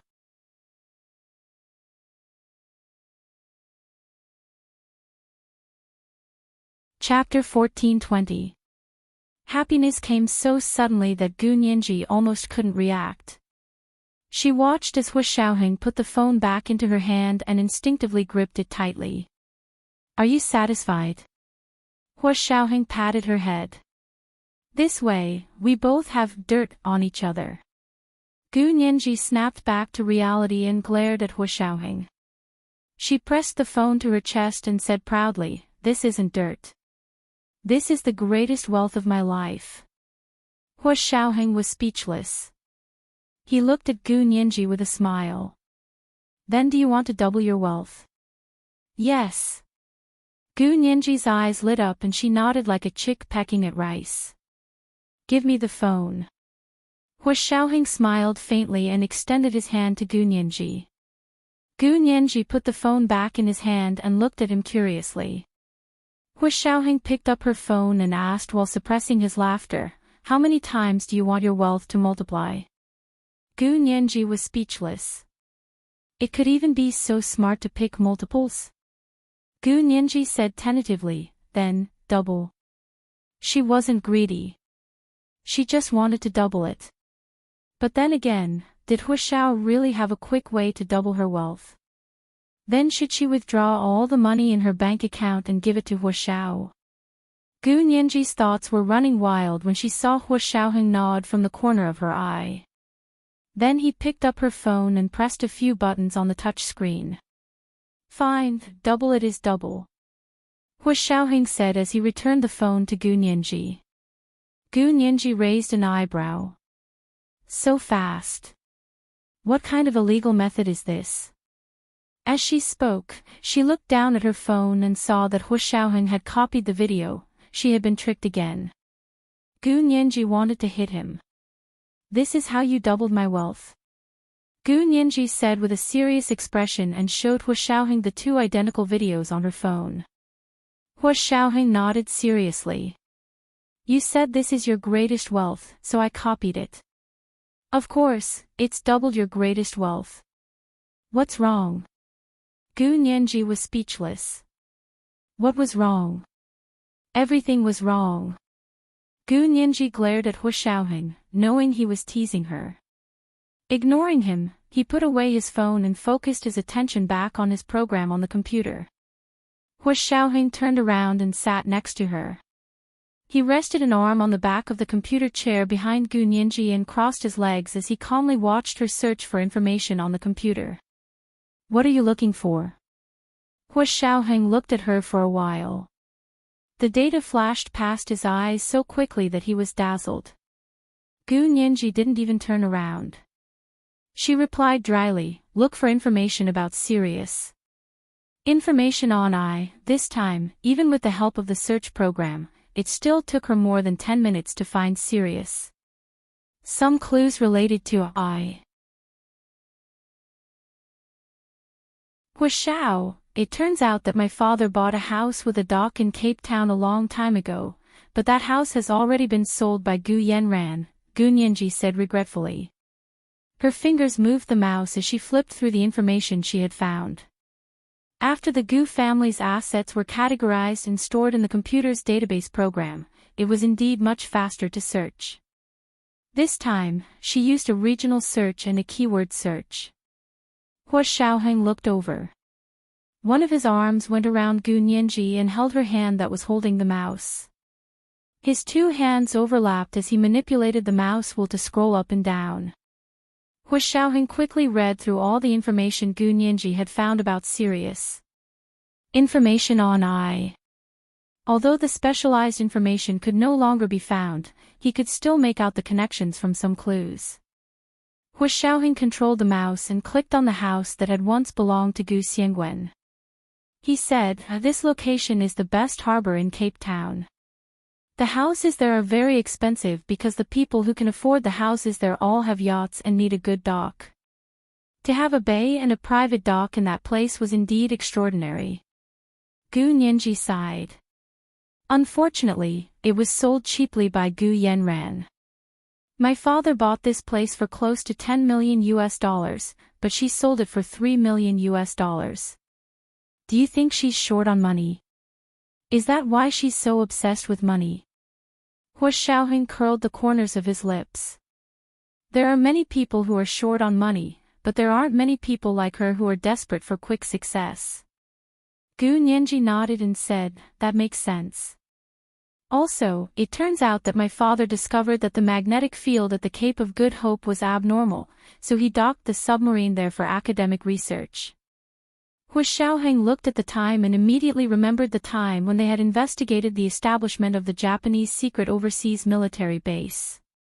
His eyes flashed, and he said, "The Japanese secret overseas military base happened to be established after your father docked the submarine there."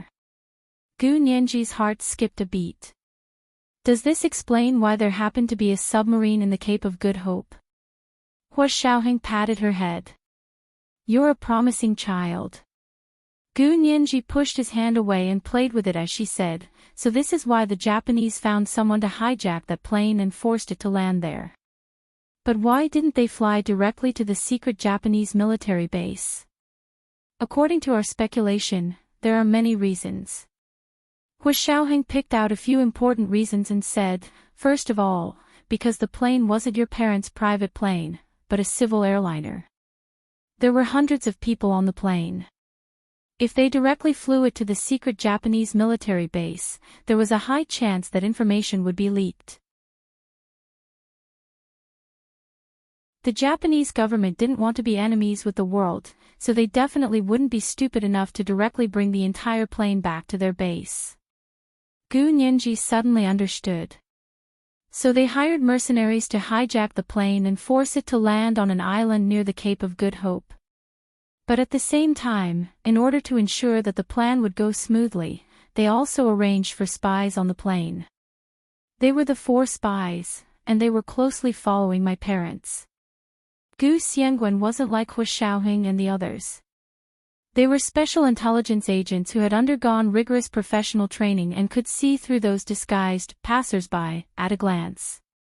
Gu Xiangwen and his wife didn't see through it, which had nothing to do with intelligence. Moreover, people with good intentions were the easiest to deceive. Hu Xiaoheng said thoughtfully, "The Japanese have done a thorough research on your father. They know that he's kind-hearted, so they chose 2 old men and 2 young men, who are descendants of the Huaxia Empire. Think about it, when the plane was hijacked and someone asked your father for help, they were old men and children, and they were his compatriots. How could he not help?" Gu Nianji's mood dropped. "If my father wasn't so kind-hearted, would he have escaped? If your father wasn't so kind-hearted, he wouldn't be Gu Xiangwen," Hu Xiaoheng said calmly. Gu Nianji nodded slowly and took a deep breath. She held the mouse and looked at the next content. She asked Hu Xiaoheng, "Major General Hu, from your professional point of view, shouldn't there be other staff on that submarine?" Hu Xiaoheng nodded. Of course. This was also the clue they were looking for. They hadn't expected Gu Nianji to be looking for it as well. However, this was only their conjecture based on common sense. In fact, they hadn't found any clues. Could it be that this kind of submarine didn't need other staff, and her parents could handle it? Gu Nianji said in confusion, "Also, I didn't find any clues about Sirius 2. Traces of 2. Was she really overthinking things? Or had her father not had time to create Sirius 2?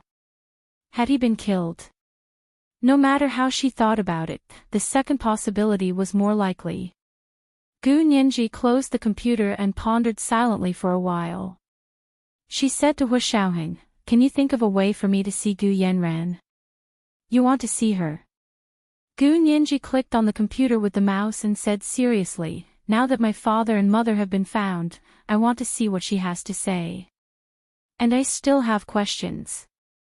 Hu Xiaoheng thought about it and said, okay, I'll arrange it. The next day, Hu Xiaoheng asked Yin Shixiang to complete the procedures for them and directly brought Gu Nianji to see Gu Yanran. Gu Yanran was an important criminal and was being held in a secret place in the Special Operations Forces. This place was quite far from the Special Operations Forces headquarters. It would take about 2 hours to drive there. After going through layers of security checks, Gu Nianji and Hu Xiaoheng finally arrived at the small room to see Gu Yanran. There were 3 walls here, and there were no windows. When the door was closed, the door and the wall almost merged into one. It felt very oppressive. Gu Yanran sat on a chair in the middle of the room. There was a small conference table in front of her, and Gu Nianji sat opposite her, quietly sizing her up. This is the second update of today, Chapter 1409, Everything is Wrong. There are 2 updates today, to remind everyone of the monthly votes and recommendation votes. PS. Thank you to Only Reading Makes People Happy in Life for the 10,000 Chidian coins that I planned to give you yesterday. Good night, sweethearts.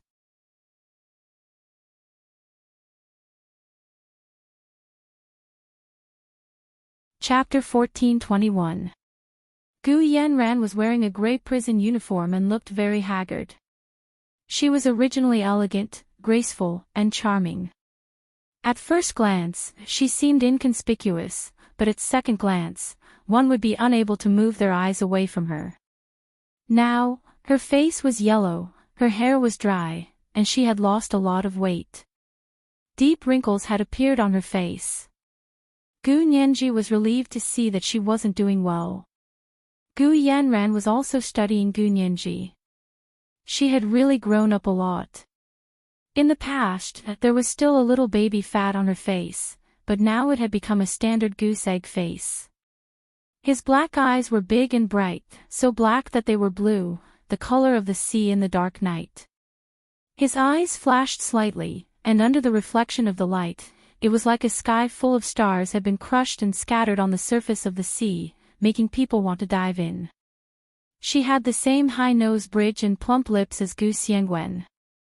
However, when she looked at people, she was very arrogant. She did not have Gu Xiangwen's gentleness and gentleness. Instead, there was a trace of contempt and disdain. Gu Yanran leaned forward and said maliciously, "You're so capable to be able to last until now. The reason I'm still alive is to see your end." Gu Nianji didn't react to her slander and said expressionlessly, "Did you see the news?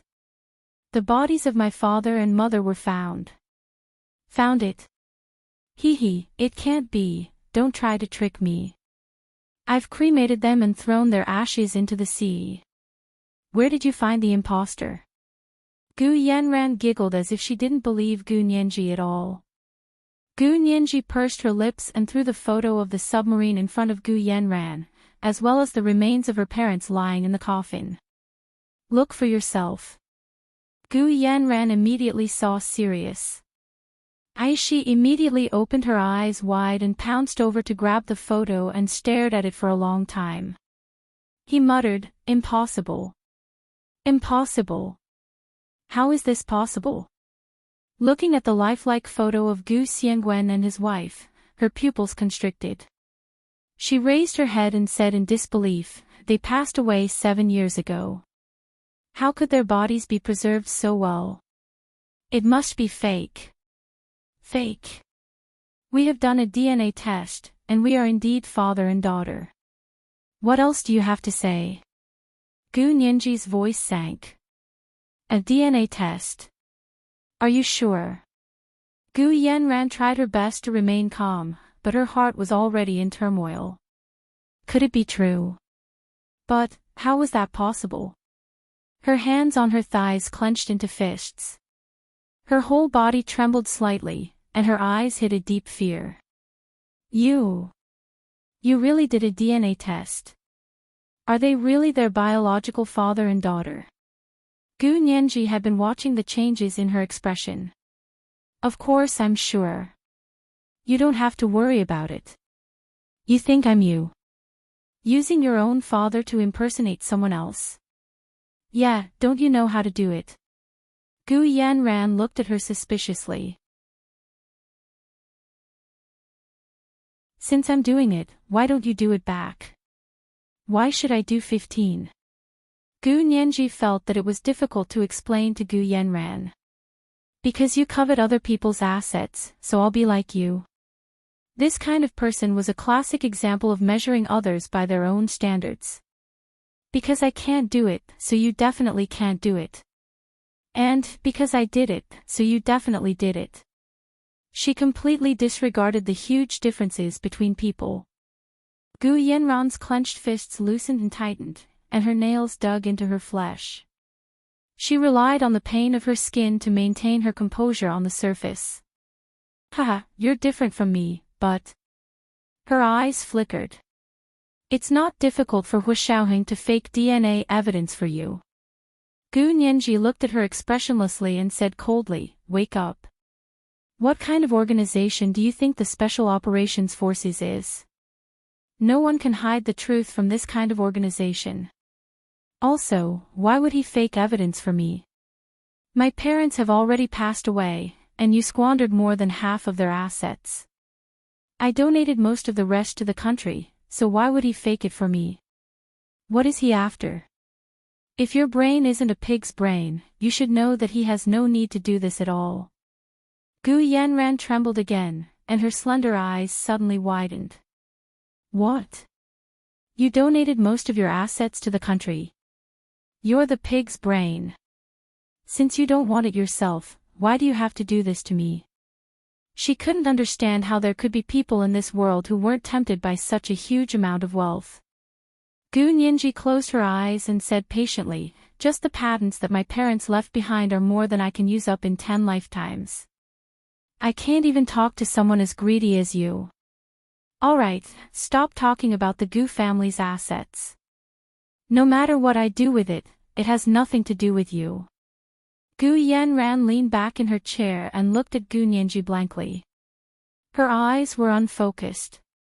She muttered to herself. That's the look in your eyes. You've been looking at me like this since I was young. Pity me. Pity me. Do you think I'm a beggar? Why don't you take a look at yourself? You're fat, ugly, and bad-tempered. If you didn't have a good father, who would want to look at you? I really had 8 lifetimes of bad luck growing up with you. Gu Nianji raised an eyebrow. Ha! Now you're calling me your father's daughter. Didn't you say that we were faking it? Gu Yanran came back to her senses and supported her head with one hand. She leaned against the conference table and said with a fake smile, whatever you say. Anyway, you're lucky to have hooked up with Major General Hua. Isn't Major General Hua very good to you? If you want to go east, does he not dare to go west? If you want the sun in the sky, does he not dare to pluck the moon for you? You have everything, so why do you still have to make things difficult for a poor person like me who has nothing? Gu Nianji chuckled and did not deny it.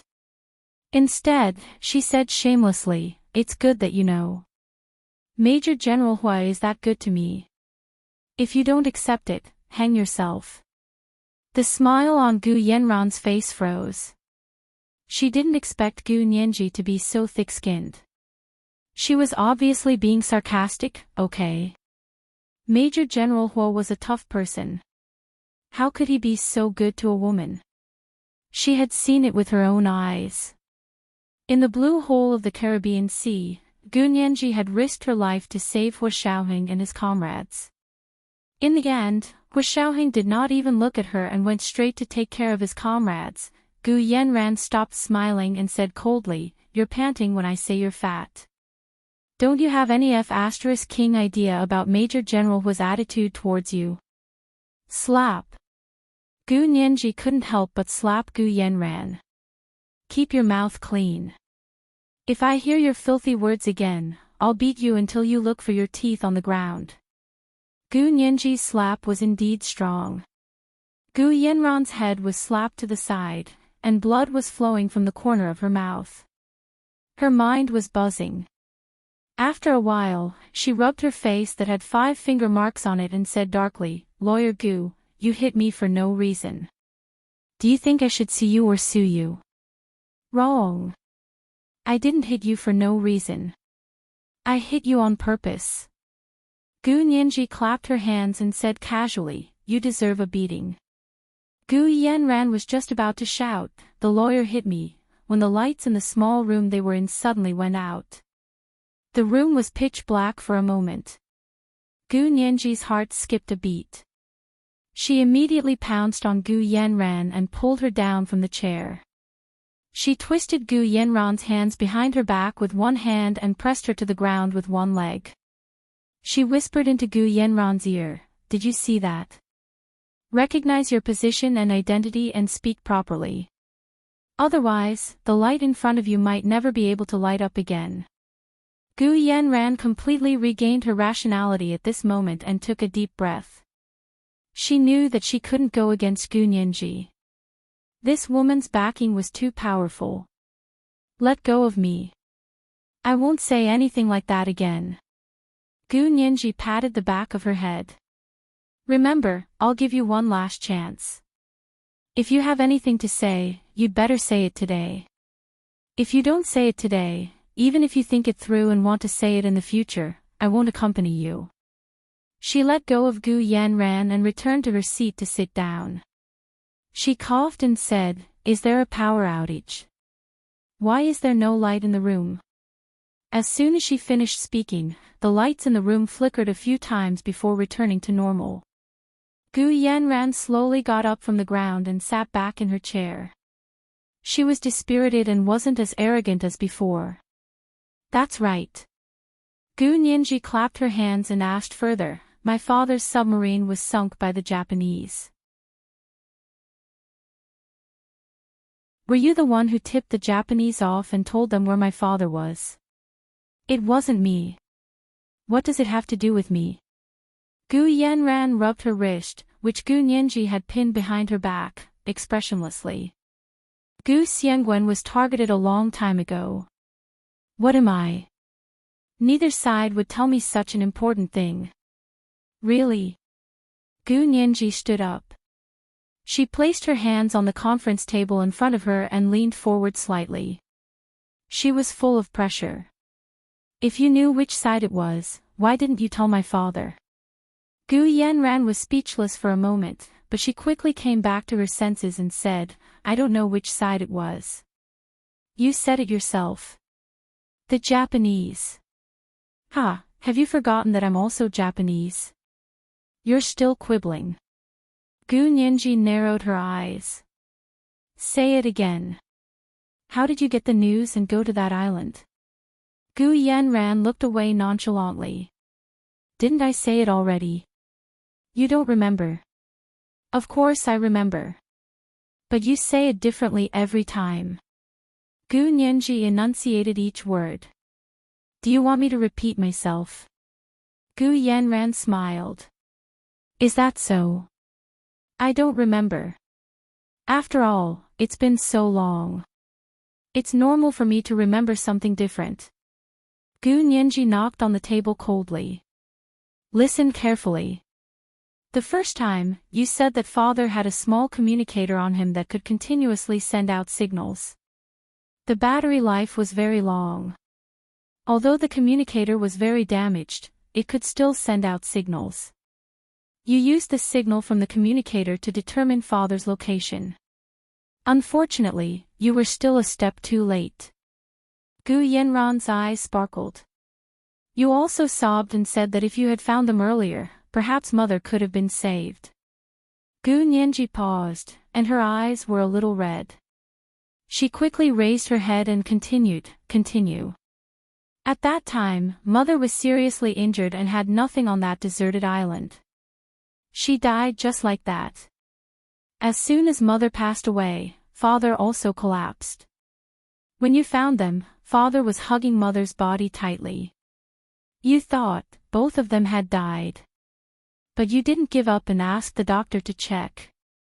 In the end, father was still alive, but he had already become a vegetable. Mother, however, passed away an hour before you found them. Gu Yanran was speechless.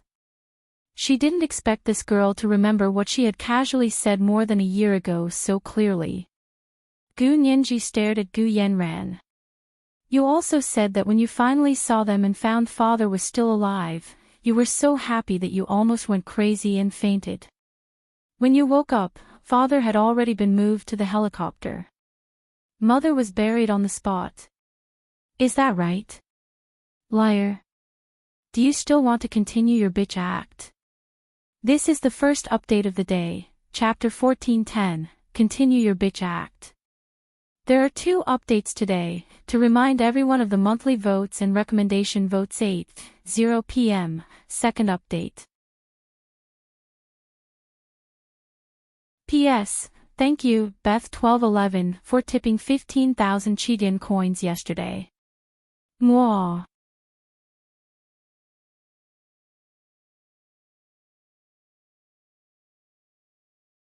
Chapter 1422.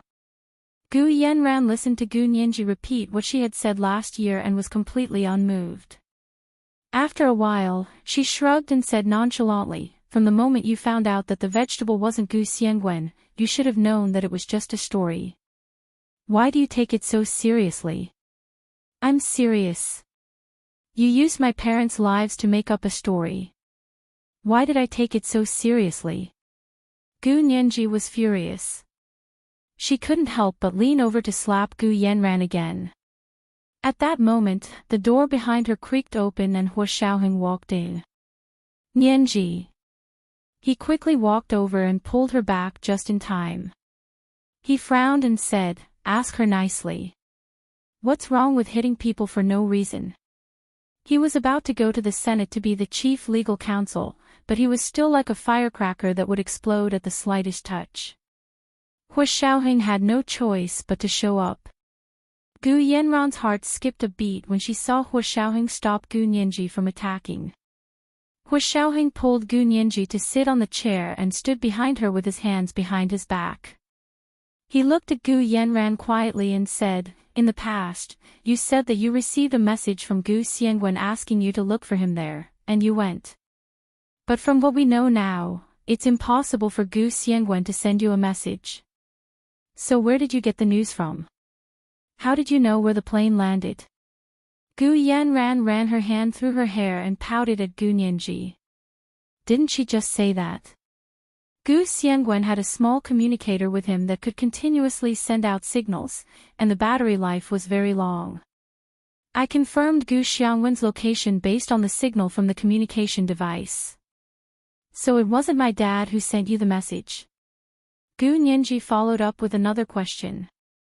What did the small communicator look like? What instrument did you use to receive the signal? Gu Yanran was at a loss for words. Her mind spun rapidly as she stammered, actually, it's just a phone, we've checked your phone. In the past 2 years, your phone hasn't received any signal from the Cape of Good Hope. Hua Xiaoheng took 2 steps forward and looked down at her with an intimidating aura. Who else informed you? Why would they notify you? What did you do when you went to the island in the Cape of Good Hope?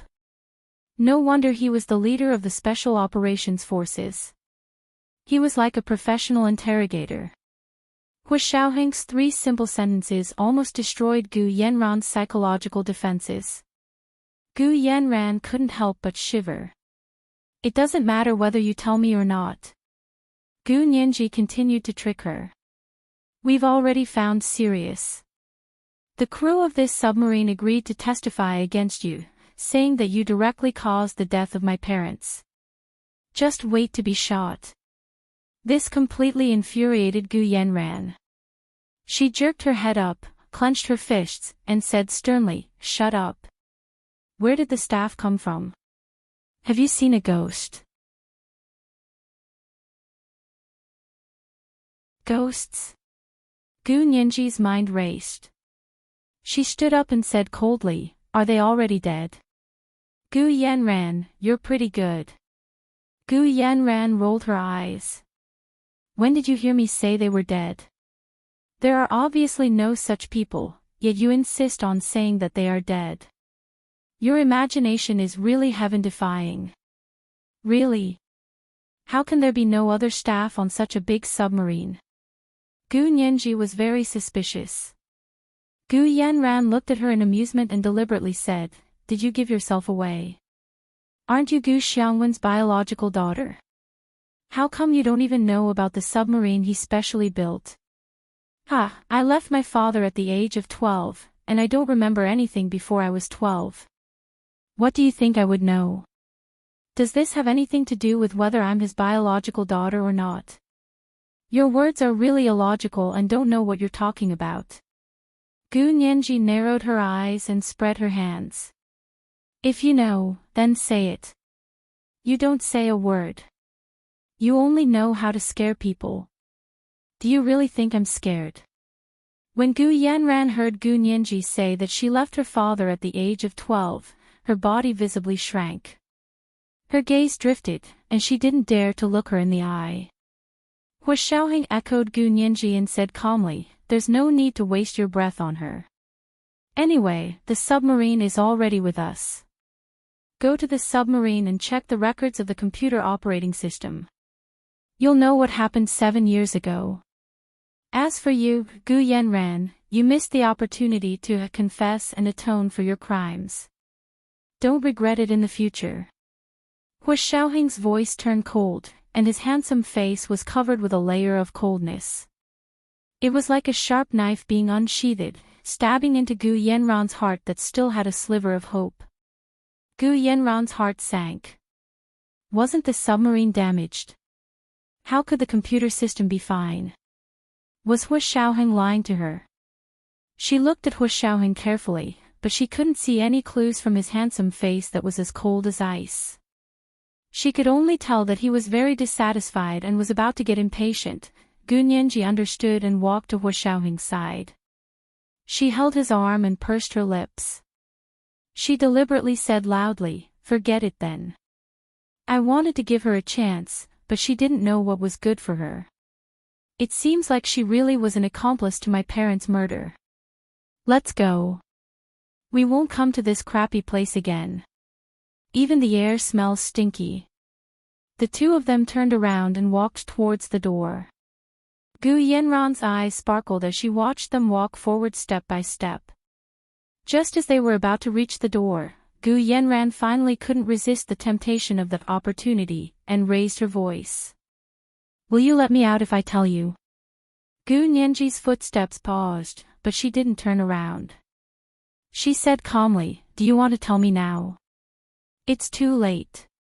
You can keep your secret for the new year." There are still more than 8 months until the new year. You're trying to stuff her to death. Hua Xiaoheng teased calmly and hugged Gu Nianji dotingly. Gu Yanran's eyes turned red. Her breathing became unstable. Gu Nianji smiled and tilted her head. "It's best if she's stuffed to death. Then we won't have to dirty our hands." Gu Yanran listened to their words and said fearfully, "You said that you'd be lenient if you confessed.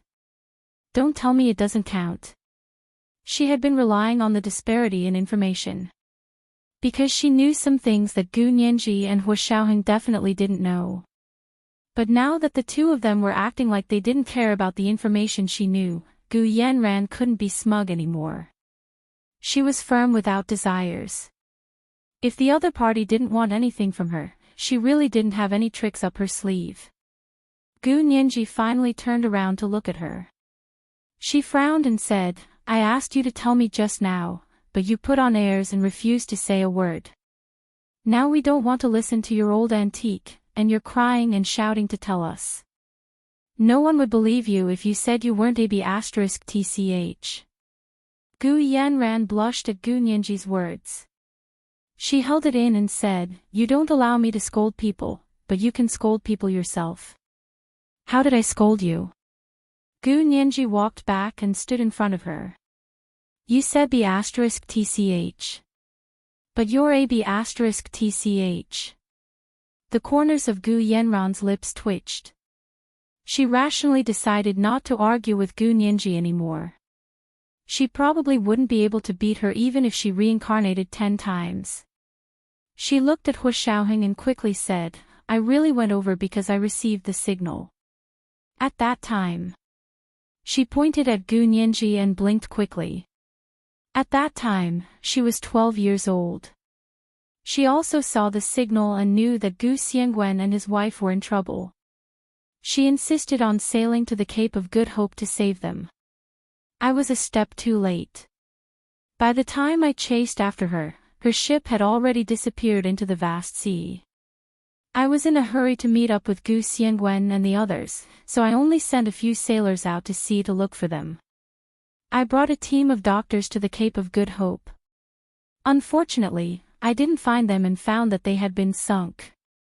When I came back, I found that she had also disappeared. Gu Yenran's eyes flickered even more. Gu Xiangwen and his wife died in the Atlantic Ocean.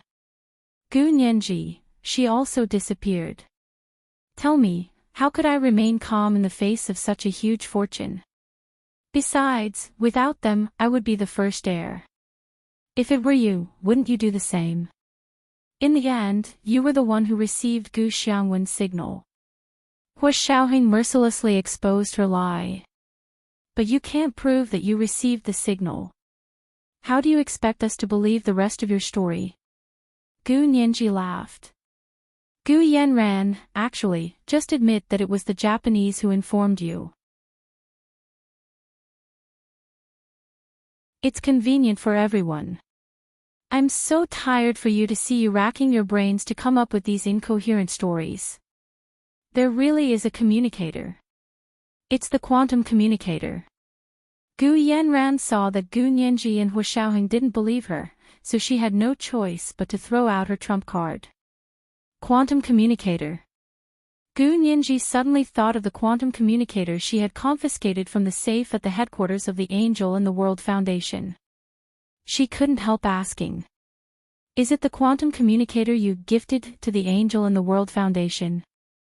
This is today's second update, Chapter 1411, The Temptation of Opportunity. Today's second update is to remind everyone of their monthly votes and recommendation votes. Good night, dear ones. You're tuning in to the LoveLore Library YouTube channel. We're so grateful for your support, and don't forget to subscribe to join us on this incredible journey through captivating stories. Your generosity through donations truly makes a world of difference, as it's the primary source of revenue that allows me to expand and enhance this channel for you. Thank you from the bottom of my heart for being a part of this adventure.